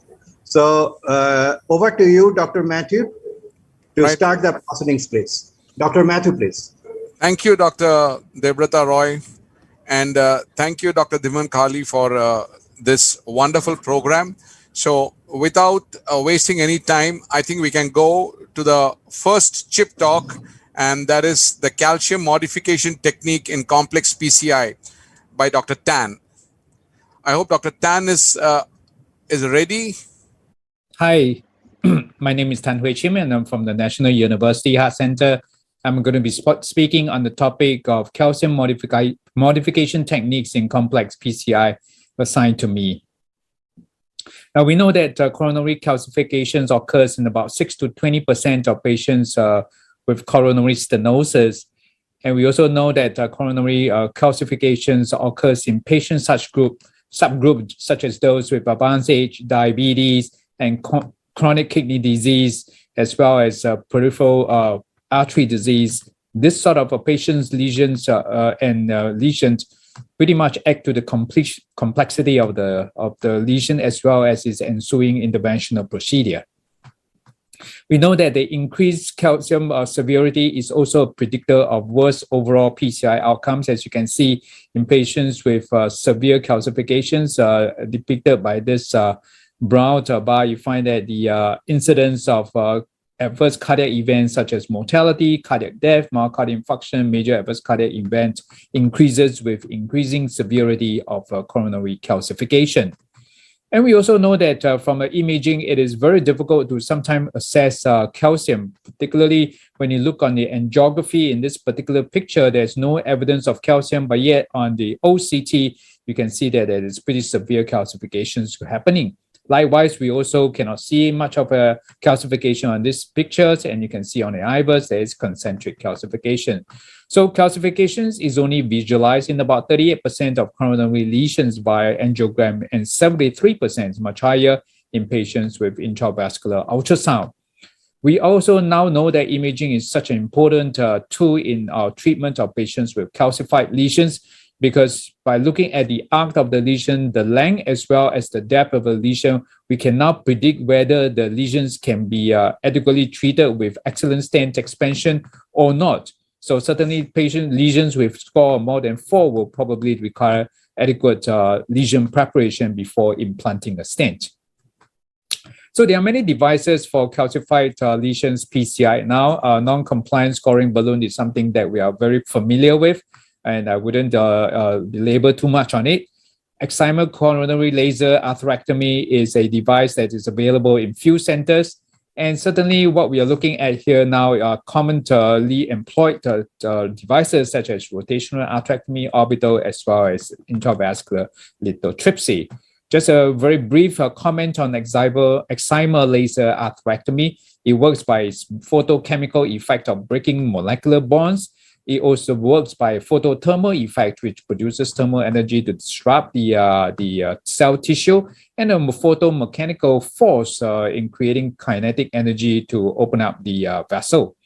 Also, we know that this laser atherectomy effect can be amplified by injection of iodinated contrast during high power laser activation. But this, like I say, is not commonly employed. Rotational atherectomy is something most centers will have, and this is really a device that works by a unidirectional approach. It's a forward ablative devices, and the size of the lumen achieved is really dependent on the size of the burr that is being chosen. So it works by a rotational atherectomy at the speed usually employed of between 180,000 to 200,000 revolutions per minute. Orbital atherectomy, on the other hand, is a little bit different in the sense that it works by a bidirectional approach. That means you can ablate the lesions forward as well as pulling backward. It is eccentrically mounted crown, which actually cause ablations of the lesions by two major forces. One of which is a differential sending process. So this basically is a device that go around the artery that starts sending and polishing it in a manner. And secondly, the mechanism is that of a pulsatile forces, where because of this concentric movement, there's centrifugal force that is exerted outside, and that causes the lesions to be further modified and ablated.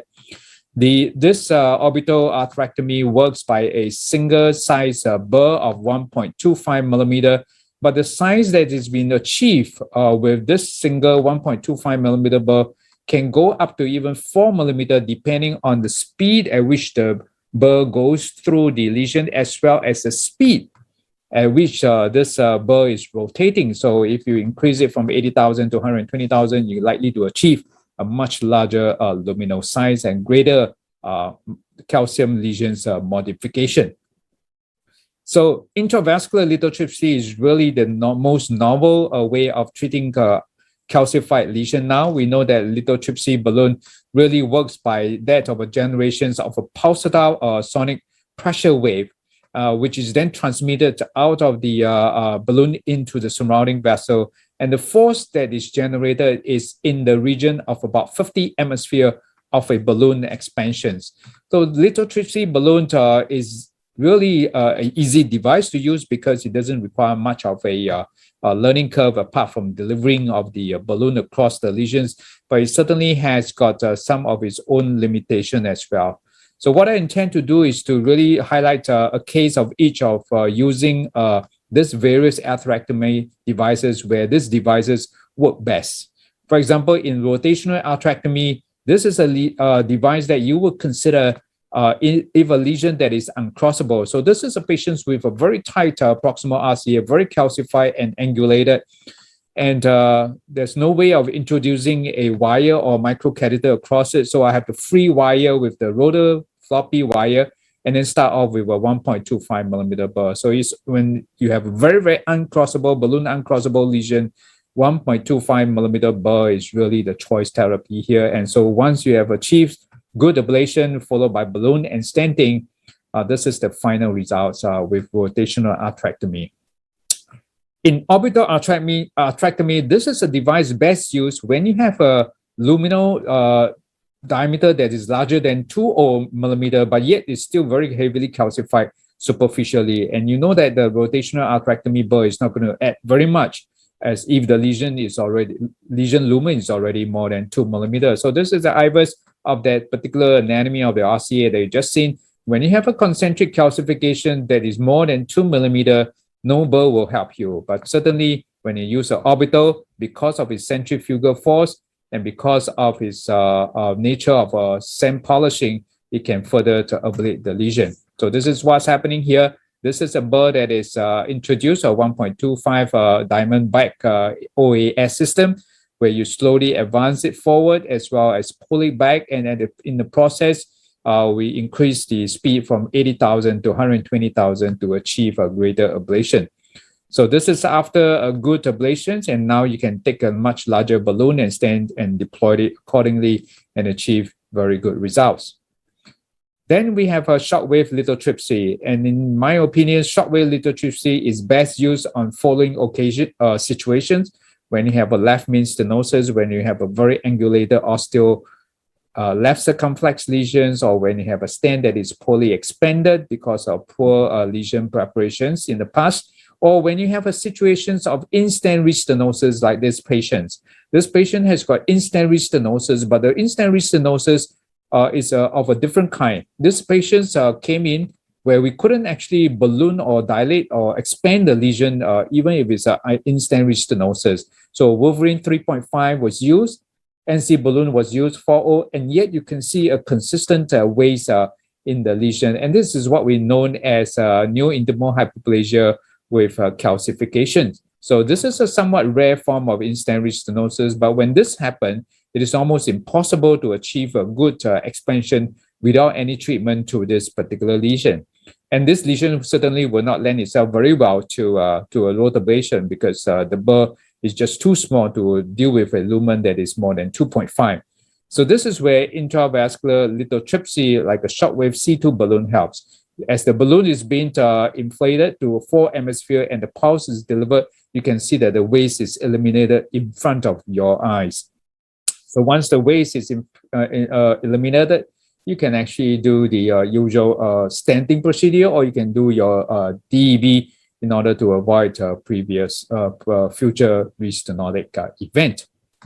So this is a good algorithm to go by for the treatment of patients with calcified coronary lesions. Certainly when you have a mild calcification, you can just consider balloon dilatation. When you have a lesions, on the other hand, which is moderate to severe calcification, but you have a lesion that is uncrossable, then you might want to consider some kind of rotational or orbital atherectomy. And this can be followed by lithotripsy if the balloon remains unexpanded, or if it's well expanded, then you go straight to stenting procedure.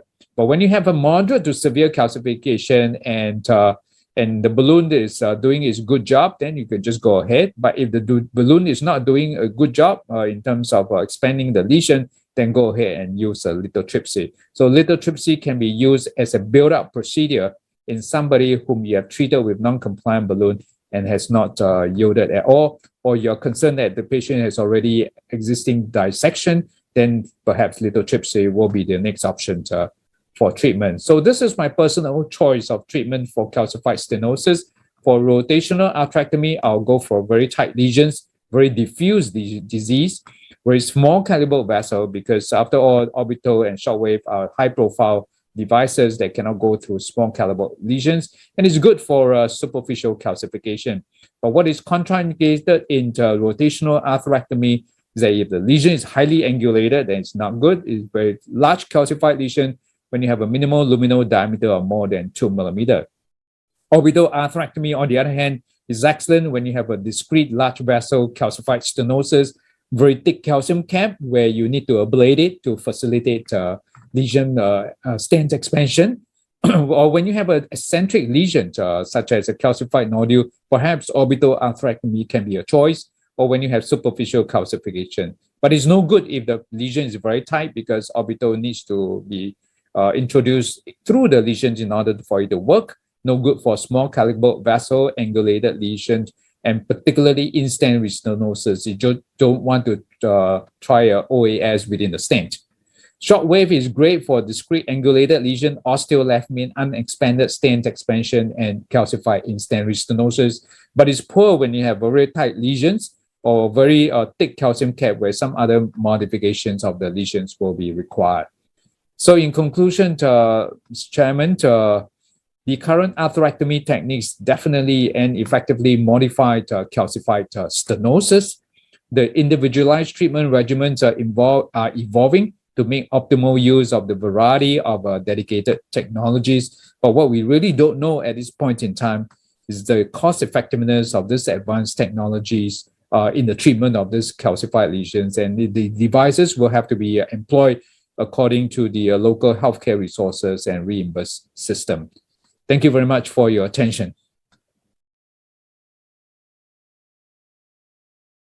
On calcium in chip procedures.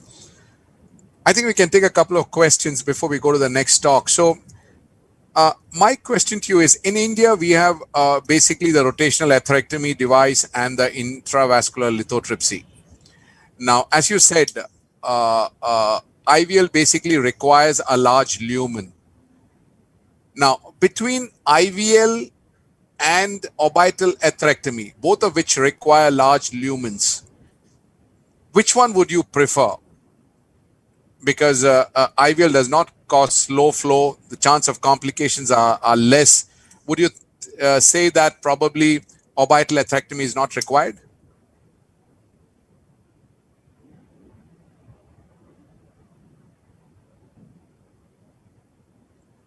Is Dr. Tan there? Yeah. Dr. Matthew, I think he has left for some reason. Okay, right. Then I think we can go straight to the next talk. Okay, it's a pleasure to introduce Dr. Ajit Mullasheri, one of the top interventional cardiologists of our country from Madras Medical Mission, and he's going to talk on single surviving vessel with severe LV dysfunction. Thanks, Ronnie. Can you hear me and see my slides? Absolutely. Okay. So I've been asked to talk on single surviving vessel with severe LV dysfunction and how do I manage it. And I saw the next lecture is more or less overlapping on what devices to use to support the left ventricle during a complex PCI. So I'm going to make it very simple. I'm going to show you two cases where we keep it very simple. So here is a 72-year-old gentleman. He had a bypass surgery with 3 grafts, SVG to LAD, OM and PDA in 1985 in the United Kingdom. He presented with a non-Q anterior wall MI. He had a severe left ventricular dysfunction with an EF of 20%, and he was taken up with treatment, medical treatment on for PCI in a primary scenario. And it's sometimes very difficult to take these patients up because they're graft patients, you don't know what you're going to deal with, you land on the cath lab. And this was a native vessel. You can see the native left coronary angiogram is diffuse disease all through. There's nothing we can do there. This is the right coronary, and you can see that again, there's all diffuse disease and total occlusion in the right. This is the vein to the OM, and we couldn't locate the graft for a minute, and then we had to do a small aortogram. Fortunately, the patient was stable enough. And this is the graft which you have. So you can see this is a terrible graft in the situation of an MI with an LAD which is faintly filling. And you can see that the LAD is almost filling everything else, including the circumflex here, and you saw that the right was total. So this is a single surviving graft in a situation of an ACS which is presenting to you. And the discussion would be, what would you do with this patient? Would you call the patient up? This is an ACS situation, the patient quieting down after low molecular weight heparin. Obviously, there's a surgical option, but taking a patient in ACS is diffusely diseased native vessels. You normally don't want to treat a vein graft, but here we are only left with a vein graft with tight stenosis and friable lesions. The question of role of protection devices come, but the issue is where to protect. The vessel, as you saw, was diffusely diseased. There was no space for protection. And we had only an intra-aortic balloon pump. We don't have an impeller in the hospital, and we can't afford to use impeller. We use about 100 intra-aortic balloon pumps a month in the hospital, but we don't have patients who can afford an impeller. So what we decided was to explain to the patients relative very quickly that this is going to be a high-risk procedure with LV dysfunction, and we're going to go ahead with an intra-aortic balloon pump. So the pump was put in very quickly from the other groin, and you can see that we have the left femoral approach, and this is a graft which is looking very, very ugly. So we prepared the bed with some nickerandle, and we kept some SNP on the side. Fortunately, the pressure was good. We quickly wired it after putting left bypass guiding. We bought a wire in quickly. As you can see, there's no place to put any protection device here in this vein graft. We just sprayed, and we went in with a small balloon, 2.5-15 to open up. And then we got quickly a 4x18 regulating stent proximally and another 4x18 distally.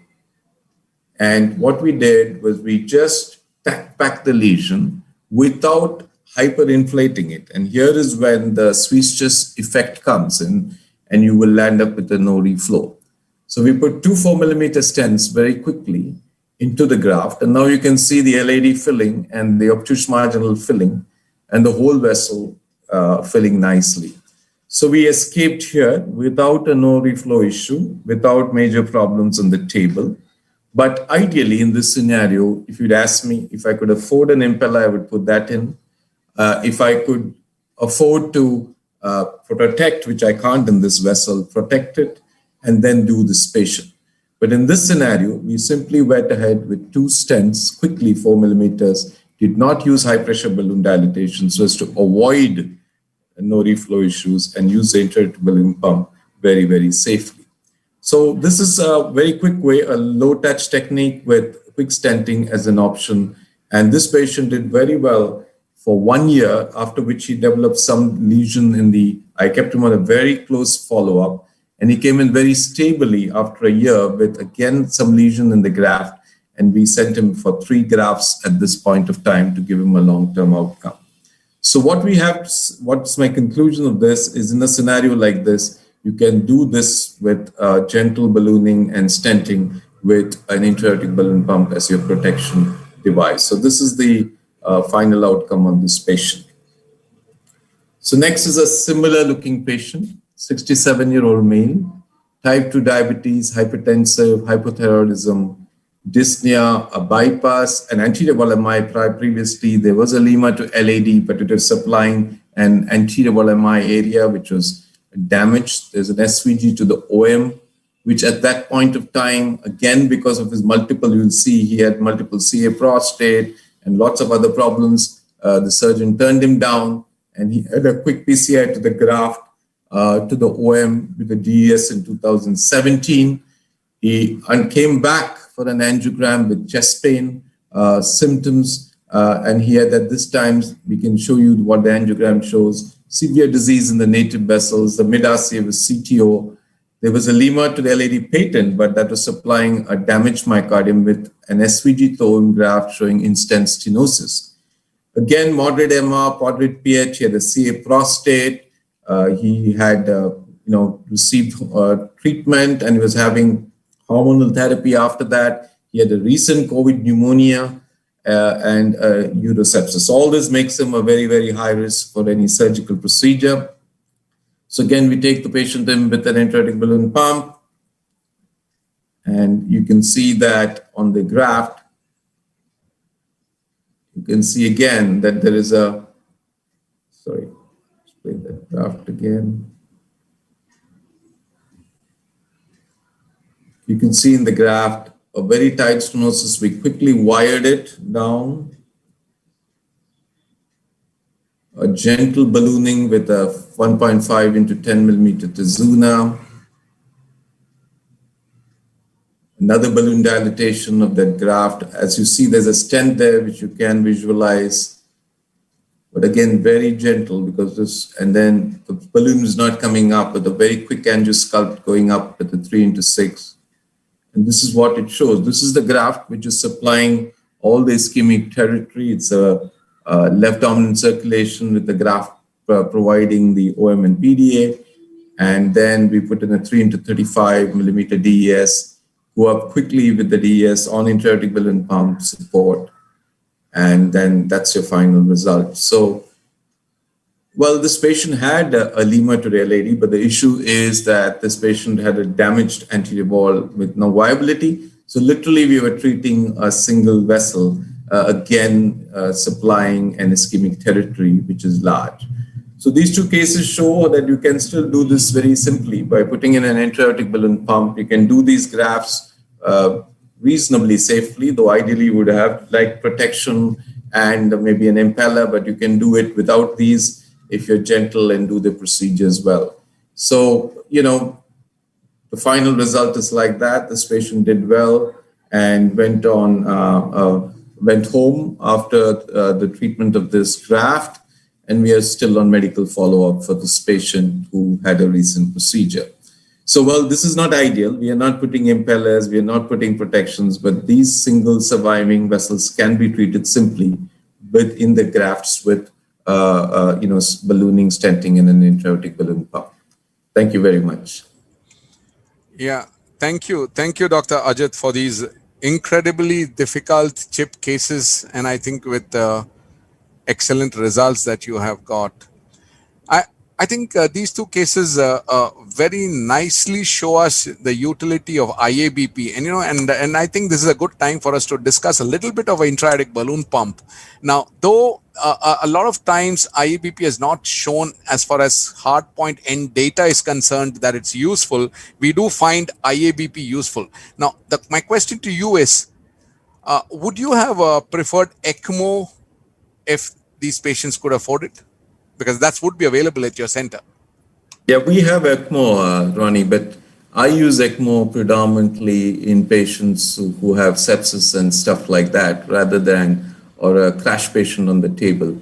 We are very happy with the intra-aortic balloon pump, whatever the data says. I don't have impeller, and I cannot afford an impeller, so I have no data with the impeller. I'm sure that it could provide better cardiac outputs, but I use intra-aortic balloon pumps very, very freely. Pre-procedures in myocardial infarctions, patients with mechanical problem complications, and it's the commonest device that I use. I'm pretty happy with the intra-aortic balloon pump. It's easy. I can put it in the CCU. I can put it. We have even the ambulance IVP insertion ability possible because of referred patients with shock. So all this can be very quickly done, and the whole group is comfortable with IVPs.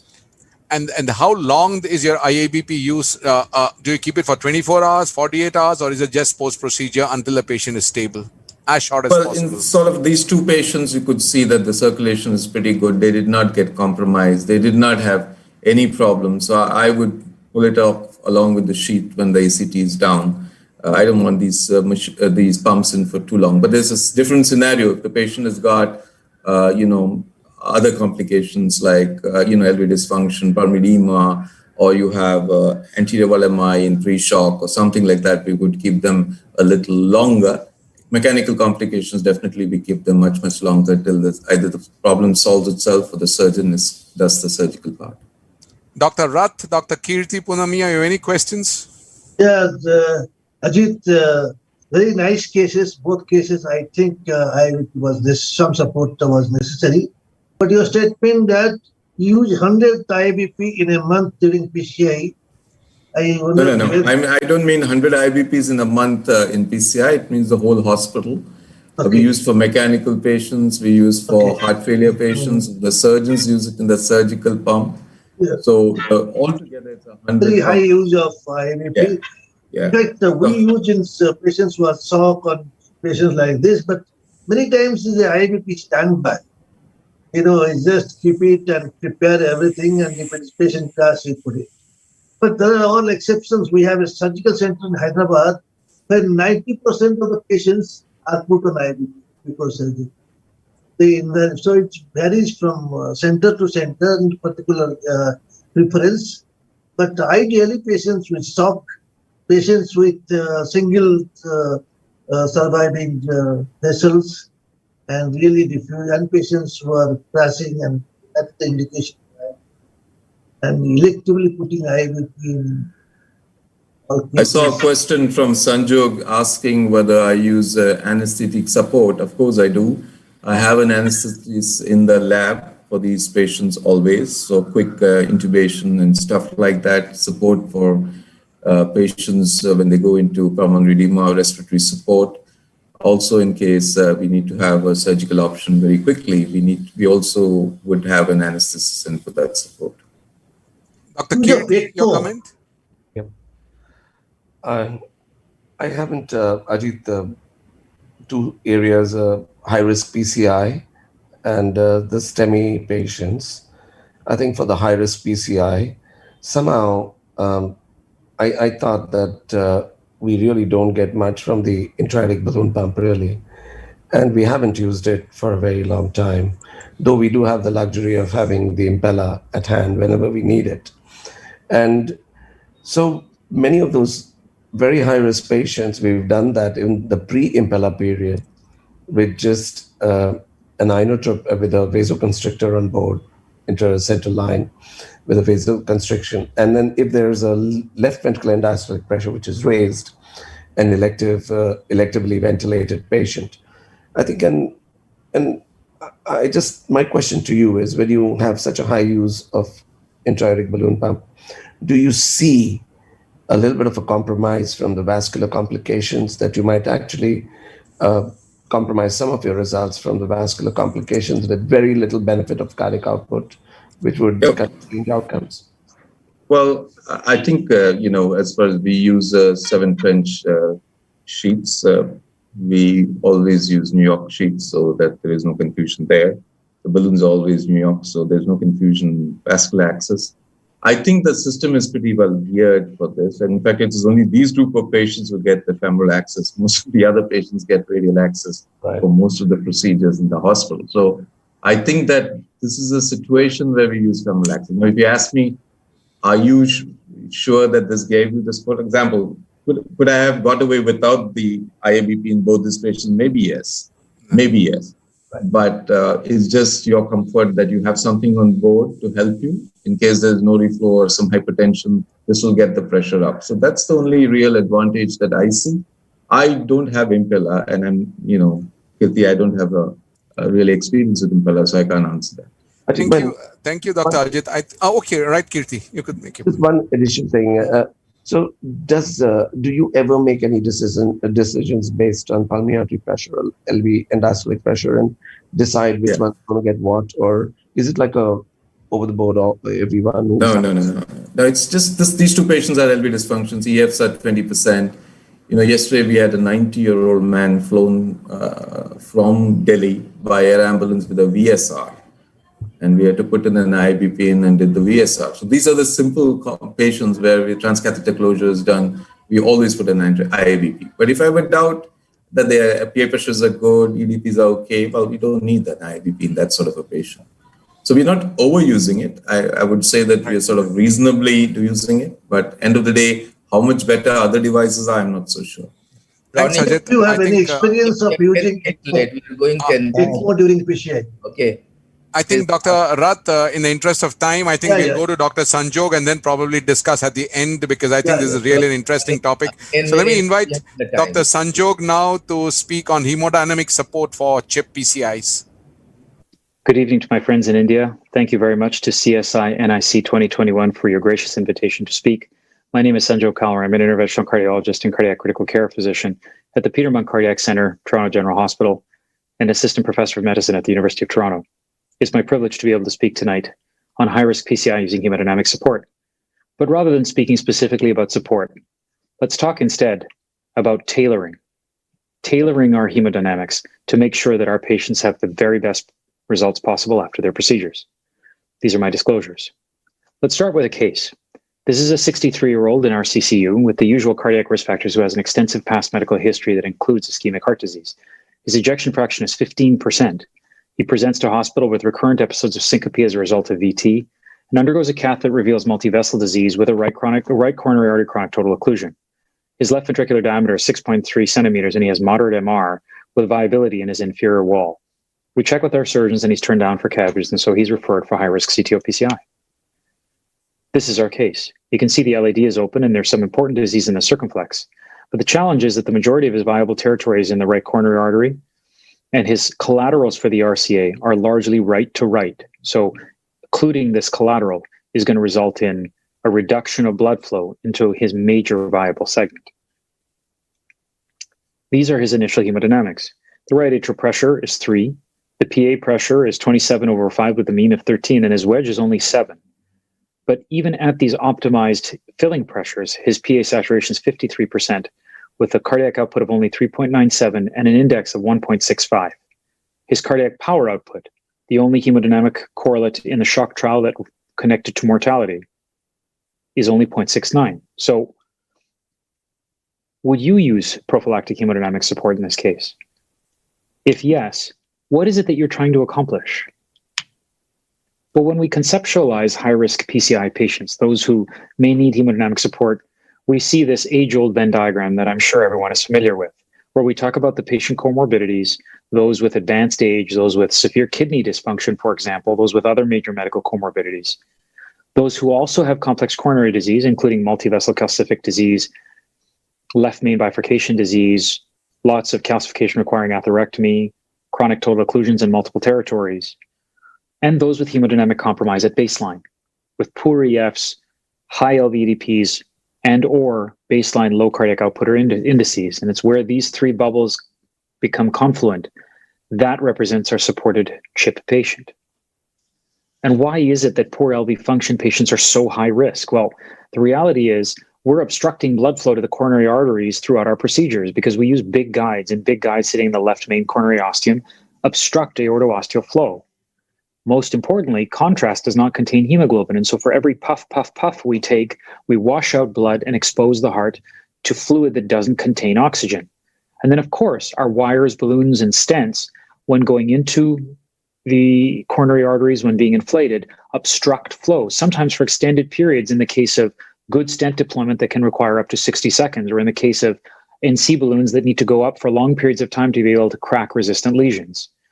In particular with atherectomy that can plug up the microvasculature. And of course, some of our gear, for example, microcatheters sitting in collaterals, can certainly obstruct flow and create dual territory ischemia, where not only do you have a device in the donor vessel that is taking up room, but you also have a device through the collateral and therefore ischemia of the recipient vessel territory.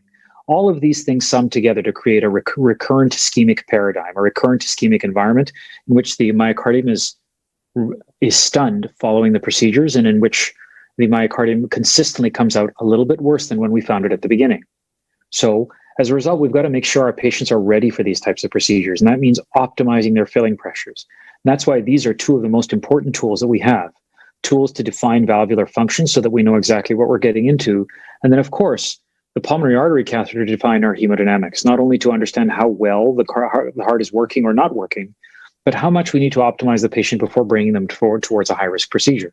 Doesn't make sense to bring a patient for a high-risk procedure with a wedge of 25 when they can afford to wait and be optimized. And so these are critical tools for safe and successful PCI.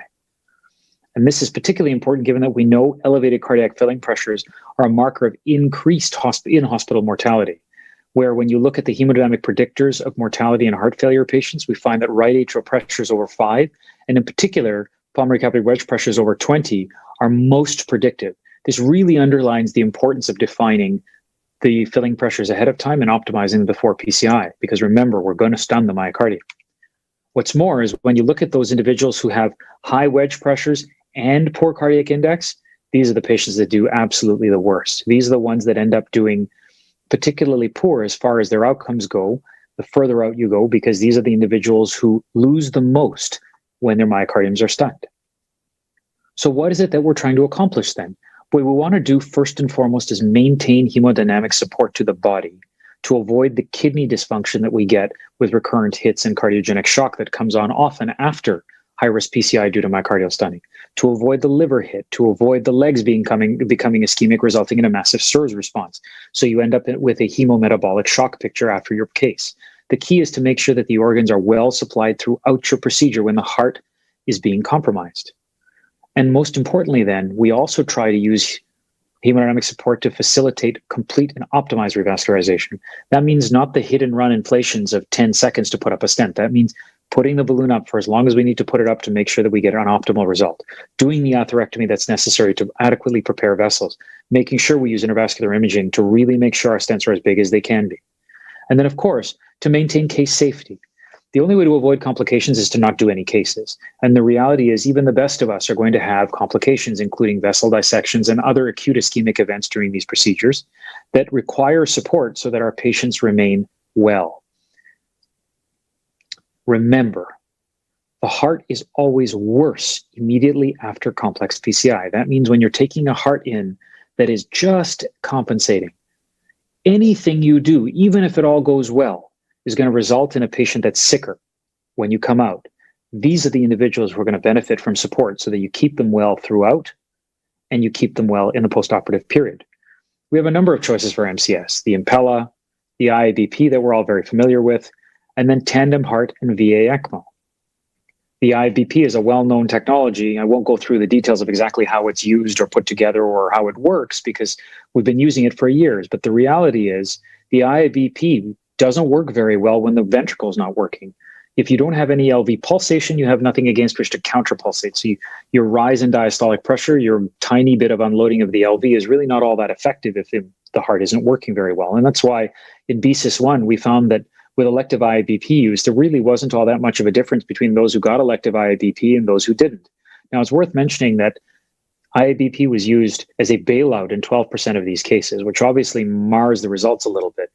But it's also important to recognize that there were less procedural complications in the patients who had the balloon pump, less prolonged hypotension, less VTVF, less need for CPR. And when you follow the BSIS-1 patients out to 5 years, you do see an important separation between those who got the IABP and those who didn't. This might suggest then that hemodynamic support does indeed work, but with the lower support devices, you incur enough of a hit up front that it takes a while for you to manifest the real benefit that you incur, where these individuals may have had less kidney dysfunction or less liver injury or less SIRS than these people. The aim, of course, being that you have no kidney injury or no liver injury or no SIRS response, and instead you have a nice hemodynamically controlled scenario throughout your procedure and beyond. And that's where larger pumps like the Impella come in, where not only do you increase cardiac power output by increasing mean arterial pressure, this pump effectively takes blood from inside the ventricle and puts it out into the aorta. So you drive up flow and you drive up MAP, but you also reduce LV and diastolic pressure. And therefore you reduce microvascular resistance, and that drives up coronary perfusion. That's what addresses the coronary supply-demand mismatch in these types of cases as well. So This device does a nice job of not only supporting the body, but also resting the heart and making sure that the coronaries are perfused. Similarly, the tandem heart centrifugal pump takes a little while longer and more expertise to put in, but you put a cannula into the left atrium, you directly remove blood from the left atrium, and you pump it back up the aorta. So though you have some afterload increase as a result of retroaortic flow, your LV is completely unloaded because you've taken blood out of the left atrium prior. This pump works very, very well when you need high levels of support. So what's the right device? Well, I don't know. I don't think anybody really knows. We don't have any validated numbers to guide us. But if we want to conceptualize this, let's think about how much support each of these devices provide. A tandem heart or an Impella 5.0 at max flow provide about 4.4 liters per minute of support versus a CP, which is closer to 3.3 liters, and a 2.5 is much less. So really what we're making a decision between is, do I need a little bit of support, medium amount of support, or a lot of support? And that's going to come down to your hemodynamic assessment pre-PCI. One way of gestalting that is the cardiac output deficit. Let's say we take a cardiac index, so cardiac output over body surface area, cardiac index of 2.6 is what we want. We don't want 2.2 because then when you hit the myocardium during your procedure, it's going to get even less than that. So if we take 2.6 as your ideal cardiac index and know that that's calculated with cardiac output over BSA, that means cardiac output is just BSA times 2.6. So then using the Mosteller calculation, let's take an example patient of 180 centimeters with a weight of 80 kilos. We calculate 14,400 by multiplying the weight and the height. You divide it by 3,600 per the formula, and you take the root of that, which is 4, to equal a body surface area of 2. So now, if your target cardiac index is 2.6, and you multiply it by the body surface area of 2, you get a target cardiac output of 5.2. Now, within your pre-hemodynamic assessment, if you define a cardiac output of 3 that the patient has, then your deficit is what you want, your cardiac output of 5.2, minus the current cardiac output by your patient of 3, equaling a deficit of 2.4 liters. So clearly a balloon pump is never going to satisfy this. This is a patient that needs at least an Impella CP, if not a higher level of support. Now remember, it is possible indeed to underuse and overuse. And that's why we have to be careful about balancing the competing risks and benefits of using these devices, where we all want the complete revascularization and the various benefits of providing these procedures in an optimal fashion and getting optimal results. But we've got to remember that bleeding is really bad, and that when you bleed, you have tremendous increase in the hazard when your mortality. And so it's important to make sure that we're not putting the devices in willy-nilly, but in the patients who need them. So when I consider these things, I consider 4 questions. Question 1, is the patient hemodynamically deranged enough despite optimization? So normal filling pressures, but still really bad blood pressure or cardiac index. If yes, support. If not, go on to the next question, which is, does the patient have the reserve to sustain a brief ischemic insult? Are you working on a last remaining vessel, or do they have a very low cardiac index or a low EF? If they have no reserve, then support. And if they do, then go on to the next question. Is the patient at risk for a complete interruption of blood flow that will lead to collapse of a major territory supply? So large thrombus burden, or if you're doing an SVG intervention that is the only remaining conduit, or if you have a very difficult wiring scenario that may dissect a vessel and pick off collaterals to a separate territory, like in the case of dissecting a proximal LAD to get into a septal and then picking off the collaterals to an RCA CTO. If yes, support them. If not, consider the next question, which is, does the patient have limited reserve, and is the patient at risk for prolonged ischemic insult? So extensive rotablation and really poor EF, or a left dominant system with an RCA CTO and a complex bifurcation that's going to require a lot of balloons in there at high pressures for long periods. If yes, support. If not, at minimum, put a right heart cath in and monitor the PA pressure so you know if you're getting into trouble, and put in a secondary access so that you can get onto support quickly. So back to our case, we ended up using the right to right epicardial. There's a selective injection. We kept the contrast down, crossed retrograde using a Schuo wire. And there it is. There's our retrograde crossing and retrograde entry. And then ultimately performed reverse cart, performed PCI, and yielded this final result. So there's a lot of ways of conceptualizing which device to use. We use the Impella CP here, but this is my quick and dirty device selection algorithm. The IBP I use in people who have preserved or very mildly reduced EF with multivessel coronary disease that needs extensive revasc. The Impella CP is my workhorse pump. This is the one that I use for the real high-risk PCIs with low EFs of around 20 or 25% who need extensive revasc, including atherectomy or big CTOs. The 5.0 and the tandem heart are reserved for really sick patients. So those with EFs of less than 20 who have severe MR. And then, of course, you cannot use an Impella 5.0 when there's LV thrombus. So this is the pump. The tandem heart is the one that you use in those types of situations. Of course, you can also use this one for aortic regurgitation, those patients who have hypoxemia or very severe MR. Thanks very much for your time and attention.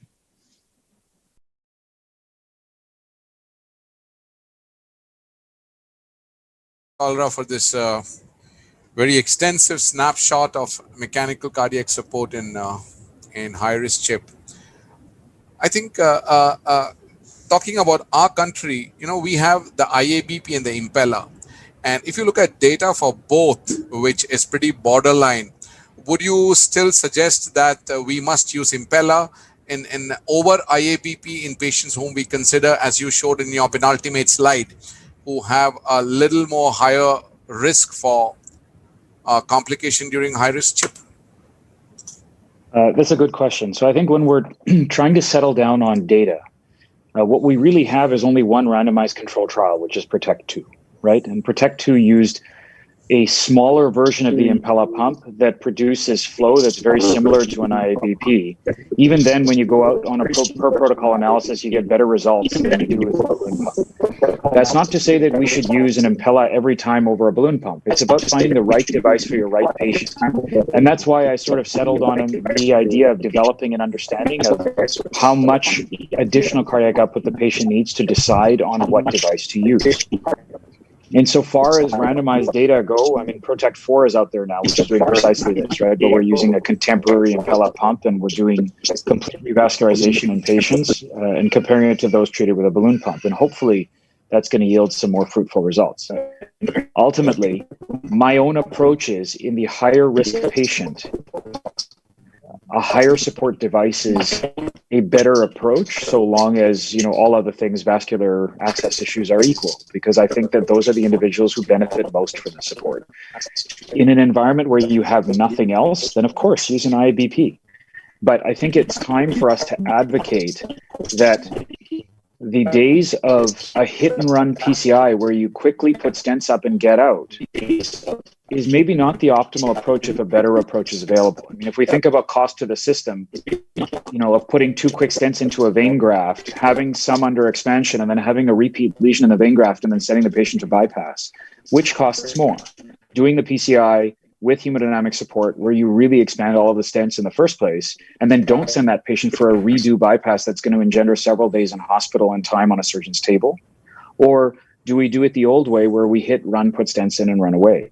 Right? This is all about the long game. And that's really where we're going to see the benefit of the use of these types of devices for high-risk PCI. It's preventing complication and allowing optimal treatment, as opposed to just getting the patient off the table and through the ICU. Dr. Suresh Kumar, do you have a comment to make on this? I think you're muted. Can you unmute yourself, please, first? Okay. Right. The excellent presentation of different kinds of circulatory support devices, and yes, really shown the importance of each devices. Excellent presentation. Thank you. And in our setup, generally we use IABP. As Dr. Ajit has demonstrated, keep it simple. I think IABP is a simple device which you use. So in our setup also, majority of the cases, I use IABP rather than going for ECMO or Impella. Thank you. Thank you, Dr. Suresh. I think in the interest of time, we'll go to the last talk of the session, and then if you have time, we could discuss something more. So I invite Dr. Samir Dani to give his talk on how to reduce impact of coronary tortuosity on post-PCI adverse outcomes. Hello, good evening. Am I audible? Can I share the screen, please? Can you share your screen?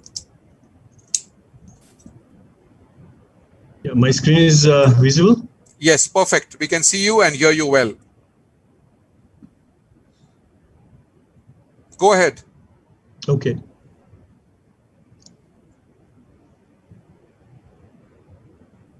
All right. So good evening to everyone, the August panel, the faculty, and the audience. The job is to talk about how to reduce impact of coronary tortuosity on post-PCI adverse outcomes. I'll start with very quickly defining coronary artery tortuosity, because it is usually an incidental finding on angiography for the assessment of suspected ischemia. And though considered a benign finding previously, severe tortuosity has been shown to lead to myocardial ischemia owing to reduced coronary perfusion pressures, as seen by FFR wires sometimes and measured. It also sometimes suspected to lead to atherosclerosis. From an interventionist standpoint, tortuosity is taken into consideration when the culprit lesion is located distal to the tortuous segment that contains at least one band defined as a change in vessel direction of at least 90 degrees at end diastole in a projection that opens up the vessel profile. And according to Bari definition, the severity of tortuosity is determined by the number of bands proximal to the lesions to be intervened. Further classified as mild, moderate, and severe, there is no consensus on how to define tortuosity, how to grade it, but this is one of the simpler ones. There are many other classifications available as well. This is one of the simple ones. Lesion is distal to one band, that is mild, distal to two bands, that is moderate, and distal to three bands is severe. Then there are other risk factors and associated conditions. We all know that old age hypertensive females have maximum chances of you finding a tortuous coronary segment. It leads to atherosclerosis that is believed, though it has been hotly debated. Spontaneous coronary artery dissection, fibromuscular dysplasia, and Takotsubo syndrome have been associated with these tortuosities. So as well are connective tissue abnormalities, vitamin D deficiencies. Sometimes perfusion defects are picked up on thallium and certain platelet characteristics. What is the impact of tortuosity on procedural outcomes? It causes basically difficulty in estimating lesion length, and this may influence selection of proper length of stent and balloon. It also leads to difficult wiring. It also leads to difficult delivery of the balloon or stent during angioplasty to the desired lesion. Especially with proximal tortuosity in CTO or bifurcation lesions or calcified lesions on band, it becomes very, very tough. It also leads to excessive use of contrast and fluoroscopy, and because of obvious technical difficulties, multiple studies have highlighted statistically increased use of contrast and fluoroscopic time in angioplasty involving tortuous coronary segments. It also carries higher dissection risk. It has been reported that in atherectomy of lesions of more than 45 degree, significant increase in dissections and vessel perforation. Hence, it is recommended it should be avoided. Similarly, higher stent fracture rates and higher wrist stenosis rates as well as higher thrombosis rates have been reported. Accordion phenomenon or concertina effect is generally a benign thing and usually gets removed when it goes away when you remove the wire, but it can lead to faulty estimation of the lesion length and unnecessary stenting at times. Impact of coronary artery tortuosity on long-term outcomes has been shown in pooled analysis that stent implantation in vessels with moderate or severe tortuosity is associated with increased rates of target vessel failure due to greater rates of target vessel MI and ischemia-driven TVR and stent thrombosis as well. What to do to reduce the impact of tortuosity during your procedure? Possibility of vessel foreshortening should be taken into account in these tortuous vessels. It may affect the selection of appropriate length. So projection view, which is least affected by foreshortening, should be used. You have to take your time and identify the exact lesion length while doing angioplasty. The guiding catheter selection and the support is very, very important. So select the appropriate guiding catheter based on the vessel location, takeoff, and size so that coaxial alignment and support are maximized and they are maintained throughout the procedure. You may need to do selective coronary intubation plus use guides with side holes when you are doing that, or sometimes you may have to use simply larger guide catheters. Of course, each of these is associated with its own disadvantages. Deep sitting a guide may lead to proximal vessel injury. Side holes may lead to wastage of contrast and wastage of pharmacotherapy if you intend to use. And large guide catheters also, though they improve support, they may not sit in the vessel very well. Material composition of the catheter is important. So remember that guiding catheter which you are using has to have a good torque control, has to have kink resistance so that risk to vessel is minimized. Extra backup for left coronary or right coronary or even implants is generally recommended catheters when you are handling the tortuous vessels. Guide wire selection is also very important. Remember to take a flexible wire first to cross the lesion, shape the wire well, give a primary band. Most of the time a secondary band is necessary, and primary band should approximate the shape of the lesion, while secondary band should approximate the shape of the artery in the tortuous segment. Flexible workhorse wire, as I said, is good to cross the lesion, but may not give you enough support, and sometimes you may have to use an extra support wire. But by and large, using extra support wire has its own disadvantages. It may lead to accordion effect, basal pleating, and pseudo lesions, and you may have problem in estimating the lesion length or determining whether to stent the lesion or not. So switching to a stiffer wire after crossing with a flexible wire is possible and sometimes necessary. For that, you may have to use a microcatheter or an OTW system. OTW systems track and push, they get pushed and tracked more easily than monorail system. Enable guide wires to be exchanged, but most of us are not using OTW balloon systems nowadays, so we use more of microcatheters. You can utilize the balloons to improve wire passage. You can inflate the balloon at a low pressure in proximal segment so that the segment is kind of straightened up, and then you can pass the wire easily. There are directable tip guide wires available, though they are not available in India very much. The venture catheter can be used, or angled tip microcatheters can be used. You can also use the buddy wire technique if you are not able to deliver the balloon or stent, but that we will come to later on. So delivery of interventional equipment in angulated lesions is very, very tough at times, especially when you have severe tortuosity. And there over-the-wire balloons do kind of score over monorail balloons, but then you need longer wires or you need dock extension. Fixed wire balloon catheters are no longer used, no longer available also. Delivery of stent, you may have to use shorter stents. You may have to use your stent with a smaller strut profile. So you should be very aware of the stent which you are going to use. You can use sometimes mother-child technique or use guide extension like GuideLiner or GuideZilla to deliver your stent. Sometimes simple techniques work, like deep breath and hold. Most cases, it will straighten up the vessel a little bit. Rarely, complete exhalation and hold may work also, or especially when deep breath is not working. Accordion phenomenon is to be kept in mind. It can cause flow limitation and transient ischemia. It could be mistaken as vasospasm or dissection or another lesion, and you must avoid stenting there.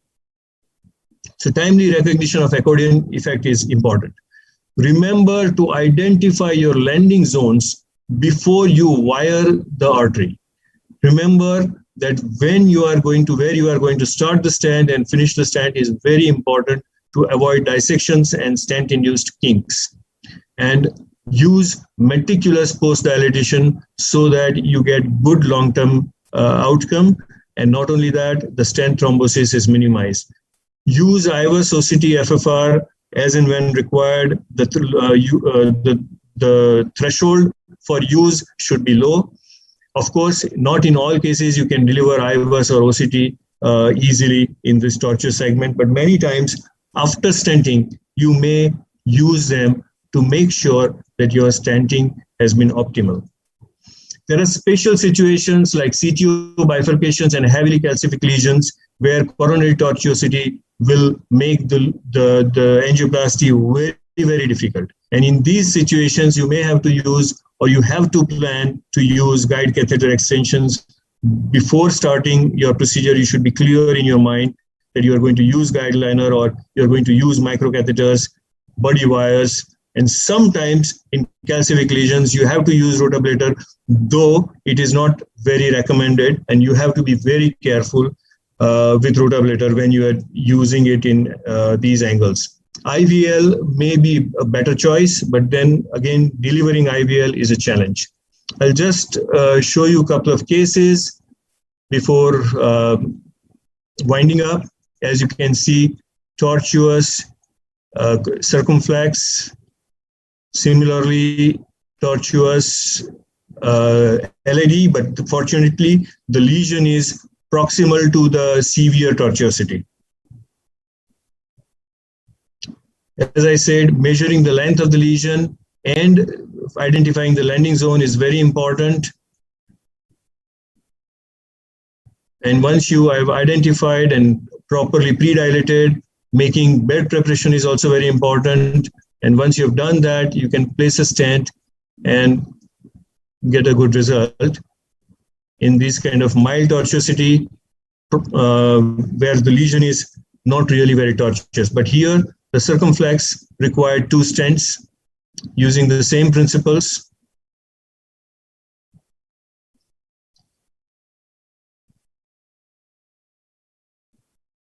So these are moderate cases where you do not really sweat very hard, but this band is really good, really acute, and you require a really good flexible stent here to maintain this kind of a band, to maintain patency on the long term. Same principles, prepare the bed well, use a good flexible catheter and wires. And this is the example of moderate tortuosity, sharp band before the lesion with a calcific lesion, where I had to use rotablator. When you have to use rotablator, remember to start with very small burr like 1.25 and go to the top of the lesion, go to the top of the angle and stop there, so that you modify the lesion, and then you try and crack the lesion with the balloon. Sometimes once you reach the top of the angle, you may be able to take the curve, like in this case.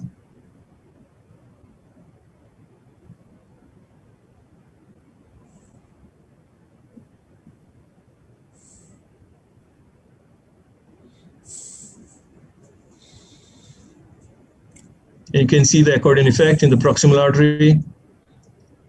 And after that, ballooning was not very easy, but the lesion did crack. I did not upsize the burr, but then delivering stent was very difficult, so had to use buddy wire technique.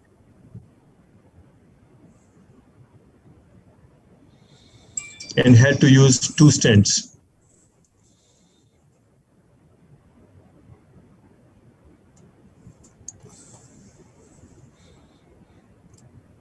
Dr. Samir, in the interest of time, could you please conclude? I will wind up. I'll wind up. So long-term PCI outcomes directly depend on procedural success rate and rigorous follow-up of the patient. Thank you. Thank you very much, Dr. Samir Dani, for this very nice lecture on tortuosity. I've been told that unfortunately, in the interest of time, we cannot have a discussion. But anyway, let me take this opportunity to thank all the speakers who did a wonderful job, my co-chairs, the expert panelists, and thank you, Dr. Dhiman, for organizing a great conference. Thank you, Shruti, for the technical expertise. Thank you all, and we hope to meet you all in person next year. Yeah. Thank you. Thank you, Ronnie, for your excellent moderation. Devobrata, please. Yeah. Thank you, Dr. Matthew, all the speakers, and the chairpersons and the expert panelists. Now we move on to a very important session, a joint session with Singapore Live on calcified lesion. And may I request the chairpersons, Ko Tian Hai, D.S. Gambhir, Samuel Matthew, K.K. Shetty, moderator Dr. Dhiman Kahali, and expert panelist Dr. Aaron Ong, Ching Che Young, Yo Kung Keong, Ho Hee Hwa, Dr. Shanmuga Sundaram, Vijay Bang, Dr. Justin Paul, and of course, I will also join as expert panel. So over to you, Dr. Kahali. Thank you, Dr. Rai, for kindly asking me to moderate the session, and I welcome everybody. This is a very important meeting for us, and we have been in regular touch with our Singaporean friends, and we are very happy to tell that today we have organized a joint session for an hour or so, where all our Singaporean friends will be together and we'll be able to know their latest technology, what they are doing from their great lectures, and we are waiting for their lecture. So without wasting any time, because we are dot on time, we would request Dr. Chin Chi Yang to deliver his lecture on intracoronary imaging parameters favoring atherectomy devices in calcified lesions. So calcified lesions are the Achilles heel, and he will be talking on what will be the imaging devices and how would you go forward to manage these highly calcified lesions. Okay, great. Thanks for that introduction. So I'm just going to go straight ahead and start my talk. So my talk is on how to use intravascular imaging to optimize, atherectomy in calcified lesions. So as we all know, angiography is, limited in some ways and in its assessment of coronary plaque. And in the terms of calcium in particular, angiography detects about 30% of the time calcium within lesions. And by angio, we can, try and grade the severity of calcium, but we cannot tell between the different types of calcium. We cannot tell between the different distributions of calcium, and we cannot tell thickness of calcium. But with intravascular imaging, we see a lot more calcium. We can appreciate more of the time the presence of calcium within our lesions. And up to 73% of the time, if we use OCT, we can detect some form of calcium within lesions. And of course, we can also determine the severity of calcium based on intravascular imaging, be it by IVUS or by OCT. And in terms of calcium type, we can categorize the type of calcium, be it deep calcium, superficial calcium, or nodular calcium. And I'll show some examples of each of these later. But we can categorize these based on imaging. And obviously, we can tell the distribution of calcium, whether it's eccentric or concentric, and we can tell calcium thickness as well on OCT. So we can tell a lot more about calcium, categorize and characterize a lot more about calcium with imaging, as opposed to with angiography alone. So I'm sure most of you will be familiar with images of calcium on intravascular imaging, but just as a refresher for those who are not so familiar, on the left is an IVUS image, an intravascular ultrasound image of a slice of a coronary artery with calcium. And on the right is a co-registered or the similar or the same segment of vessel, which is assessed by OCT. So in IVUS, we see calcium as a hyper-intense, a very bright kind of signal because ultrasound waves are reflected very strongly by calcium. So all the ultrasound waves are reflected by the surface of the calcium. And so the surface of the calcium appears very bright on intravascular ultrasound.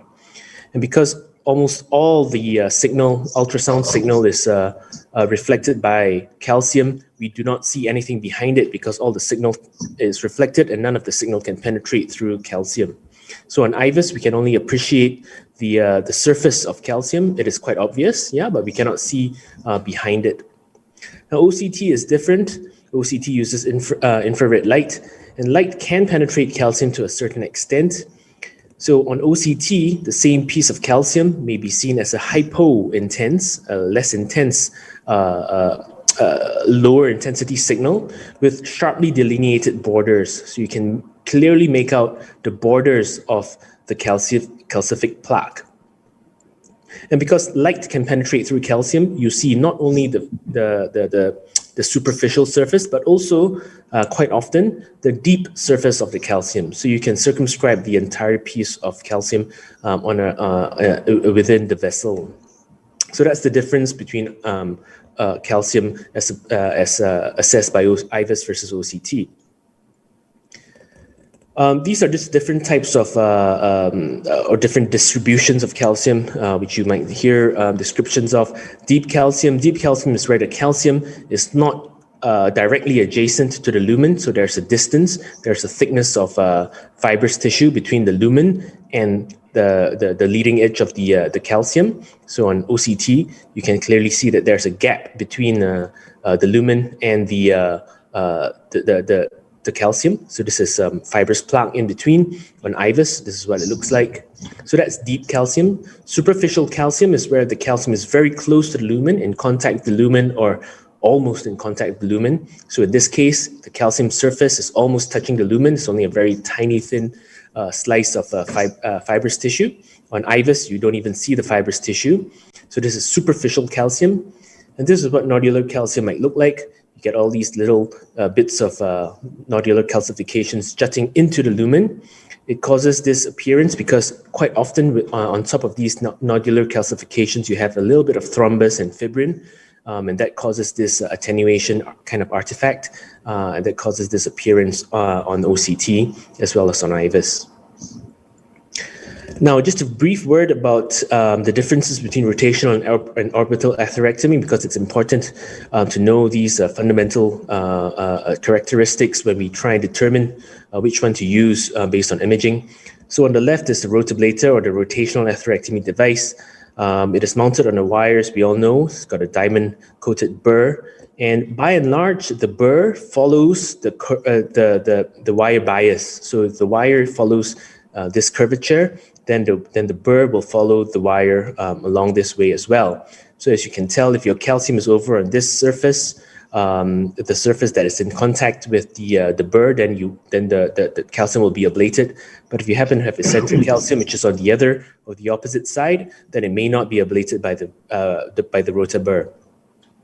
The orbital atherectomy system is slightly different. It works in a more of a centrifugal and oscillatory kind of a way, and in so doing, it theoretically covers or can ablate more of the vessel in a more circumferential way. So as opposed to rota, where it follows just one direction of the wire, with orbital atherectomy, you can theoretically cover more of the more circumferentially around the vessel. The two of them share a similar property, which is when they encounter elastic tissue, such as fibrous tissue or normal tissue, then the burr or the crown will tend to be deflected away. So it does not, or it's not meant to ablate normal tissue, healthy tissue. But when it encounters hard plaque, such as calcium, that's when the burr or the crown will ablate. So when you are faced with a case where there is severe calcification, what is your strategy? Well, I would recommend, if possible, that you try and do imaging first. Now, the reason for doing imaging pre-PCI is to plan your procedure, and you can assess calcium distribution, you can calculate a calcium score, you can determine the right and wrong case for atherectomy, you can plan how to achieve effective atherectomy, and you can select the appropriate burr size if you were to use rotational atherectomy.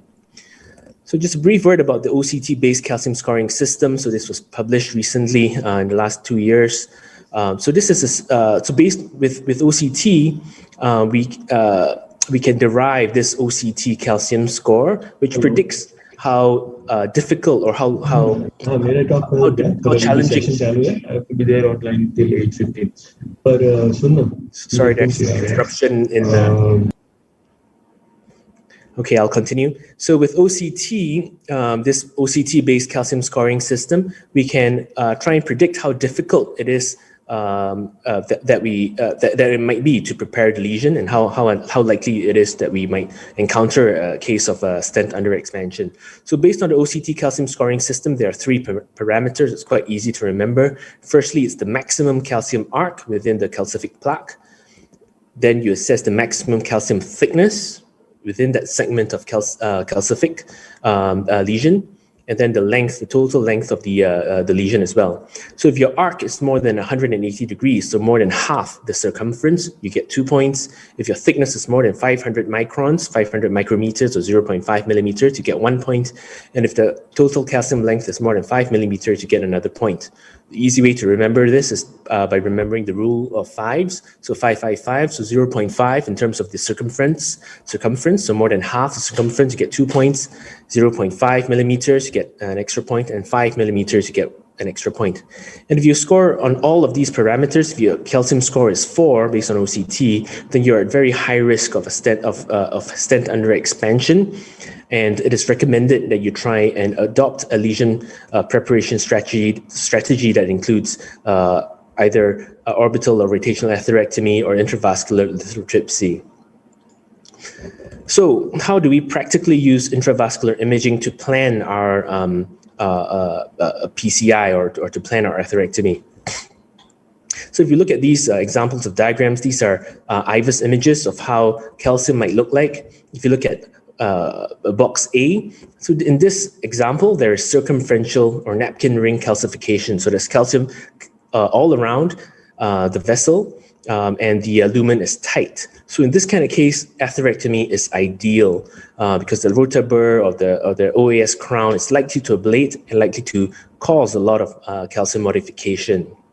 So napkin ring kind of appearance, good for atherectomy. If you look at B, the second box here, we have deep calcium. So if you can appreciate this, there is a gap between the lumen and the calcium. So this is fibrotic tissue. So the calcium is not in contact with the lumen. So if you were to ablate this either by rotational atherectomy or by orbital atherectomy, you need to get through all this fibrous tissue before you can modify the plaque, before you can modify the calcific plaque. So this kind of situation or this kind of plaque is not ideal for atherectomy. So you might want to try balloon angioplasty first. And this is the kind of plaque that you cannot tell on angiography, whether it's deep calcium or superficial calcium. In example C, here we have scattered calcium. So there's calcium kind of all around, but the calcium is not continuous. So as compared to A, where it's napkin ring, where it's a complete concentric calcification, here in C, the calcium is kind of already broken into pieces. So in this kind of situation, a high pressure balloon might still be able to dilate along these cracks that are already present in the calcium. Of course, you can still consider atherectomy as well. And D, eccentric calcium. This is the kind of calcification which is probably most difficult or most challenging for us in real-life PCI. This is the kind of calcification where if you do a balloon angioplasty, you are likely to, instead of modifying or cracking the calcium, you're more likely to cause dissections in the normal part of the vessel opposite to the calcium. And if you do it too aggressively, you might risk perforation. So this kind of situation might be suitable for atherectomy, rotational atherectomy, depending on the wire bias. Chiang, I think probably you need to sum up because you're over time really. All right, okay. I'll try and hurry up. Okay, so atherectomy for eccentric calcium is particularly helpful. If you have circumferential calcification, you can use either burr or crown. If you have eccentric calcification, such as in this case, where the imaging core is only partially in contact with the calcium, you might want to choose a burr, a rotational burr, a rotaburr that is smaller, or if you're using orbital atherectomy, use a slower speed. If you have eccentric calcium where the imaging core is not in contact with the calcium, you might want to use a burr that is bigger. Orbital atherectomy might be useful in this case as well. I'll skip through this one because it's not so useful. So in terms of post atherectomy appearances, so this is this is IVUS appearances post rotablator. So these are reverberations. Reverberations are where you have multiple images or like mirror images of the same structure. And this is a sign that your rotational atherectomy has been successful. Obviously, what you hope to see is cracks, which you can see on IVUS here and on OCT. If you see cracks, then you would hope that your balloon might be able to expand. On post-rota IVUS, so these are imaging segments which are co-registered before at the top row, and post-rota, you can see that after rota, you get this kind of a concave. Sorry, I think you need to sum up. Yeah. All right. Okay. Yeah. So, all right. Okay. So we can have a further discussion later. But so in summary, calcified lesion PCI can be made simpler and safer with adequate pre-procedural planning, adequate appropriate device selection. Intravascular imaging is a very useful tool to assess the severity of calcium and to inform the suitability and strategy for atherectomy. OCT allows assessment of calcium thickness and also allows us to calculate the calcium score. IVUS, on the other hand, is safer, probably, and contrast-free, and allows multiple pullbacks in a single complex case without the fear of contrast-related complications. That's it. Thank you very much. Thanks, Dr. Chin, for your superb, exclusive, excellent lecture. It was true disposition of the subject, and I will ask my co-moderator to have a few words so that we can go to the next session, which will be delivered by Dr. Yeo Kung Kyung regarding tips and tricks in use of IVL device for calcified lesions. So if there thank you, Dr. Kahali, for this joint session with CSI NIC with Sing Life. So it's my pleasure on behalf of my colleagues to ask the next speaker, Dr. Yeo Kung Kyung, to talk on tips and tricks on shock IVL. Yeah, thank you. Thank you very much for the honor of presenting at NIC CSI 2021 with Sing Life. My name is KK Yeo. I'm from the National Heart Centre, Singapore, and I'll be talking about tips and tricks in the use of shockwave for calcified lesions. These are my disclosures. So I think calcium is generally a bad thing for interventionalists. It makes the delivery of stents difficult. Stents may be underexpanded, which in turn gives rise to a high risk of stent thrombosis. Stents may dislodge. And for complex lesions, if there is tortuosity, things get even tougher, as you heard from the previous earlier session. And with that, when balloons are used, there's also a risk of perforation. On the right side of the screen, you see a case of rotor regret where a underexpanded stent has occurred because of calcified disease that was not previously treated. So in general, when dealing with calcified disease, there are some guiding rules that we have. First, we want to anticipate them. We should expect calcium in elderly patients, CKD patients, diabetic patients. And if you see calcium, one should plan on hospital management techniques, such as rotational atherectomy and IVL. In addition, one should also prepare for rescue equipment should complications occur. As you heard from Dr. Chin, we should also consider the use of intravascular imaging to assess the extent of calcification and to optimize results. In general, and this is the matter of philosophy, if you think about it, you probably should do it. And I know one of my colleagues in the audience is laughing away because he probably disagrees with me, but I personally prefer to prepare the lesion than to struggle later. So tip number one, anticipation, be prepared. Expect the calcium in these patients that I listed here, the elderly, the CKD patients and diabetes. Sometimes in the cath lab, when I have a case as an ad hoc, as a case in the hospital with a non-STEMI and they bring the patient down, and I ask, the first thing I ask is how old. If you tell me it's like more than 8 years old, I know that I'll be in for a tough time. Secondly, as I mentioned, image, if unsure, you can use IVUS or OCT depending on patient characteristics and lesion characteristics. And you have heard a very clear and sharp description of how you can choose the two different technologies. Now, tip number two, have a toolbox, and frankly, this is the most important. Have a toolbox and be familiar with it. Rotational atherectomy, the use of special balloons, and here we're going to talk a little bit about the shock wave, and of course, being familiar with the various imaging tools. Now, the shock wave, what is it? This is felt to be a breakthrough in the interventional armamentarium by no less than experts such as Patrick Sorois. And this essentially is a specialized balloon which has emitters, what you can think of as spark plugs that form an arc of, I don't know what to say, between these emitters that then vaporizes ions and causes a rapid expansion of a localized field that essentially exerts 50 atmospheres of pressure. This sonic pressure waves then can break the calcium and shatter them. In this paper that was published simultaneously with TCT 2020, the Disrupt CAD3 study was published and presented at TCT. And in this study, the efficacy of this technology was described. I won't go through the details of this particular paper because that's not the purpose. Instead, I'm going to talk about tip number 3, which is to make sure that you have a correct contrast to saline mix.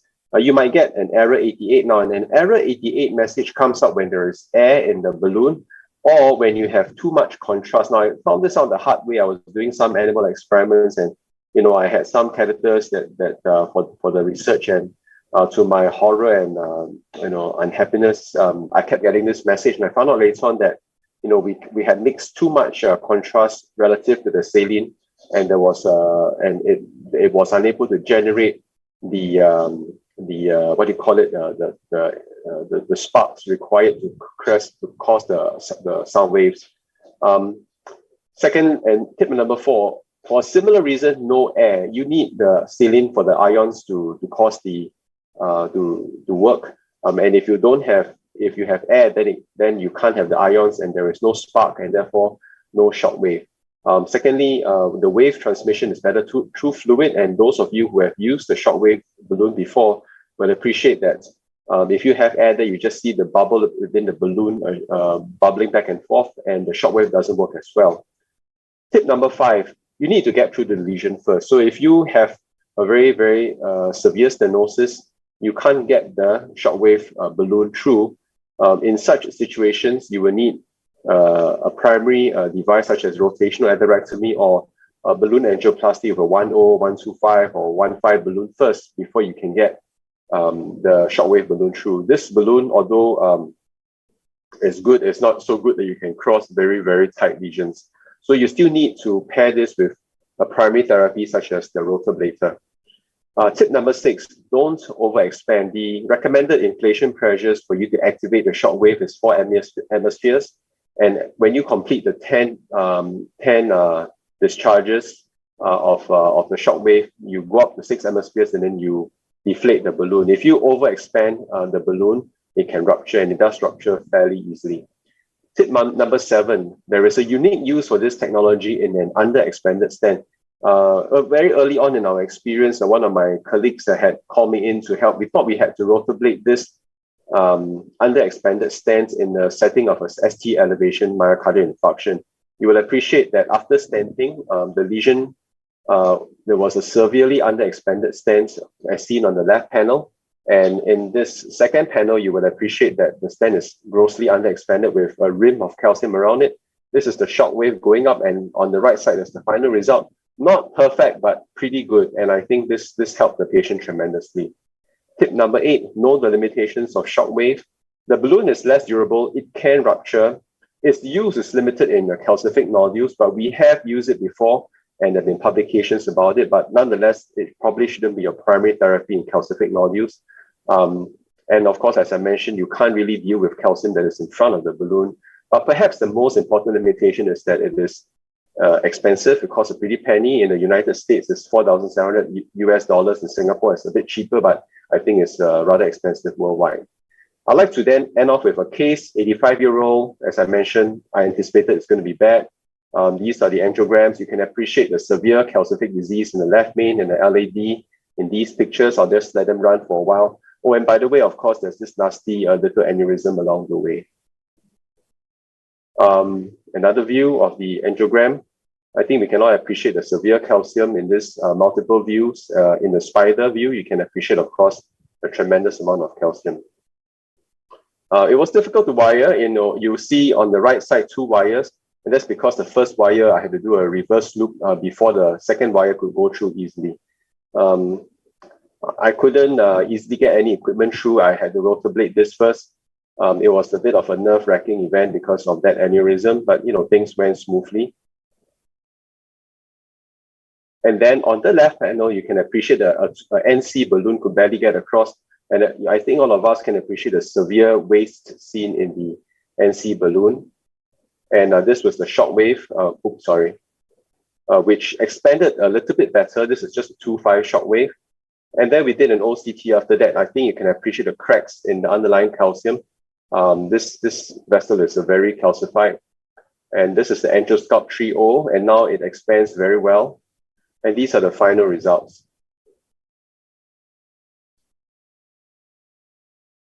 Couldn't do anything about the aneurysm, unfortunately. And OCT, I think you can appreciate that the stent is generally well expanded. There were some areas that probably could be better, but I think given her age 85 and these results, I was pretty happy. So I'd like to summarize by saying that for severely calcific lesions, one should anticipate where they might occur in renal failure patients, elderly patients, diabetic patients. The key tip is to have a familiar toolbox, and in my toolbox, I have the rotational atherectomy, IVUS, and shockwave, sometimes OCT. The Disrupt CAD3 study showed that the IVL shockwave is an effective and safe tool in the management of calcific CAD, and I think in appropriately selected patients, shockwave intravascular lithotripsy is a very useful tool. And with that, thank you very much. Thank you, KK. Dr. Kali, you'd like to invite your other speakers? Thank you very much, both the speakers. You have done an excellent job. Last lecture was also brilliant, like the previous one. And you have exposed the subject as it is, and it's a beautiful exposition. Now, also, you have shown a beautiful case, how to do IVL, and you have given tips and tricks that go to 4 atmospheric pressure, deliver the pulses, get adequate results, and then if required, you can go up to 6 atmospheric pressure. But you should remember that initially we should not go to that high atmospheric pressure. Really excellent. Your OCT images were superb. IVUS images were superb.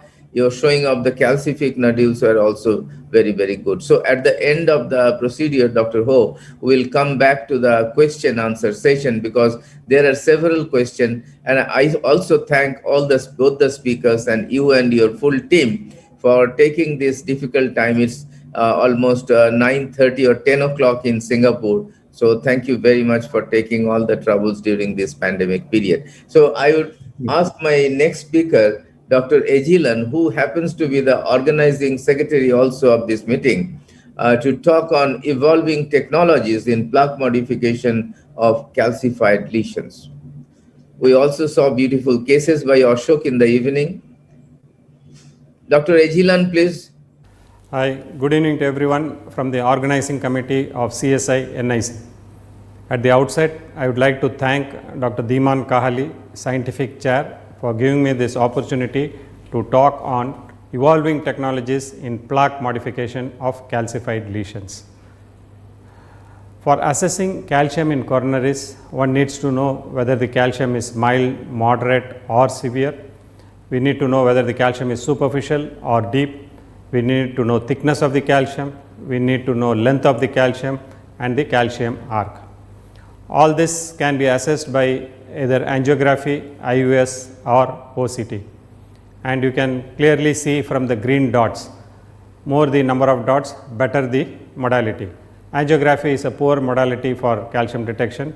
IVUS and OCT are the best, and among the two, OCT scores over IVUS in many places. Now, what are the calcium debulking devices we have?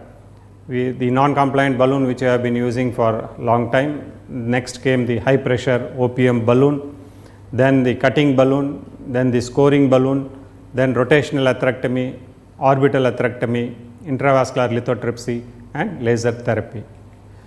These are the various devices available to deal with calcium in a heavily calcified coronary artery. Now, let us see the high pressure OPN NC balloon. It is an ultra high pressure plaque modification device. It is made up of double layer for double power. This gives increased tensile strength, and that is why we are able to go up to 40 atmospheres. It has a low crossing profile. At the tip it is 0.016 and at the mid shaft of the balloon it is 0.026. The folding technology is unique. In smaller vessels it has a dual fold, and in larger vessels it has a triple fold. And you have two platinum markers even in the smallest 1.5 millimeter balloon. This device comes in diameters of 1.5 to 4.5 in increments of 0.5 millimeters. The balloon length is 10, 15 and 20. It requires a specialized inflation device which can go up to 50 atmospheres. Conventional NC balloons at high pressure causes dog moaning. This dog moaning causes dissection and perforation, which can lead to neointimal injury. OPN is at a pressure of 40 atmospheres has a linear compliance and causes no dog moaning. Therefore, lesser amounts of dissection and perforations are seen. Next came the cutting balloons. The cutting balloon is basically a non-compliant balloon made of nylon material. It is predictable and gives consistent dilatation, and the blades securely fix in the atheroma, thereby the balloon does not slip. It comes in diameters of 2 to 4 millimeter with 0.25 mm increments. Lengths are 6, 10 and 15 millimeters. The nominal pressure is 6 and the rated burst pressure is 12 atmospheres. Basically, there are 3 or 4 microblades mounted horizontally on the surface of the NC balloon. 0.25 millimeter is the height of the blade projecting from the balloon. 3 blades are there for 2 to 3.25 diameter balloons and 4 blades for 3.5 to 4 millimeter balloons. This blade is unique in the sense it has 5 times sharper activity than the conventional blades. The cutting mechanism of cutting balloon is also different from the usual NC balloon. When you dilate with an NC balloon, the entire balloon surface comes in contact with the vessel and causes extensive arterial wall damage. It causes multiple dissections of the intima. It rips the intima also, the media also. It causes intramural hematoma and completely disrupts the endothelial layer. Whereas if you see the cutting balloon, injury is localized only to the place of the scoring site where the blade cuts. Only the intima is cut, even the media is not touched, the intimo-media junction is intact and the endothelial layer also is intact except at the scoring site. Previously, Boston Scientific had the flextome cutting balloon. The problem was delivery to the site of the lesion. Now they have come out with the Wolverine cutting balloon to improve the deliverability of the balloon. It comes in the same sizes of 6, 10 and 15. It has improved shaft and balloon flexibility. It has improved tip flexibility. It is 5 French compatible and it has a lower mid balloon profile. The changes made in the athyrotome of the Wolverine are, it has a reduced non-functional blade height. You can see compared to the flextome, the height of the blade is less, and similarly there is a reduced cast pad height. So both the reduction in the cast pad height and the functional blade has made the Wolverine more deliverable to the lesion site. In spite of having cutting balloons, the crossing profile being high, it was not usable in all the lesions. It was difficulty in delivery and perforations were higher. In a randomized control trial, it did not show to be better than the NC balloon. So you needed further balloons which can be taken to the lesion site, and thus came the scoring balloons. Angiosculp is basically a non-compliant balloon with 3 nitinol wires wounded around it. This leads to minimal slipping, better dilatation and safer dilatation, in the sense dissections are lesser when you do with the scoring balloon. You also have a Scoreflex balloon which is also similar, but here you have only 2 wires around the balloon. One is O11 and the other is a O14. The O14 is similar to a buddy wire technique and the O11 wire is integrated with the balloon. Then came rotational atherectomy.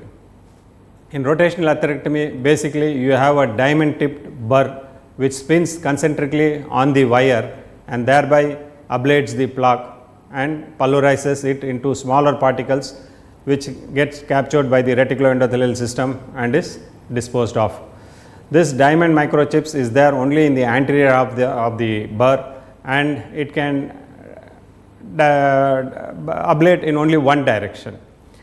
The additional advantage with this atherectomy of rotablation is it acts only on the fibrotic and calcific plaque. It does not do anything to the soft tissue. Elastic tissue is left off. It moves away from the burr. So that is advantage. But however, the rotablator system consists of a burr advancer with which you advance the burr. It contains a foot pedal and a dynaglide switch. So basically you have to work with your hand on the burr advancer to advance the burr, and with your foot you have to operate both the foot pedal and dynaglide switch. So it requires better hand and foot coordination, and the device setup is also cumbersome. It takes time to set up the device and the learning curve also is steep. Now to overcome all this, they then introduce the orbital atherectomy. It is easily set up and can be used. The control of device is in the operating field, that is everything to operate is by your hand. There is nothing to be done with your foot, so coordination is lesser required here. It is done over a O12 guide wire known as the Viper wire, unlike the rotablation wire which is 009, more flimsy, and this is compatible with 6 French guiding catheter, unlike a rotablator which depending on the burst size might require 7 or even 8 French guiding catheters. This orbital atherectomy has an elliptical orbital motion. It oscillates in an orbital path driven by the centrifugal force, and it has bidirectional forward and backward ablation, unlike rotablation which is only one direction forward. When you increase the speed, there is increased centrifugal force. The greater centrifugal force leads to larger orbital diameter. So, a single burr of 1.25 can be used for any sized vessel. And similarly, like in rotational atherectomy, here also the mechanism is that you have differential orbital sanding. The crown will only sand the hard component of the plaque, and the soft component will move away from the crown during ablation. So, the basic difference between these two design of rotablator and Diamond 360 is the rotablator profile is 0.3, whereas the Diamond is 5 millimeter. So, it has a little larger profile than the rotablator profile. The rotablator has front cutting mechanism, whereas the Diamond has circumferential cutting mechanism. The lumen gain with rotablation is 1.25 to 2.5, but whereas with Diamond 360 it is 1.25 to 1.84, a little lesser than rotablation. And if you see the particle debris released by this ablation techniques, with rotablation it is 5 to 10 micron, but whereas with Diamond back it is only as small as less than 2 microns. So, thus if you see the difference between these two atherectomy devices, in rotablation you have differential cutting, orbital you have differential sanding. The rotablation has 1.25 to 2.5 burrs, whereas your orbital atherectomy has a single 1.25 burr.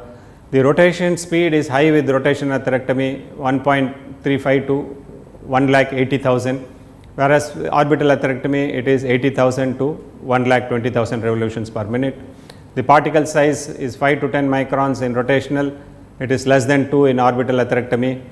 Temporary pacemaker is more required with rotational atherectomy, especially if you are doing a RCA or a dominant circ or a LAD with a large septal, whereas pacemaker requirement is lesser in the orbital atherectomy.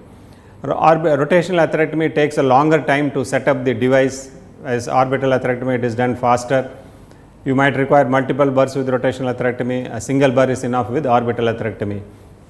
Patients sometimes become hemodynamically unstable with rotational atherectomy because of slow flow and no flow, whereas in orbital atherectomy it is rare. Now, coming to lithoplasty, we have 30 years of experience of using ultrasound waves to break stones in the kidney.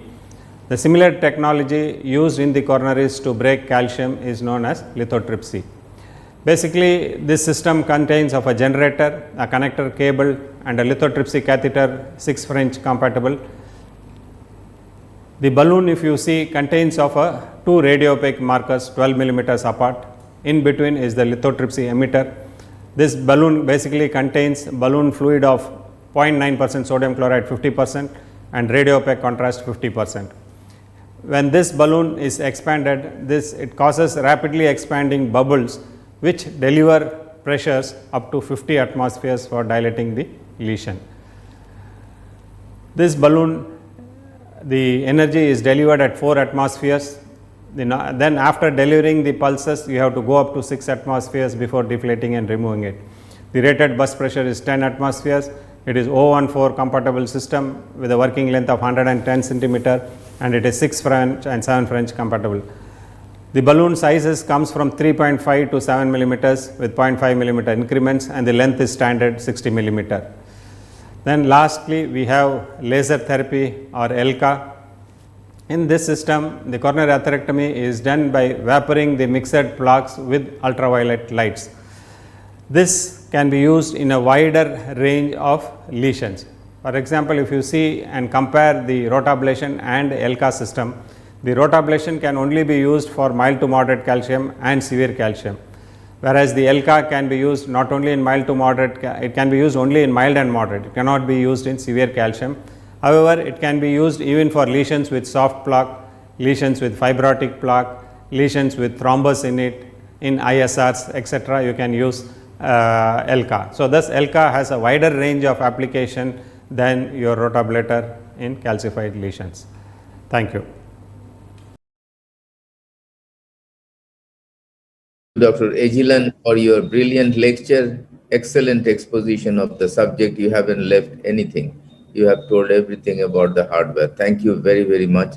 And without wasting any time, because we'll have to go for the question answer session, I would request my good friend, Professor Rajesh Vijayvargiya, to deliver his lecture on a very important subject, contemporary approach to heavily calcified coronary lesion. Rajesh, please.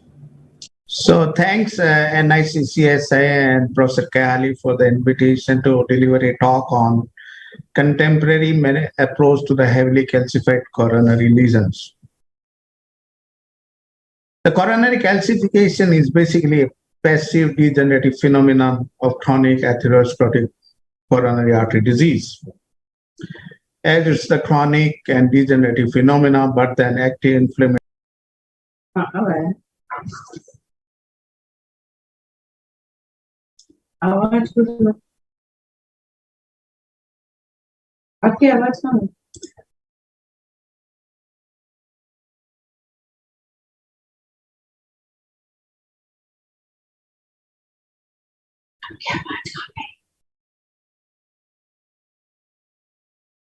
So thanks NIC, CSI and Professor Kali for the invitation to deliver a talk on contemporary approach to the heavily calcified coronary lesions. The coronary calcification is basically a passive degenerative phenomenon of chronic atherosclerotic coronary artery disease. As it's the chronic and degenerative phenomena, but then active inflammation is also been observed, especially in the patient with diabetes, metabolic syndrome, and chronic kidney disease. And this active inflammation is characterized by ulcerated plaque, coronary microcalcification, and calcified nodules. Coronary calcification is specifically the heavily one is more frequent in those with the age more than 70 years. PCI is most challenging in them, and the acute and the long-term outcome are adversely affected. During PCI, this lesion require a problem during preparation and also the balloon dilatation. And there is a difficulty in exchanging various balloon catheter across the lesion. It also needs the adequate backup support and adequate bed preparation prior to stenting. The index 2 cases has shown the AL1 guide to have extra support and the guideline to treat the calcified right coronary artery lesion.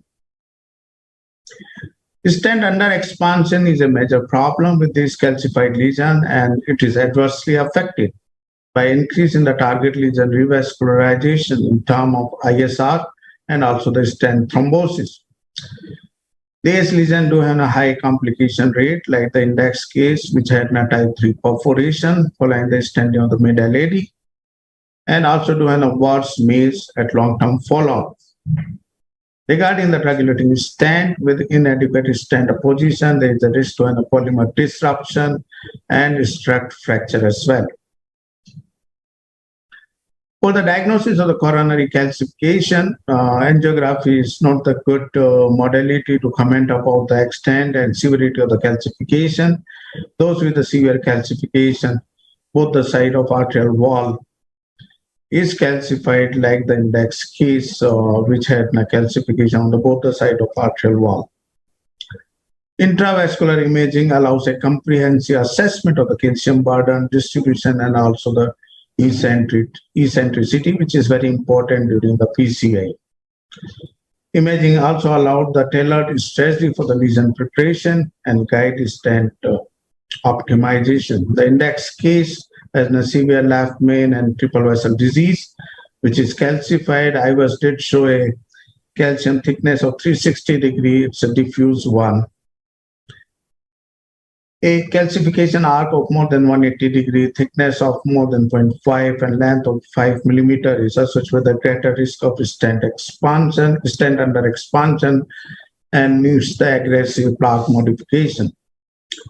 Regarding the difference between the OCT and the IVUS, OCT do have an advantage of accurate definition and quantification of the calcific plaque, It can very well delineate the luminal and abluminal border of the calcification, which is not possible with the IVUS, especially the abluminal surface.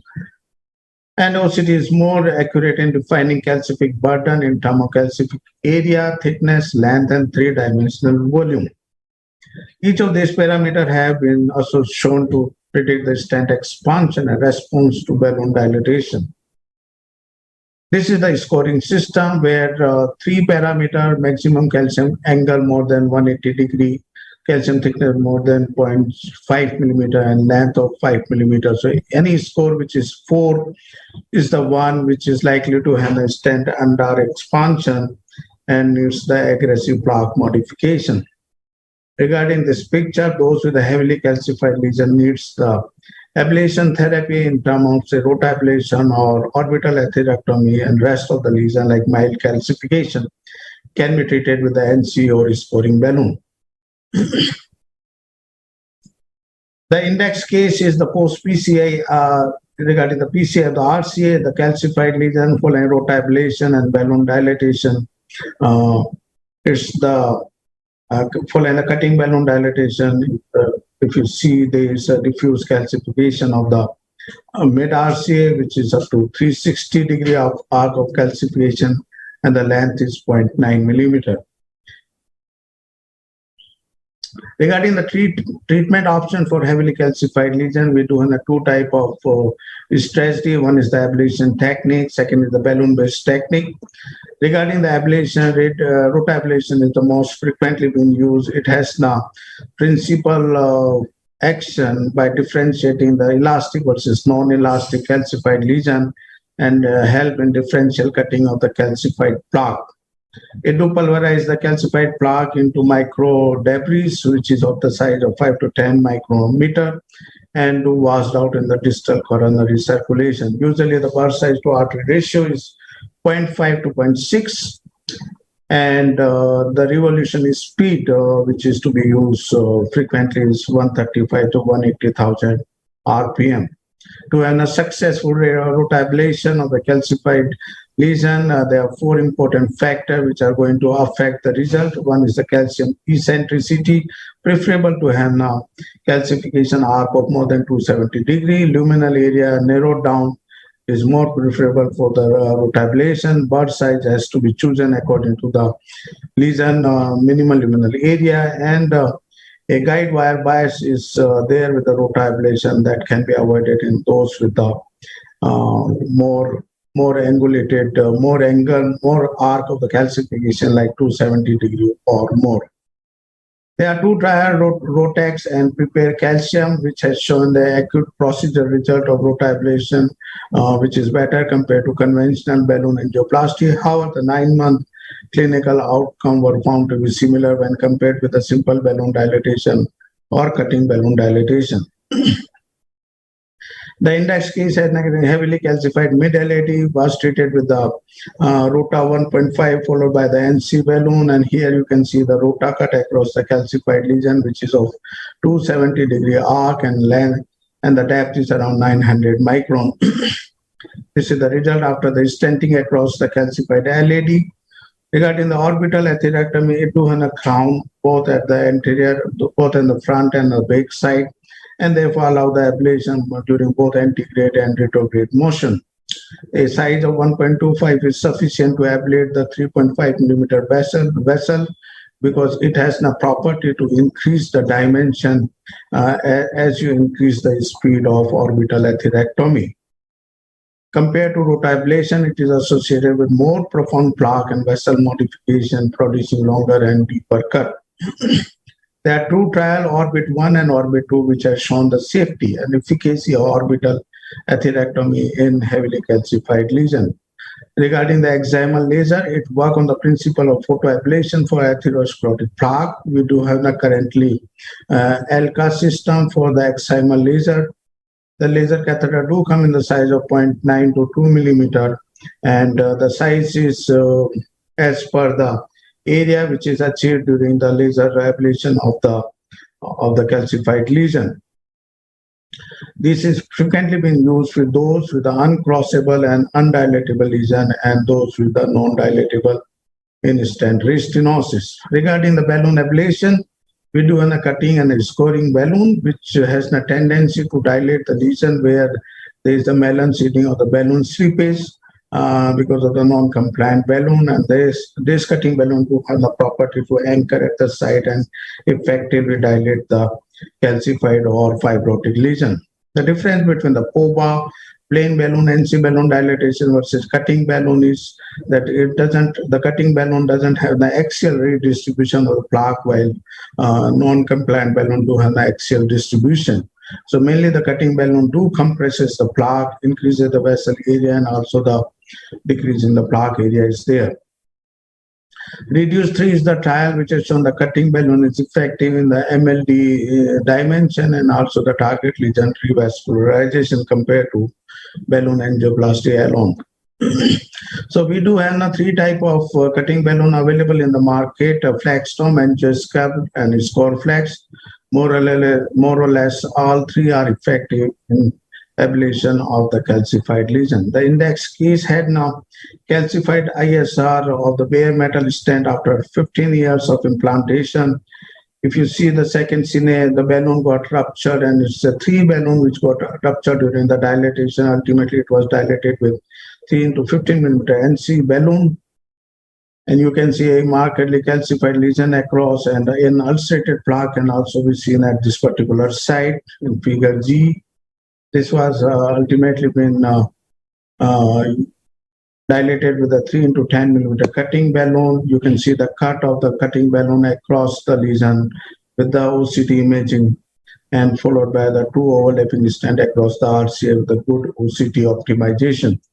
Regarding the OPN balloon, it's the non-compliant balloon with a twin layer and allow the inflation up to the very high pressure, 35 to 40 atmosphere, and it's effective in the undilatable lesion and undilatable under-expanded stent when other options have failed, and it's been considered the last resort for heavily calcified lesion prior to stenting. The index case, the osteal LCX disease, as the rotablation, cutting balloon, followed by NC balloon dilatation and the stenting. If you see the osteal LCX, which is somewhat underdilated stent, IVS did show the area of 2.77. Ultimately, it's the OPN balloon dilatation, which resulted into improvement in the MLF to 4.15 millimeter square. Regarding the IVL therapy, it's the pulsatile mechanical energy delivered along the length of semi-compliant balloon, available with a shockwave company. The energy interact with the atherosclerotic plaque, causing vibration that crack and fracture the calcified component in the superficial and deep layer. We do have a 3 trial, Disrupt CAD 1, 2, and 3, which has shown the safety and efficacy of IVL therapy in treating severely calcified coronary lesion. The index case had a left main to LED stenting following the use of the IVL therapy. You see, this is the OCT run following the IVL therapy. The calcification fracture can be very well visualized, and this is the post-PCA optimization with the OCT. So at the end, the PCA of highly calcified lesion is highly technically challenging and has a complexity.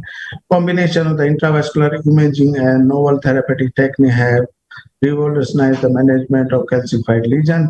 Imaging allowed to select the most appropriate technology to prepare the calcified bed prior to stenting. A moderate calcification can be treated with a balloon-based technique and also the lithoplasty balloon, while those with a heavily calcified lesion, more aggressive lesion preparation is required with the ablation technique, either rotablation or orbital atherectomy, and to be supplemented with the balloon-based technique to have an optimal result. Thanks for the kind attention. Thanks, Rajesh, for your brilliant lecture and also showing brilliant cases. Thank you very much. You dealt well how you deal with the calcium. I asked my Singaporean friends to give a few comments. And can I have a question to Dr. Chin, that how do you tackle a calcific nodule, rota or orbital or IVL? Which will be your choice? Yeah, thanks for that question. I think calcified nodules are very difficult to treat by virtue of the fact that they are eccentric and not just eccentric, but usually quite difficult to crack. So I think my suggestion would be that if from imaging or from your assessment, that the wire bias is favorable for rotational atherectomy. So if the wire takes a path that goes past or touches or comes into contact with the calcified nodule, then rotational atherectomy probably gives you the best bang for the buck, because the rotational atherectomy will come into contact with the calcified nodule and ablate it. Sometimes if the imaging catheter doesn't come, shows that the wire bias is not favorable, so that the wire is away from the calcified nodule, then doing rotational atherectomy will be quite useless. Intravascular lithotripsy, I've heard some people say that that is quite favorable for calcified nodules because you can ablate, almost 360, not ablate, but you can deliver the shocks in an almost 360 degrees fashion. So you are almost certain to hit the calcified nodule. But from my experience, it's not been so effective in causing cracks or causing any modification in the calcified nodule. So calcified nodules are very difficult, and I don't think there's one perfect therapy for it at the moment. Maybe I can ask Aaron. Aaron Wong is one of our panelists. Do you have any other special techniques to treat calcified nodules, Aaron? Oh, to be honest, it depends on, like Chian said, it's very difficult to treat. For me, there is no perfect solution. Even if you ablate it, you're not going to ablate all the calcium. So for me, if I see a eccentric calcium, I would just stent it, and hopefully that it will create enough lumen for a good outcome. Yeah. Mm-hmm. What about left main? If you have severely calcified left main, and you cannot balloon it, Dr. Ho Hee Hua? Yes, Prof. Go. Yeah, I think for very calcified left main, I think we obviously we try to do an imaging. And we just done a live case last week on a very calcified left main to LAD, and we used the orbital as well as the lithotripsy. I think for calcified nodules, I think it's very difficult. I think I would think you use a combination of a big burr rotablation plus lithotripsy, or you use a combination of orbital plus lithotripsy. And I think the idea is when you stent it, you also don't aim for perfection, because if you aim for perfection, you may get perforation. So I think these are some of the principles, I think, in order to treat the calcified nodule. Valid comments, yeah. So, any more comments? KK, you have some experience with orbital atherectomy. I think Sir, we don't use orbital here. Our all experience with rota, we frequently use rota. And also we use IVL frequently. We are having IVL for the last 1.5 years or so. And it's available. Only problem is it's much more costlier than rota. And sometimes we have to go for rotatripsy. As Ashok said, a good friend of mine has shown a case just this afternoon. Very beautiful case. It was highly calcium loaded and there was no space to go, especially the difference between rota and IVL. If there is no space, it's a very tight lesion. We should not go first for the tripsy. We should go for the rota, have some passage, and then go for the IVL balloon. So he has shown a beautiful case, and we haven't got the orbital atherectomy. I think 1 or 2 centers are having it, but majority of the centers in India are not having orbital atherectomy.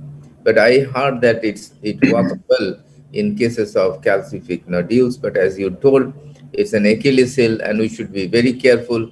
We should not go to perfection, and in the process we can rupture the artery. And there are a few incidences of rupture also with the IVL balloon. And, though theoretically they tell that the incidence of rupture is very low, it's low, but it's not very low, I think. Has there been any complications or ruptures of the balloons? Not really. We could manage it by intervention only, by covered stent and by holding the inflated balloon for 10 minutes into twice. So we could do it, we could manage it. Fortunately, we didn't have to, transfer the patient for surgery. What is your experience regarding the complications of IVF? CK, you want to comment? Yeah, actually, we don't have, as you say, the IVL is very safe. We don't really have much in terms of complications. I think the only thing that is nasty is that sometimes if you don't de-air the balloon adequately, then some air might escape. But otherwise, it's a very safe technology. I think in the patients. And they're going to have a new material as coating, which will further reduce the complications. I think they will be coming both to India and Singapore very soon, maybe within a month or two, that they are changing the coating of the balloon, and that will make it very safer, more safer than it is now. So 1,500 attendees have been watching this session for the last 2 hours. At present, I think it's 900 something. So thank you very much for joining, because it's 10:30 over there, I hope, or 11 o'clock almost. So thank you, Dr. Ko. And I would prefer to have some concluding remarks from you, because Geoffrey Popma is waiting now. So, and we would invite you to be with us if possible for the next 2 or 3 sessions, if it is not very difficult. Thank you. And please give your valuable comments too, so we can see Dr. Popma. Hello, greetings from NIC CSI, Dr. Popma. And we had a very exciting session on calcified lesion with our Singaporean friends. We have been talking and, regularly to have our joint session. And it's great of them that during this pandemic, they have made it possible. And thank you, sir, for your excellent remarks, for your excellent collaboration with us. Thank you. So on behalf of NIC CSI, Dr. Devobrata Rai, Dr. Hoko, he has to go to Hall B, and because of some commitment over there. So I thank everybody from Singapore, Dr. Ko Tian Hai, Dr. Aaron Yang, Dr. Chin Chi Yang, Yu Kung Kyong, Hu Hi Hua, and also Dr. Dr. Chin Chi Yang. So we thank all of you, and Dr. Kung Kyong, for your excellent deliberations, for excellent comments. These are very well taken, and you have shown that you are doing the same, kind of work, same level of work as it occurs in US or in European countries. I really thank all of you, my heartfelt gratitude and my thanks, and I hope that on 22nd and 23rd of January, we'll join Sing Live, and we'll have soon a program, so that and hope that we can meet physically also. But next year, I'm sure we'll be meeting physically anywhere in, probably it will be in Hyderabad. And thank you very much again. And I want just a minute of concluding remarks from Dr. Ko. Thank you very much, Dr. Kahali, and on behalf of my Sing Live team and speakers and panelists and all of you for giving us this opportunity to reach out to CSI NIC. It's been a great session. Hope that all of you had enjoyed our talks with you, and I hope to see you all next year at our Sing Live, especially with the CSI NIC session. Thank you all, and have a good We really enjoyed it. I also thank all the speakers, Dr. Ejilan, Dr. Vijay Burgi, everybody for their excellent speech. Thank you very, very much, sir. And I hope that next year we'll be able to meet physically. Thank you, and your whole team. Thank you very, very much. Thank you, sir. Thank you. Thank you. So now I would invite our very good friend, Dr. Geoffrey. I would request all of you to be with us if possible and give your valuable comments, sir. And I would invite Dr. Geoffrey Popma, and before that, I would invite the chairperson, Dr. Shantanu Guho, Dr. Ajit Desai from Mumbai, Dr. Sengotavelu, my good friend, to chair the session. And I would request Dr. Geoffrey Popma to start his speech on controversies in complex PCI. Very important subject. So thank you very much for giving the lecture, sir. Well, listen, thanks for the great invitations. Greeting from Boston. It's earlier in the morning here, about noonish or so here in the United States. And what a great session I just had from Singapore. I was able to tie into the last part of it, and it will be important for some of the comments I'll make. I'm just going to take about 10 or 12 minutes or so and roll through some of our concepts about the controversies in coronary intervention. And I've picked really 4 topics to talk about very briefly. And we'll start off with those complex PCI patients and describing where we're focused within our group about trying to address new solutions. You've heard about many of these already, particularly calcification. I'll come back to that. But the bifurcations, the CTOs, the left main, the diffuse multivessel disease is still a problem and needs technology solutions. But when we move from the lesions to the patients, we really have come a long way with our understanding of patients who are at high bleeding risk and the important trade-off between anticoagulation and stent design that we've learned over the last many years. So I think one of the things to just emphasize is that we've focused on the technology to try to develop a stent that's specifically designed to reduce thrombus formation in the vessel. And as you know, we have a cobalt chromium alloy shell, but with a platinum iridium core within the Onyx stent that has a circular shape different than the others, Synergy and Xience on the right side of the screen, is formed as a single wire band in a sinusoidal form and is helical and then ultimately is laser fused. And we believe that has less thrombus formation and better laminar flow within the vessel. So we did a couple of studies. And these studies are to evaluate patients who are at high bleeding risk and to understand in these complex patients who were included, whether or not we could provide reduced 1 month dual antiplatelet therapy and come out with good results. And these trials, large randomized trial with the Resolute Onyx global study, that the patients were included had lots of reasons for having high bleeding risk. And that they were also of risk for complexity. They had long stents, they had long lesions, a lot of acute coronary syndromes, a lot of STEMIs. So they were certainly at risk for bleeding. The patients were certainly at risk with complex disease to have thrombosis. And what we found really was that we had very, very good results, very acceptable results with the Onyx stent, and thus relating to the CE mark now for a 1 month DAPT in these complex lesions. And then we followed that very briefly with a study in the United States as a single arm registry and basically showed the same thing. In complex lesions, CTOs, long stents, acute coronary syndromes, which is a little different than the other DAPT studies, we were able to have good, excellent results. Well, that's not all we can do with this stent design. With this stent design as is, we can actually expand it further. So we have a very large expansion range from 2.0 to 3.5 and from 2.5 to nearly 6. So that when one is constructed with a bifurcation lesion or left main lesion, the design of the stent allows there to be expansion without deformation. And that's really a very, very important part.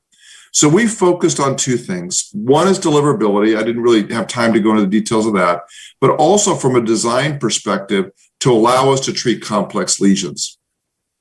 But I don't think we're going to stop there within our program. We're going to focus on other things. We're thinking about drug-coated balloons, certainly for ISR, but also potentially for patients with multivessel disease. And our Prevail catheter, as you know, which was evaluated by Azim Latib, builds on the Euphora platform, which is a very deliverable DCB, uses paclitaxel with the excipient that is the same as on our impact balloon for the periphery, very effective at delivering paclitaxel to the vessel wall, and then as a rapid exchange catheter with radial and femoral access. And in this PREVAIL study that Dr. Latim reported at EuroPCR, 50 patients, late lumen losses that were phenomenally low.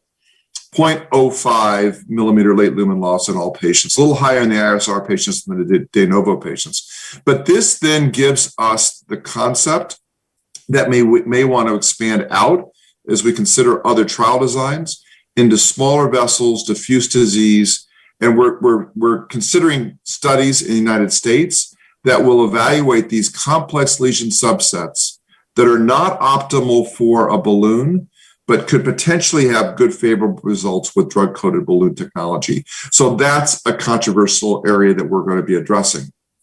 You heard some great discussions on atherectomy, and I'll tell you, I unfortunately I've been out of practice now for about 9 months, and I have to say that I missed my atherectomy devices. You know, rotational atherectomy and orbitable, and just starting to use shockwave.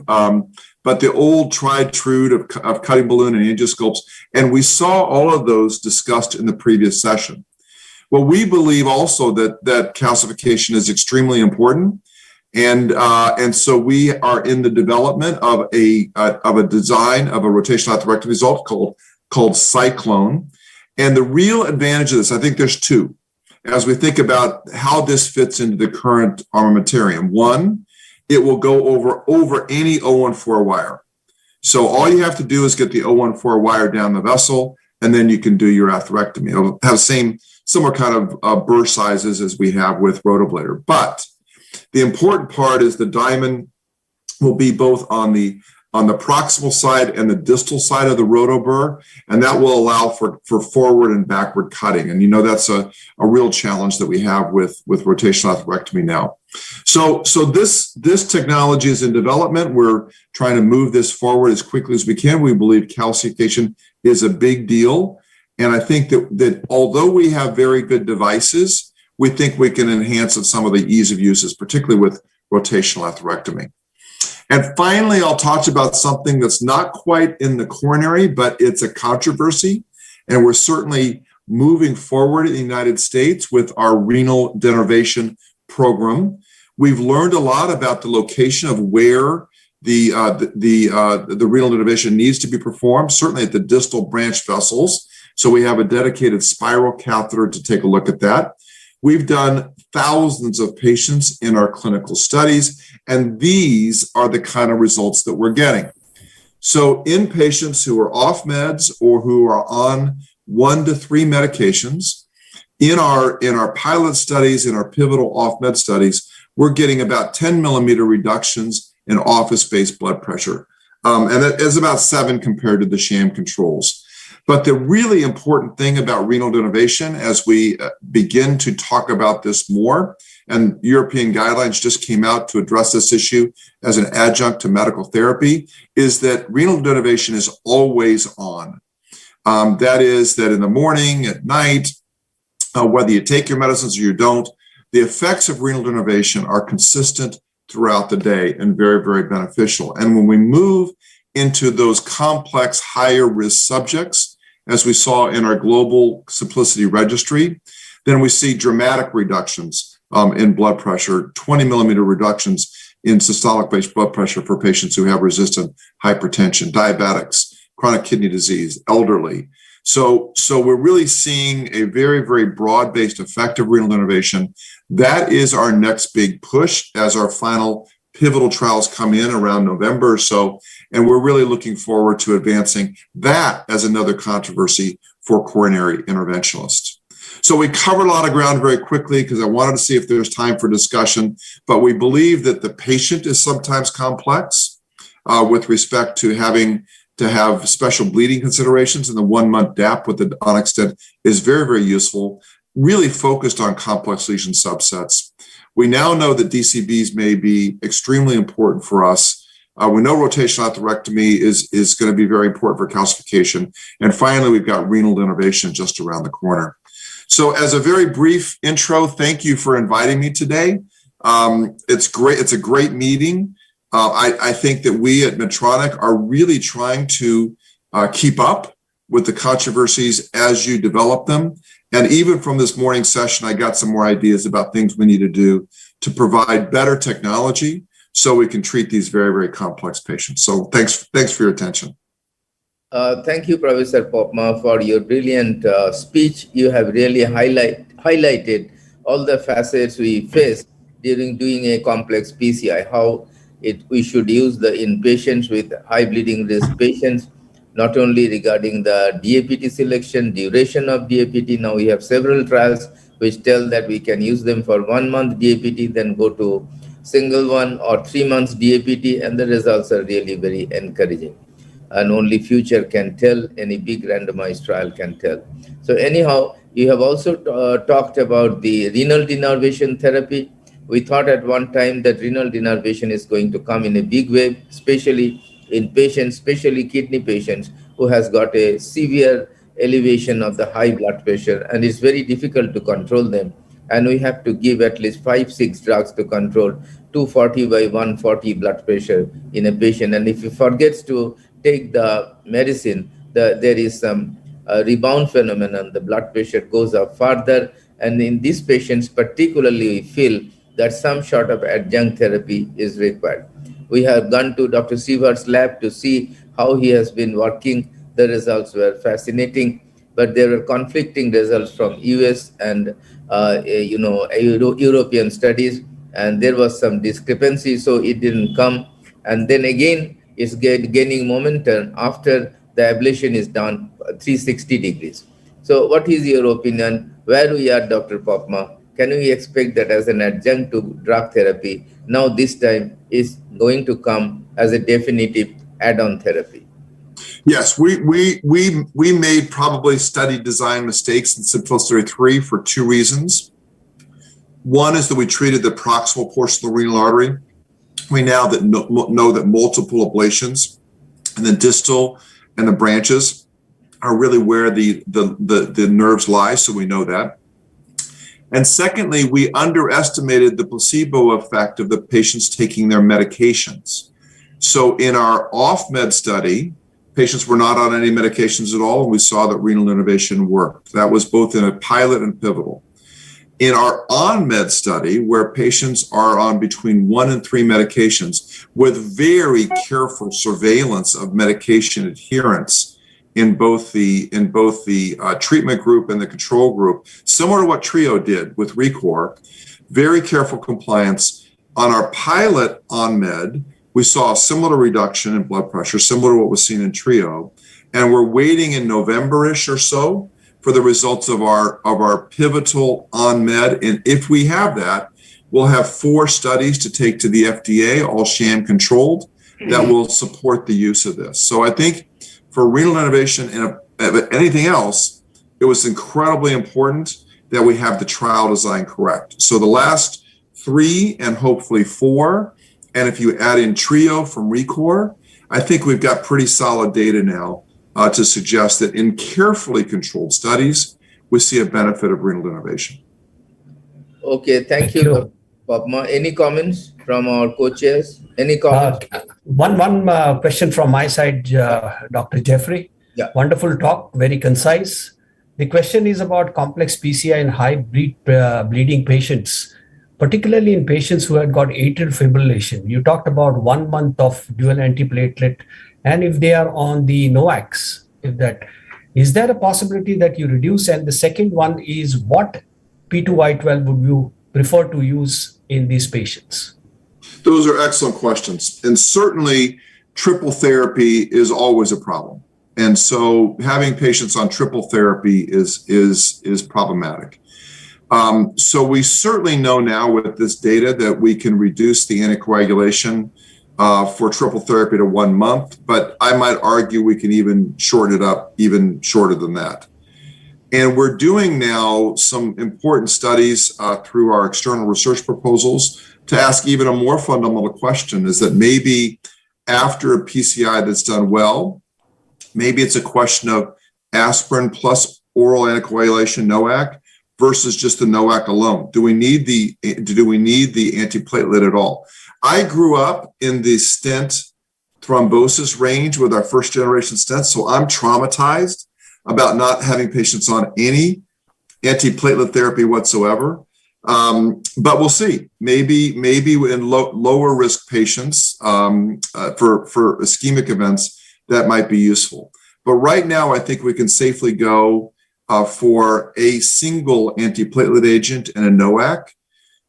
Which one is also controversial. Sometimes in practice, I think if the patient has stomach upset with aspirin, then maybe clopidogrel would be a better drug. I don't think I would use the prasugrel or any of the other novel P2Y12 inhibitors. Probably just with clopidogrel.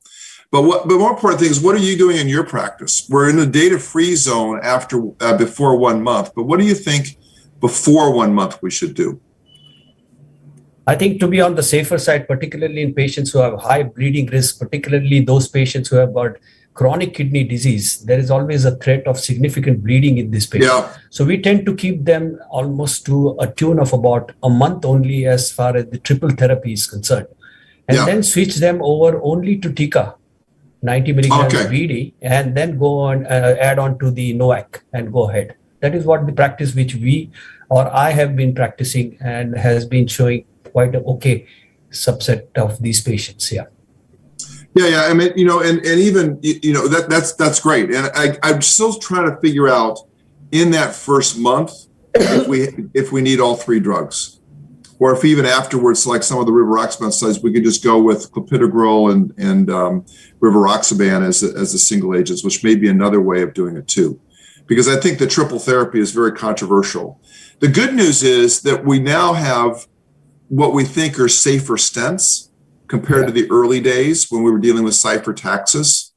And, the design that we have really done with Onyx, but others too, really promotes the fact that if we have good apposition by the incredible OCT work that I saw earlier in the session, that if we have good apposition, that we're safe to really back off in the anticoagulation. I think you're exactly right. Absolutely. Thank you, Dr. Geoffrey Popma. Sorry, Ajit, because thank you. NIC data presentation. So the organizers are telling that we have to wrap up the session. Thank you very, very much, Dr. Geoffrey Popma. Thanks, Ajit Desai. Thank Dr. Sengotovelu. Any comments? Congratulations for an excellent meeting. I think we have a good faculty and a fantastic program. Congratulations to you. Absolutely. Yeah, it's great. Wonderful.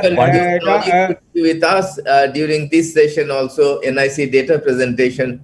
You are very valuable members. I am sorry, Sengotovelu, I couldn't see you. Otherwise, I would have Dr. Diman, I think it is time for us to get along. I see Mohan is telling that we should go for data presentation. We have already 6 minutes lost, and you better confine to about 20 minutes so that we have some meaningful discussion. There is a recorded session, so that, it's a 30 minutes recorded session. So, and it is already given. So I would ask Dr. P.S. Banerjee along with Dr. Mohanan Mrinal Kanti Das, our immediate past president, and Dr. Devobroto Rai, General Secretary. And also I would ask my good friend Sengotovelu and Dr. Ajit Desai to be with us during the data presentation. Thank you very much.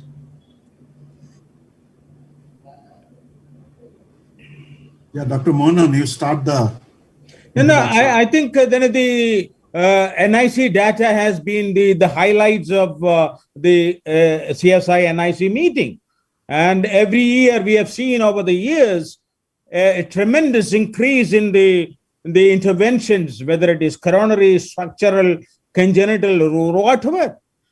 Of course, the pandemic has sort of ditched our intervention scenario, but it will be very interesting. And Diman and his group has been wonderful in analyzing and collecting the data this year also. So let us go and get them, see them, and then analyze them. Thank you. Over to Diman. Yeah, it is recorded one, I don't know why Shruti. Good evening, ladies and gentlemen. Good evening, international faculty members. Good evening, ladies and gentlemen. Good evening, international faculty members. Good evening, national faculties, and good evening, everybody present in today's meeting.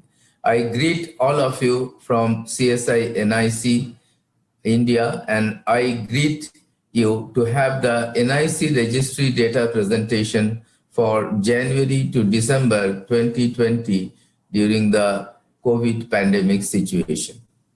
Now, first of all, coming to the myocardial infarction, incidence of MI in India in 2020 was estimated around 24 lakhs, and the number of MI reported to hospitals around 12 lakhs.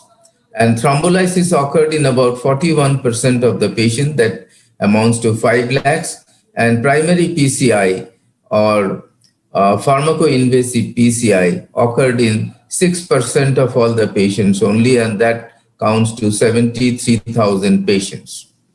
Now, coming to percentage fall in total procedures, we know there was a global fall in the number of procedures world over, and it was estimated around 30% roughly. Increase in symptoms of hospital reaching time in primary PCI, no increase, very little, 7%. Majority of the patients, at 60% of the patient, majority of the patients were too late to go to the hospital and report about their chest pain or illness.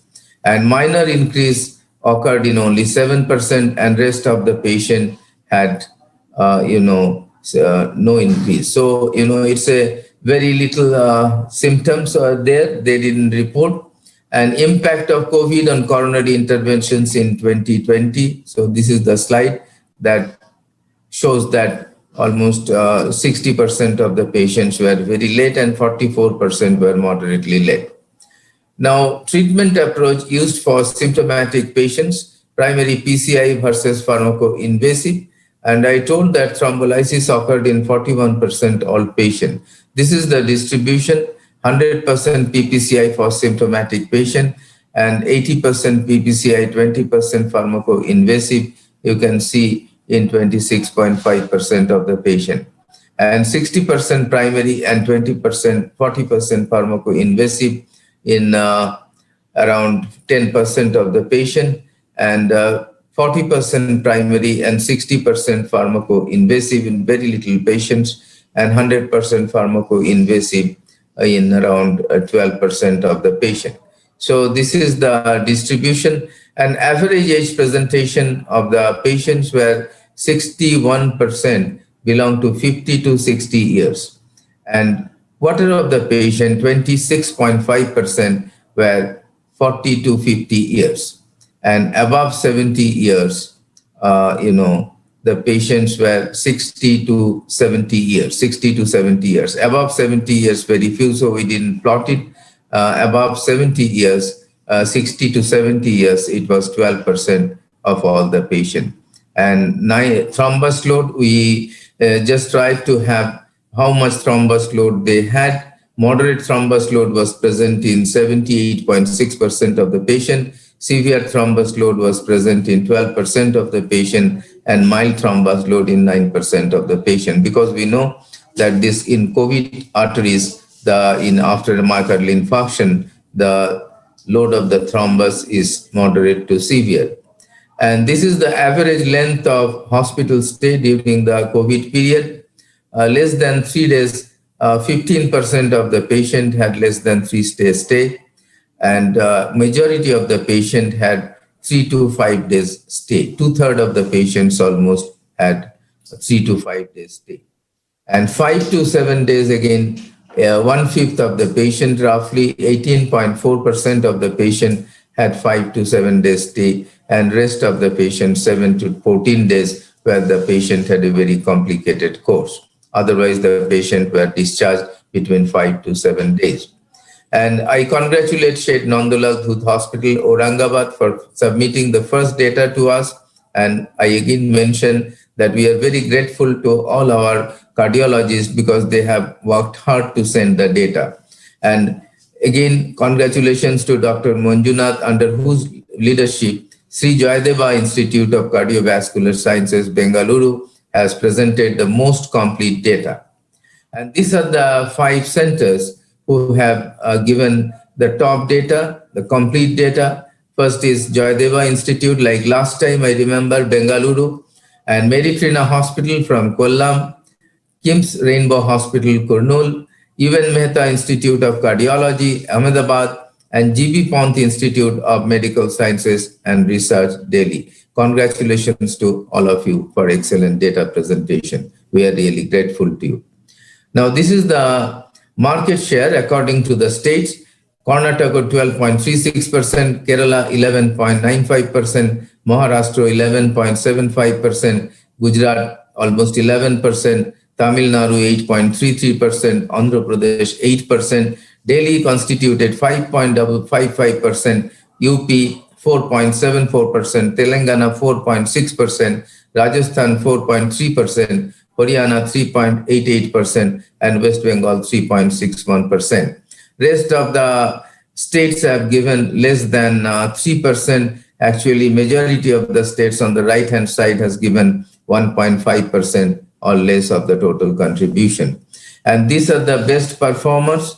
In Andhra Pradesh, KIMS Rainbow Hospital Kurnool, Assam Hayat Hospital Guwahati, Bihar Indira Gandhi Institute of Medical Sciences, Chhattisgarh Apollo Hospital Bilaspur, New Delhi GV Pant Institute of Medical Sciences and Research Delhi again, Goa Medical College and Hospital Panaji, Gujarat UN Mehta Institute of Cardiology and Research Center Ahmedabad, Haryana Medanto the Medicity Gurgaon, and Himachal Pradesh Indira Gandhi Medical College Shimla, Jammu and Kashmir Sudan Heart Center, Jharkhand Tata Main Hospital Jamshedpur, Karnataka Sri Jayadeva Institute again heading the list.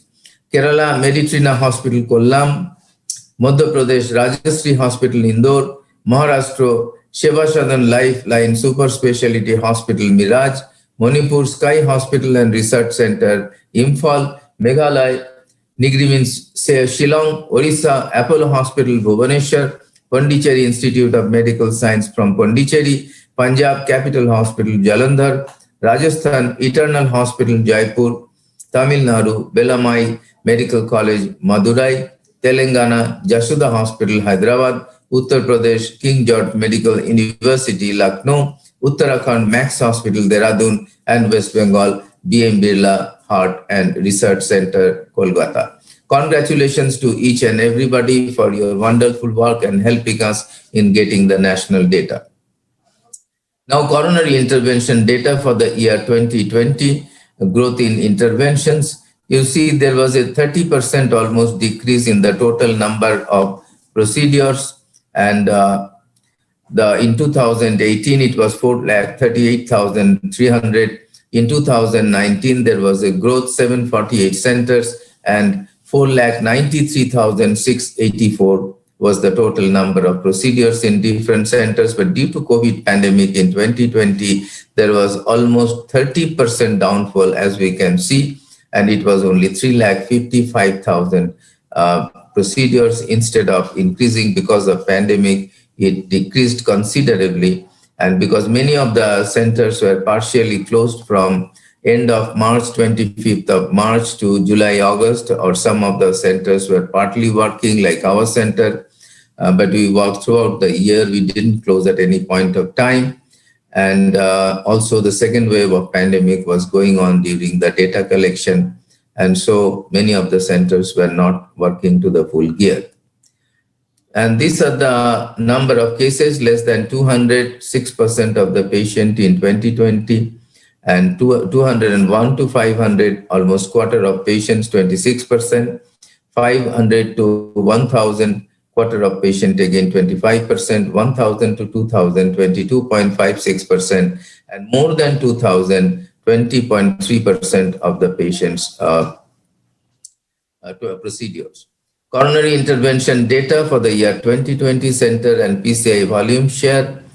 You can see this chart, and you can see the percentage. I am not going to detail it because of lack of time. Coronary intervention data for the year 2020, growth data based on the age group, less than 40 years, it was 13%, little increase than previous years, and more than 70 years, it is almost same, 16.59%, same as 2018. And you can see the age distribution, it's almost equal in these last 3 years.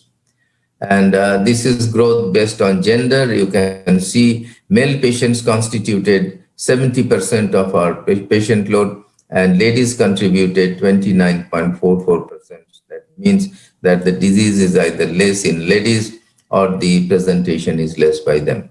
Coronary intervention data for the year 2020, source of funding for PCI. You can see that own funding was 32% in 2020 against 38% in 2018. Government funding increased to 48%, 0.93% against 55.15% last year, and private insurance 18.93% against 14.5% last year.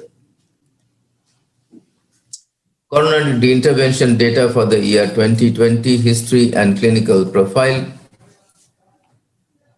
The PCI prior to non-cardiac procedure, 2% only, prior heart failure in 15% of the patient, prior MI in quarter of the patient, 22.22%, family history of premature coronary artery disease, 3.5% of the patient, and dyslipidemia in 5.46% of the patient, diabetes 26.83%. So majority of the patients had diabetes or hypertension. In 18% of the patients, the hypertension was present.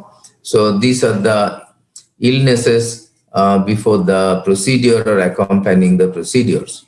And this is the data for the year 2020. What were the indications for PCI? So chronic stable angina was the indication where the patient was symptomatic, 15% of the patient group, unstable angina in 22% of the patient, cardiogenic shock was present in 3.5%, rescue PCI was done in 5.5% of the patient, and post-MI, the contribution was maximum 26.83%. And primary PCI was done in 18% of the total procedures. So we found that in all the MI patients, 6% of the patients that constitute 73,000 patients had primary PCI, and among the volume of PCI, primary PCI constituted 18% of the patients. Now, single vessel disease contributed 70% of the patient, multi-vessel disease 30%. It's little more than previous years, especially in comparison to 2018. The incidence of multi-vessel procedures increased substantially from 24% to 30%, 6% increase during last 2-3 years. LMCA, not that much, 2.65%, because in our country, we go mainly for bypass surgery in cases of left main. But of course, the incidence of or the numbers of left main stenting are gradually increasing, and we are doing more of imaging procedures in those cases. Graft angioplasty only in 0.96% of the patient, maybe because of pandemic, because last year the incidence of 3.11%, and this year it was exactly like 2018, where it was 1.01%. Now, vessel distribution, LAD constituted the maximum. Half of patients had LAD lesion in 2020. RCA, 31.65%. Left circumflex, 21.3%. Left main coronary artery, 2.65%. And graft cases, 0.96% of all the procedures. Now, bifurcation PCI constituted 6.24% of the patient, but it is around 15% internationally. So our bifurcation PCI was little less than the international standard. Same thing happened with CTO procedures. CTO, the incidence was 4.95%. It decreased a little from last year, maybe because of pandemic, but globally it occurs in 10% of the procedures approximately. In-stent restenosis PCI, 2.52% of all the procedure. Retrograde PCI, very few, but still 0.58% of the patient had this procedure. And osteal lesions, osteal LAD, osteal RCA, or osteal left main, 9.34% of the patient had procedures for osteal lesions. Now, POBA only in 2.66% of the patient. Use of GP2B3A use, which has come down substantially globally, was less than 1/5 of the patient. So only those who needed it, who had large thrombus, only they had use of GP2B3A use, and we got the data across the whole country that it was the, same thing all over the country, that less use of GP to be 3A use. Bivalirudin was used in very less number of patients, 1% approximately. Angio-seal-like devices, again, only in 2.35%, little more than the last year. But the use of microcatheters has increased substantially. It is 4.31% of all the procedure. That means almost all the CTO lesions, 5% we saw, we had used microcatheters in the dealing with the CTO lesions. Rotablator again was used is only 1.13%. I think it should be a little more. It is used much more frequently abroad because many of them have calcified arteries. But however, in our country, the use of rotablator is very less. Recently, IVL has come. IVL data shows that very few procedures has been done all over the country. So I didn't produce the data. It is much less than 1%. IVAS 3.09%. It is a little better than 2019, but less than 2018. And FFR was used only in 1.87%, maybe because of cost, because all these procedures in Indian currency, FFR cost around 40 to 50,000 rupees in many of the private centers. IVAS also cost like that. So maybe for financial reasons, less of imaging and less of physiology were used in assessing the anatomical lesions. Globally, in many countries now, of course, IVAS and OCT are used much more, but unfortunately in India, the incidence is much less, again, because of financial reasons. But in Europe, our good friend and legend and on bifurcation, Dr. Ferenc was telling on that day, in his practice, he uses 15% of the cases imaging either IVAS or OCT. So that is the standard more or less in European countries, but many of the centers in Europe are also going for much bigger numbers of imaging techniques. Yeah, however, there is discrepancy between the global incidence of imaging and in our country, and we can see that IVAS only in 3.09% of cases and OCT in much less number of cases. Coronary intervention data for the year 2020, interventions in acute MI, percentage of total interventions, you can see 73,000 patients. It's almost same as last year, but little more than the previous year. And 20.55% had total interventions, but primary PCI, as we showed, was done in that number of patients. And these are coronary intervention data for the year, total stents and DES trends. Practically all the stents were DES 98.3% like last 2 years, and it was no different from other countries. This was the distribution among the different companies. Abbott Vascular is again first with 22.52% of market share, a little drop than the last year. Shahjahan Medical has done 19.48%, closely going to near to Abbott Vascular. Third, Translumina with 15% of market share. Concept Medical has improved substantially, and from last year, I think it was 4 to 5%. They have come to 10.2% and overtaking Medtronic and Boston, other two giant multinationals, with Medtronic share being 10%, and Boston Scientific 8.67%. Merrill contributed 6.8% of all the stents, and other stents like Relicis, Nano, and these stents contributed to, some other smaller companies contributed to 7.12% of the total number of stents. Now, this is the death figure. It occurred in 1.23% in 2020 against 1.48 in 2018 and 1.51 in 2019. Death in primary PCI was little more, 2.74%. I think it's within acceptable limit. Last 2 years also, it was almost same. Now, emergency CABG occurred only in 1.67% of the patient, little more than last time, maybe because of late presentation. In hospital QMI 1.19%, acute renal failure in 1.5% of the patient, major bleeding occurred in 0.5% of the patient, and acute thrombosis in 1% of the patient, and repeat target vessel revascularization in 1.57% of the patient. The use of different molecules were like this: SC inhibitors in 1/3 of the patient, ARBs again in 25% of the patient, aspirin 70% plus patient, beta blockers 51% of the patient, and lipid lowering agents were used in almost all the patients. 2/3 of the patient got adequate dosage, and non-statins were also used in 5% of the patient. Clopidogrel was used in 1/3 of the patient.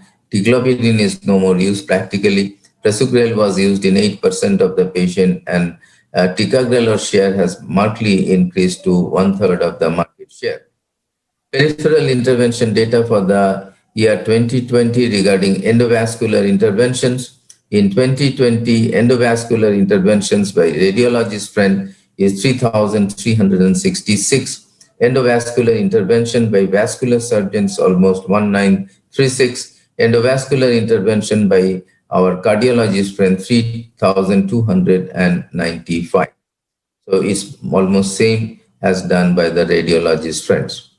And this is the peripheral data. Renal in 1,000 patients is just 50% what was done in 2019. Maybe because of pandemic, maybe also because the indications for renal artery angioplasty has come down. Now only we do critical cases or with history of pulmonary edema. So in these few indications we do renal angioplasty. That might be another cause of reduction to 50% reduction in the number of renal angioplasty in our country. Carotid intervention was done again in 50% of the patient in comparison to 2019, and peripheral intervention was again down, almost 40% down to 5,600 as opposed to 9,300 in 2019. And these are the non-coronary intervention data for the year 2020. Valve intervention, PTMC 8,345 in 2018, and this year it is much less to 2,466. PVBD 454 as opposed to 1,237 last year, so significant drop in this field. AVBD 340 patients, 340 procedures. TVBD tricuspid valve 21 procedures as against 115 procedures last year, and the total number has come down to 3,281 against 10,860. So almost 2/3 drops in the total number as opposed to coronary intervention, where it came down by 30% only. In the pandemic. We see that valvular interventions were affected more according to the data which we received. Non-coronary intervention data for the year 2020: valve implantation, aortic Edwards valve, transapical route 48 patients, aortic transfemoral route 136, aortic core valve implantation 115, pulmonary percutaneous valve replacement 23, percutaneous mitral valve repair only in 16 patients. And these are non-coronary intervention for the year 2020 in structural heart intervention. PDA device closure 1186. It was again much less, 25% in comparison to 2019. Maybe because of the pandemic, from many of the cath labs, we didn't get the full data this year. ASD device closure was again severely dropped to 1745 against 6,300 last year. VSD device closure was also very less, 413 against 1,444 last year. And some of the VSD closures were post-MI. It was 43, just 50% less than the last year data. And these are the pediatric intervention data for the year 2020. BAS 194 this year, AVBD 101, PVBD 166, coarctation dilatation 91 cases as opposed to almost 200 last year, pulmonary valve perforation 15 as against 44 last year, PDS stenting 212 against 239. So these are the different features of other pediatric interventions. ASD 1344 against 5,000 almost last year, so much decrease. VSD muscular 281 against 770 last year. VSD perimembranous 190 against 956 last year. VSD residual 296 last year, and it was 41 only this year. PDA 1200 against 3,422, so almost 1/3 was the number, 2/3 drop. RSOV sinus of Valsalva's 38 only last year against 666 in 2019. So there was a significant reduction in the total number of cases in this field. Only BT shunt was done in 13 patients against 8, and large collaterals 99 against 173 in 2019, and it was little more in 2018, it was 236.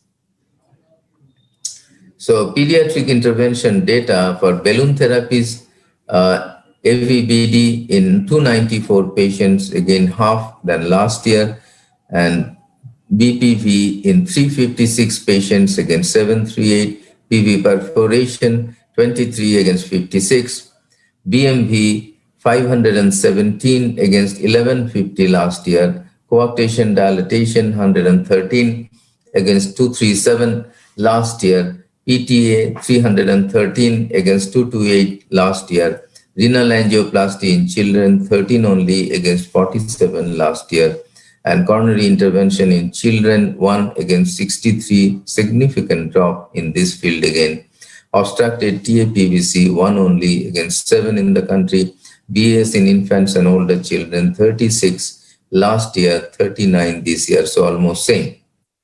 These are the data for pacemaker implantation. The Eastern India contributed more number of pacemakers than other parts of India. We don't know whether any geographical factor is responsible for this, but single chamber pacemaker total number 6,324. Here it is again more than 50% drop during COVID pandemic. Dual chamber pacemaker 8,966 this year against 13,579 in 2019. CRTP 510 against 960, almost 50% drop. CRTD 832 against 1432. Epicardial pacemaker were very few, 63 against 208 in 2019. Epicardial LV lead implantation 84 against 120, and lead extraction was done in 187 patients against 295 in 2019. Now, the NIC registry, the challenges due to COVID, many of the cath labs were partially operational or non-operational most of the time in 2020. So there was a lot of difficulty in collecting the data, and no data available at root level. Very few cath labs have clinical software system to maintain data on daily basis. Responsibility ownership issue in cath labs due to changes in head of departments. It is natural, and multiple operators also. And so these are a few suggestions from our side that if possible, computerization of data collection in cath lab so that we can load the data on a daily or weekly basis, monthly or quarterly data collection instead of yearly. This will help in further analysis of data over the procedures, and agreement to be done between NIC chairman, CSI NIC, and vendor who collects the data to create centralized portal, which already we have got in our CSI website, and for data collection for monthly or quarterly data collection. And all of us will be involved in the process so that it becomes a little easier because there are many cath labs where the computerized system is not there, and so they cannot load the exact data, and they have tried their level best. So I thanks all of them for helping us. And on behalf of NIC and CSI, I'd like to thank all the interventional cardiologists most respectfully and humbly for working hard for the data submission. And please accept my heartfelt gratitude and thanks to all of you for your excellent cooperation and help to us. And with their hard work over the years, NIC registry is now one of the India's largest data registry. I also, on behalf of NIC CSI, thank Mr. Saket Singh from JVS Group for helping in the smooth functioning of NIC registry. So last of all, I thank you all for your kind attention. Jai Hind.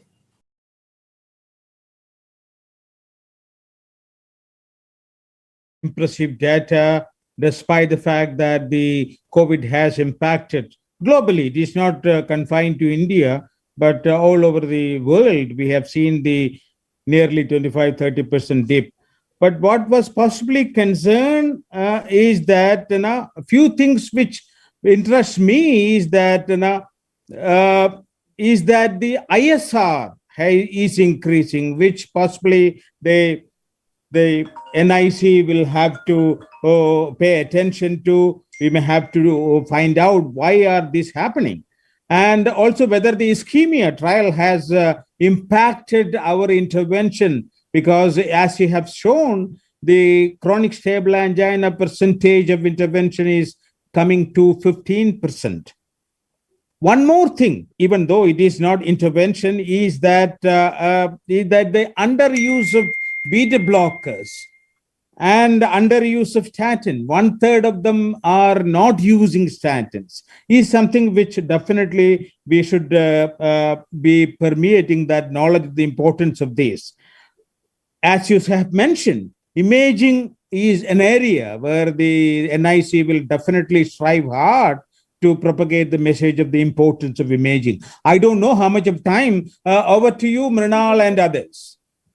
Yeah, the video is not being streamed. The host has not allowed that.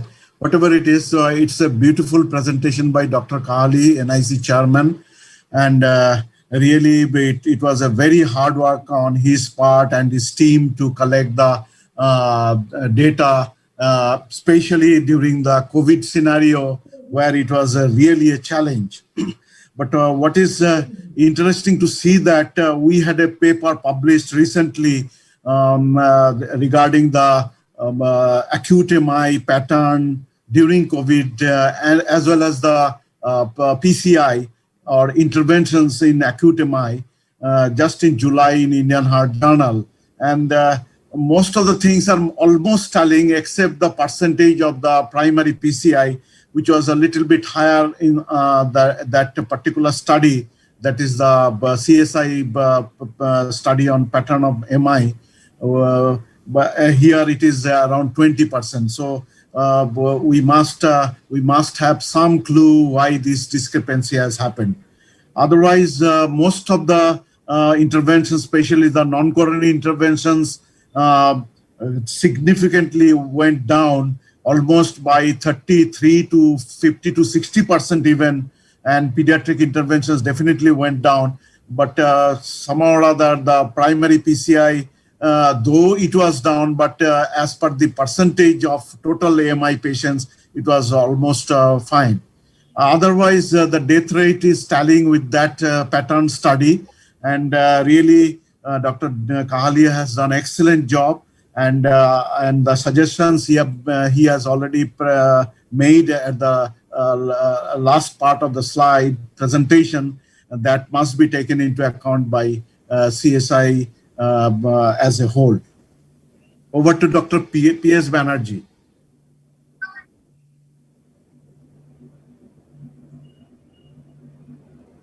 Is Dr. Banerjee is not there, then Dr. Debabrata Rai?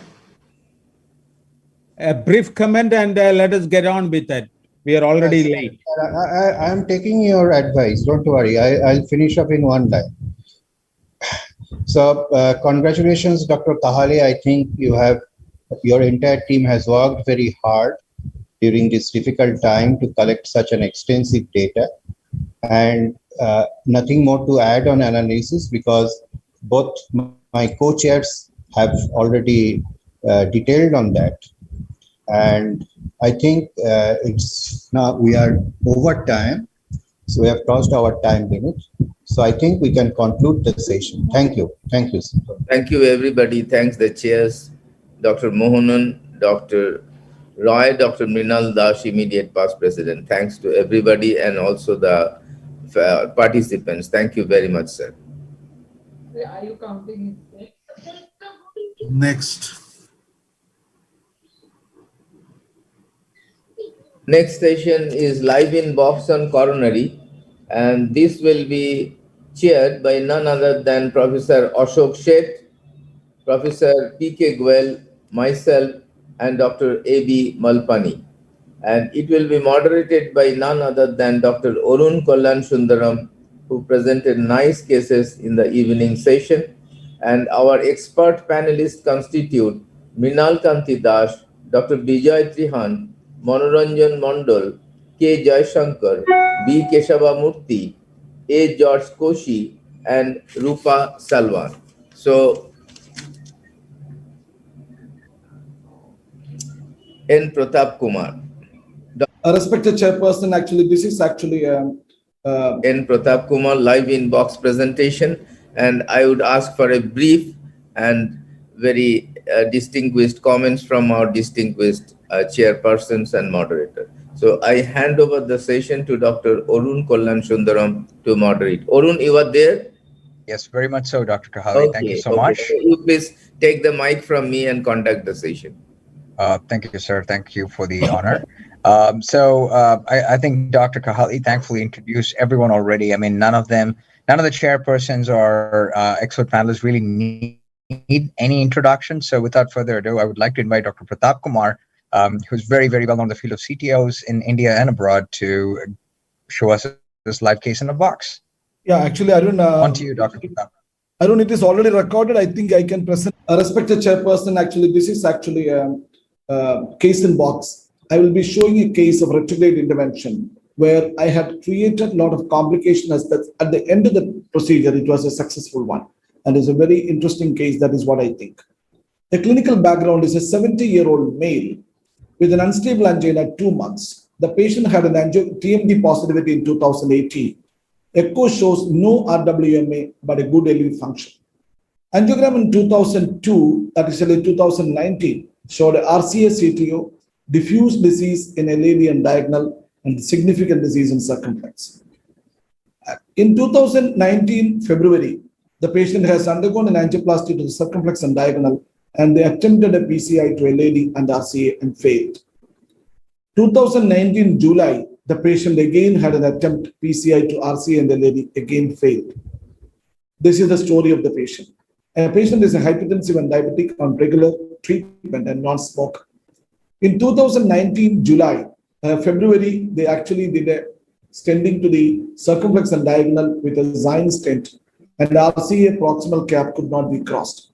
In 2019, July, the RCA CTO could not be crossed either by retrograde or antegrade, but LAD lesion was crossed by a cyan black and a microcatheter, namely Caravel, or fine cross could not be crossed, and the rota wire could not be crossed without the help of a microcatheter.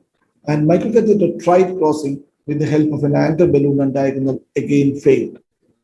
So the only crossed in the closing July 4 LAD lesion. This is the angiogram. With this angiogram, I started the procedure after 2 weeks of attempt.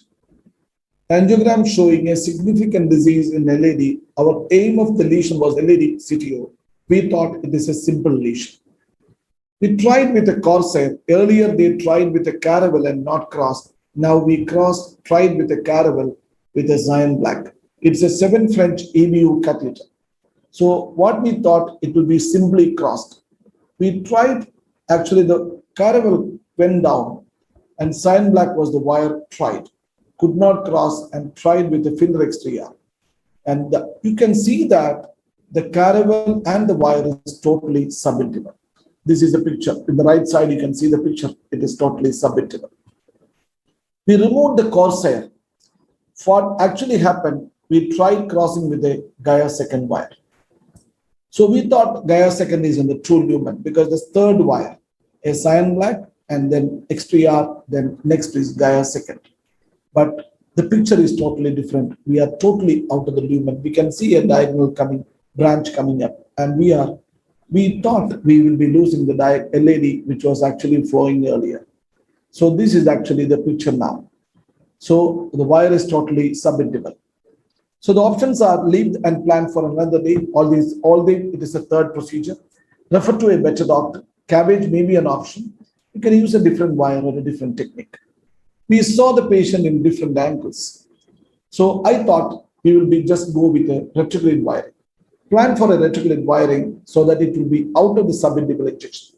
This is actually a caravan. We did a tip injection. You can see the tip injection showing the vessel is in the true lumen. We are in the diagonal. So we took a Suho3 wire. Suho3 wire, actually, you have to just rotate the wire. It will be, with the diastolic movement, it will go. Now it is a totally tortuous anatomy. You can see the wire movement so nicely and so smoothly it is going inside.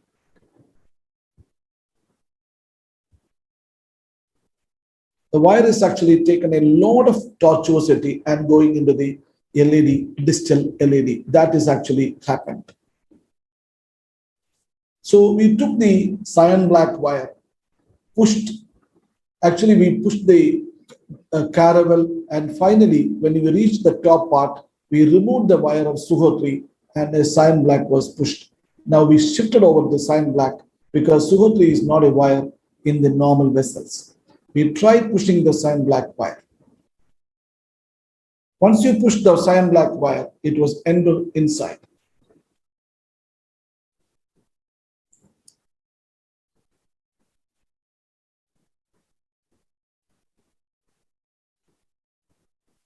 You can see the cyan black wire. How I identified the wire ended into the diagonal. So I identified we are in the true lumen. So now the wire is actually in the cyan black, and we took the fine cross even up this part. So the fine cross, the caravel went up to the top part. Once the caravel is entered, we thought we will push the wire into the LED. This is a single catheter retrograde C2 intervention. We can see the wire is actually taken a large portion because the LMC is very roomy, so it is easy to take the wire down. Already the wire has actually got some damages there, but the wire entered inside. You can see the wire going inside. Once the wire gone into the catheter, then it was easy. We took the caravel also inside. Then I thought there are two things. One is actually you can try an RG3 and try a balloon, but another option is actually we saw 2 times the vessel did not cross with anything, no microcatheter.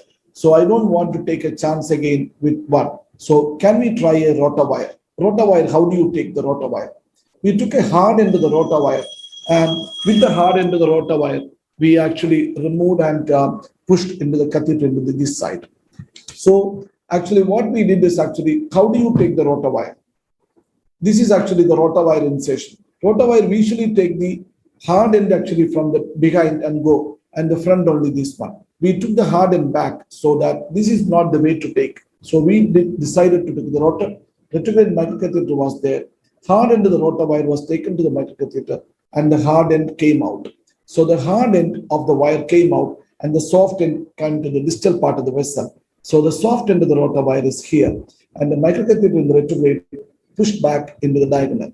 So we decided to take a rota here. So we decided to take a rota.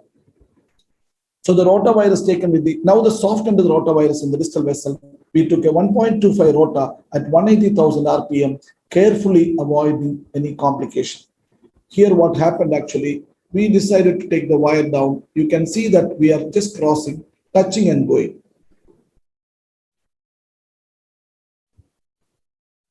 We crossed, but we did not cross the tightest part of the disease. Here what really happened is, now we try to cross the rotawire down. Once the rotawire is down, this is actually happened.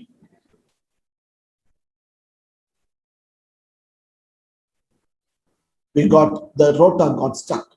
Once it is stuck rota, the next thing is actually you have to remove the manual extraction of the rota, but we You can see our catheter is going deep inside the coronary, but it was taken out. Once it is taken out, we checked again, it is actually the situation. So you can take the wire, antegrade wire again, or repeat the guide retrograde and do it at a later time. What really happened is when we took the antegrade wire, again it's a sub-intima. So we went again with the retrograde wiring. Similar fashion, we tried the same microcatheter and then subsequently the wire gone inside. Once the wire gone inside, this time microcatheter easily gone inside. So what we did is actually externalized with an RG3 wire. After externalization, we took a balloon called 1.25 Nuygen balloon, dilated throughout, and then we took a 1.5 millimeter balloon, dilated. Once it is dilated, we actually took a corsair down. Once the corsair down, why? Because actually we have a corsair already, one corsair down and caravel. So by finishing the procedure, what I thought, I will take a corsair and will put a wire down. So to remove the corsair, what is to be removed? Actually, we should remove the caravel, but corsair was removed instead of caravel, and the story continues. So antegrade wire again in the distal tumor. So what we did is actually a retrograde wire attempt again for the third time. I don't know what happened next. So we tried, we have the corsair in the antegrade wire. Corsair is then in the antegrade wire. You can see the caravel is coming again. You can see a caravel as well as a corsair together. So corsair in the catheter already, so tried a Rendeau phenomenon. You can watch carefully. You can see that my antegrade wire is coming from corsair and entering into the caravel. Once the corsair, from the corsair to the caravel coming down, then I thought we will try. This is actually Rendeau phenomenon. Rendeau is actually the antegrade microcatheter to the retrograde microcatheter. The wire is entering inside. Once antegrade wire is inserted with the microcatheter down, so antegrade wire is parked distally and then corsair with a cyan black distally in the LAD. So this is the situation. Now the corsair is down and I removed the caravel first and then corsair, and we have everything. Now we got a 2.5 into 15 millimeter balloon. We did an IVS here. What I was actually demonstrated a 360-degree arc of calcium. So we understood our pre-dilatation was not proper, and we got a 3.5 millimeter vessel proximally. So we took a 1.5 bar again, 180,000 RPM, and many runs gradually, and we actually got a real opening of the vessel. Now we can see that the vessel is totally opened up. We just did a rota burring throughout. After the rota burring, we took a 2.75 into 12 millimeter balloon and a 3 imbe balloon proximally and distally. So repeat IVS revealed that the vessel size was 3.5 proximally and distally 2.65, but we did not use a flextron. We took a 3.5 into 38 stent because we used a 2.75 millimeter balloon. So we took a 3.5 into 38 stent. Next, we have to take another stent, which is actually, we thought we will take a 48 millimeter stent. You can see that the stent is coming down. This is actually the stent is coming down. There was a little difficulty in taking the stent down, but the stent came down nicely. We just pushed the catheter a little more deep. Then I pushed the catheter stent down. The stent is gone down. So this is actually the stent placement, exact placement. Once the placement is done, we inflated with a normal 11 atmosphere pressure, but this is the story happened. So there is a BP fall, noradrenaline started, and pericardial tapping preparation was done. There is a perforation. In the meantime, I took a balloon for a balloon tamponade, 2.75 into 12 at 14 atmosphere for 12 minutes. Actually, sorry, we actually kept it nearly 10 to 12 minutes. We kept and no use. The perforation continued. What we did is actually next thing, we have to do a graft master. This is actually a graft master, but you can see that we have taken a graft master with the help of a guide liner. Exactly the point where we put a graft master, 2.78 into 28 millimeter graft master, and then a pericardial tapping was done.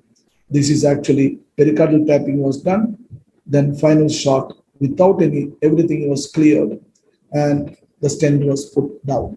So we got a shot, everything, and patient was clear. So an attempted PTCA to LAD twice, 5 months back and 2 weeks back, corsair and wire antegrade created a subintimal space, lesion cross retrograde by a SUO3 wire and a caravel, a rota wire with a reverse end taken retrograde to a rota 1.25 bar at 180,000 RPM, unluckily stuck bar, manually extracted. Rewiring again, it was in subintimal, so once again retrograde, but this time Corsair in anti-death catheter removed instead of caravel. Once again retrograde wiring, this is the third time, this time externalization by Renduo phenomenon.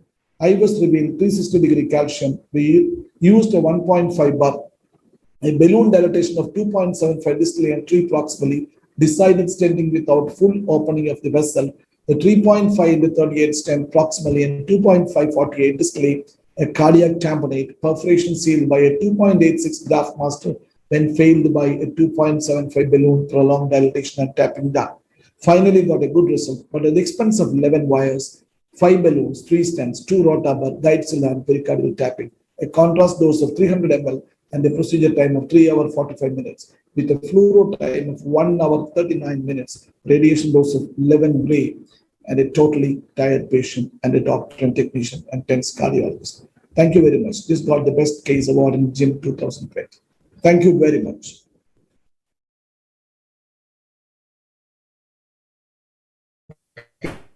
And I'm here. When you said this was a complex case, fantastic, lineup of like expert panelists and chairpersons. So perhaps, first of all, amazing save. I have to tell you that. But I would love to kind of open it up. And so Dr. Goel, let us say, you do a lot of CTOs, obviously. So would you have done anything different? What would your approach have been in this case? How would you have tackled it? Well, I think this, what I observe is that anatomy several times repeats itself. So the first person went subintimal, so this time also the wire was subintimal. And once the wire is subintimal, so distally, I think the thought of doing a retrograde is very wise.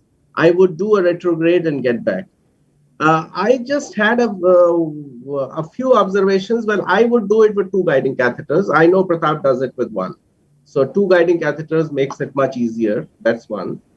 Second thing is, for rota, I think that was an intelligent thing to do the rota wire, send it through the feeder microcatheter retrograde. But I just wonder, this I want to ask Pratap actually, the reverse end of that rota wire is pretty stiff. And how would it track, although it is inside the microcatheter, but it still has to track some tortuosities of the collaterals and stuff. So how did that happen? That is one. And the other thing is, well, probably the collateral connection wasn't bad or it was good, so he could do it 3 times, but it was a fantastic save. So I just want to know, Pratap, what is your fear? Because I tried once using reverse end of the wire on a microcatheter, and I found that the microcatheter, it gets stuck because, the microcatheter is not as the wire is not as flexible as the microcatheter. Actually, I just wanted to answer the question. Basically, that is a very wonderful question, because actually I tried the second time in another situation where I went retrograde from the LAD to right coronary artery. That means LAD via septal to right coronary, where I totally failed. I'm just telling, this is basically because an epicardial collateral, diagonal to LAD was not a very tortuous entry. Yeah. Because the microcatheter straightened that tortuous anatomy, even though the SUO3 wire was taken a very tortuous anatomy, but it straightened the vessel. But once I had another issue, I think recently only, I saw that same calcium. I thought, let me go and take a reverse wire, and I failed. Finally, what happened is I took an RG3 wire and then recrossed with a microcatheter and then went again with the rota wire antigrade. Otherwise, it was not possible. And this is a very valid question. People should not take away that this rota wire taking is not easy. It is a very, very tough situation. Luckily, this case, it is done. That is a definite point that actually I attempted the second time because of the previous experience. I thought I will be successful again, where I failed miserably. And it's just the one other point I would like to mention also is that I mean, first of all, yeah, I'm a big fan of ping pong guides, so it makes life easier. It's all about making it easy. Completely agree with Dr. PK Goel. And secondly, you should be very wary. Again, this might have been I mean, thankfully the microcatheter straightened it out, but be super careful, especially in an epicardial, because what can happen is that you might finish the whole case, everything be done, and then you might, instead of it perfing in the main vessel, we could have had an epicardial perf just as easily. So again, actually, great that is, points. Great no, points. the very important point I don't clearly mention. That is why I was having two microcatheters. One was in the diagonal, one was in the LAD, and this is a very important point. You should have both the microcatheter and have an injection before taking out the catheter and see that there is no perf created in between. Otherwise, you have to coil from both sides. That is a very, very important point. That is very important. Number two, out of the 15 cases of single catheter retrograde intervention that I published just now in Indian Heart Journal, I have ping pong done in 2 cases. One case actually was won by snaring, and rest of the 30, luckily the 12 cases I finished with single catheter. Awesome. So we have a lot of other experts on here. Any tips on what do you guys think caused the main vessel perf? I mean, looks like it was appropriately sized. I mean, Dr. Seth and Dr. Kahali, any of the senior operators want to talk about, or I see Dr. Hermat there too, Dr. Trehan, anyone wants to weigh in? What do you think? Because it did seem like, it was a 1.5 burr, was not too aggressively dilated. So what do you think caused the perf? To me or to the other? No, I just thought, like, we could have one of the other experts weigh in, since I do see a lot of people. Pratap, because you were the operator, you can tell us exactly. Yeah, you can tell us, Pratap. I mean, totally, actually speaking, Arun, I was not clear about these things, and probably this case was actually shown in a gym. Actually, they came to a conclusion that probably my rota burring was subintimal in that part. In some part, probably the wire would have gone subintimal and intimal and subintimal entry. That would have created number one. Number two is actually, I really don't know what probably the previous attempts, 2-3 attempts made, and all the 4 times, even the 2 attempts I made antegrade, and another 2 attempts, both the time there was a subintimal entry was there. Probably the rota burr created some dissection there, and subsequently when I dilated with the 2.75 millimeter balloon, nothing happened. I was really shocked that when I saw the perforation, after 2.75 balloon down and 3 millimeter balloon up, then put a 3.5 into 38 stent and then a 48 stent, created all the complications. It was really, I think Dr. PK Goel wanted to make some comment on that, I think. Yeah, I just wonder, Pratap, that when your burr got stuck, and then it was sort of manually pulled back, maybe there was some damage, because you see, that does produce some damage. So which was sort of subtle or subclinical at that stage. And then when we had the stents and all, and then it opened up. But actually, after that, I did one more rota burring. Then after balloon dilatation, nothing happened. Then after putting a stent, actually, when I saw the perforation, actually this case got the Jim Best Case Award just before our corona. That time, Dr. Colombo was mentioning about this case, and he was telling that the graph master I have taken after putting all this effort actually to be appreciated. That is what he told. But I was really shocked about seeing that. I cannot explain why it has happened. And the other thing too is that you did IVUS. You showed, I mean, you confirmed that you are plaque all the way and not subintimal, unless there was a very small area that we probably missed on IVUS. I'm sure you went back and looked at it. So that's kind of interesting. Almost intimal. Yeah. Maybe a small area is actually subintimal. And moreover, I think, Arun, you know that once you've gone this much very nicely retrograde, not once, 3 times in the same case. Right. 3 times in the same case. I think Dr. Ashok said the left. Yeah. Congratulations for your very, very complex case presentation, but few non-technical questions, not really related to this. Was it funded by the insurance? No, sir. This is actually the patient has to pay at the end of the day. But actually, when the patient was saved, I was happy. Otherwise, sir, actually, it's a non-technical question. But I'm just telling, once you do a case like this, even if the patient does not pay full amount, also I'm happy because actually, that I run some centers. And some of the cases which I have shown, many people ask me how this happens, and this is actually one thing which I can do, because actually some of the cases, actually Arun also started having a center, but where even some of the materials which we adjust with other patients, otherwise people will kill you. At the end of the day, if the patient is successful and the patient is saved, you will be very happy that doing such cases, sir. Yeah, and second question is, when you use this rota wire, did you have any other option other than using the rota wire? Actually, I was telling that this is actually 2 times antegrade attempted. Both the times wire crossed, and all the time even a microcatheter did not cross antegrade. So there was no other option not to use a rota in this case. That is what we will tell. Actually, Dr. P.K. Goyal and Dr. Arun will tell. In CTO, when we are actually crossing multiple times and no balloon cross, not even a microcatheter cross, our only option left out is doing a rota. And that time, I was thinking that since my microcatheter gone up and I just passed retrograde, I was thinking that time, better to take a rota wire and do a rota directly rather than trying a wire again. If the microcatheter did not cross, then what I will do? That was the thought process came to me when I was not actually, it was not a preparative thinking. It was actually came that time, then I thought retrograde rota. Dr. Das, I would completely agree with what Dr. Pratap just said right now. When you're dealing with, you've had 2 failures before with the same modality. So really your options are laser, which most centers don't have, or get a wire through and drill it.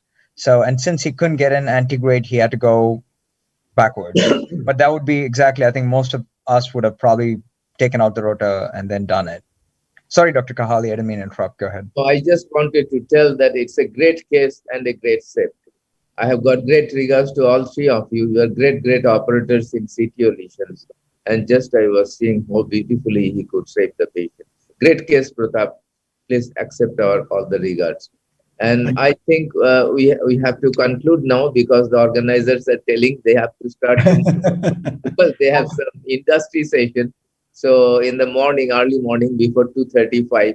So I would expect Pratap and Arun and Dr. Goyal also to join with us tomorrow, and please give us your valuable comments. Please be with us. Hall A is a coronary hall, so please be with us from 2:35. First will be the session by Dr. Mann, who will be talking on bifurcation, recent improvements in bifurcation technique. He is a task force member of European Bifurcation Society like Dr. Ferenc, and so we'll be seeing what he tells. So I would request with all your fellows, with all your doctors, and again I will congratulate Dr. Pratap Kumar, and I will thank all the participants, especially moderator Dr. Arun Kollan Sundaram, Dr.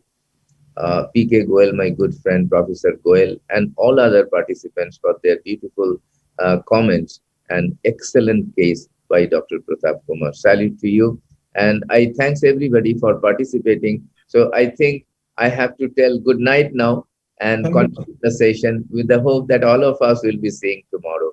And 1,500 participants were there by both the halls, of course, put together during the full session. The number of participants here we are seeing are all the faculty participants as it happens. Thank you very much, sir. Thank you. Thank you, sir. Good night. Bye, guys. Good night. Bye. Good night. Good night. Thank you. Thank you so much. Yeah, I'll see you tomorrow.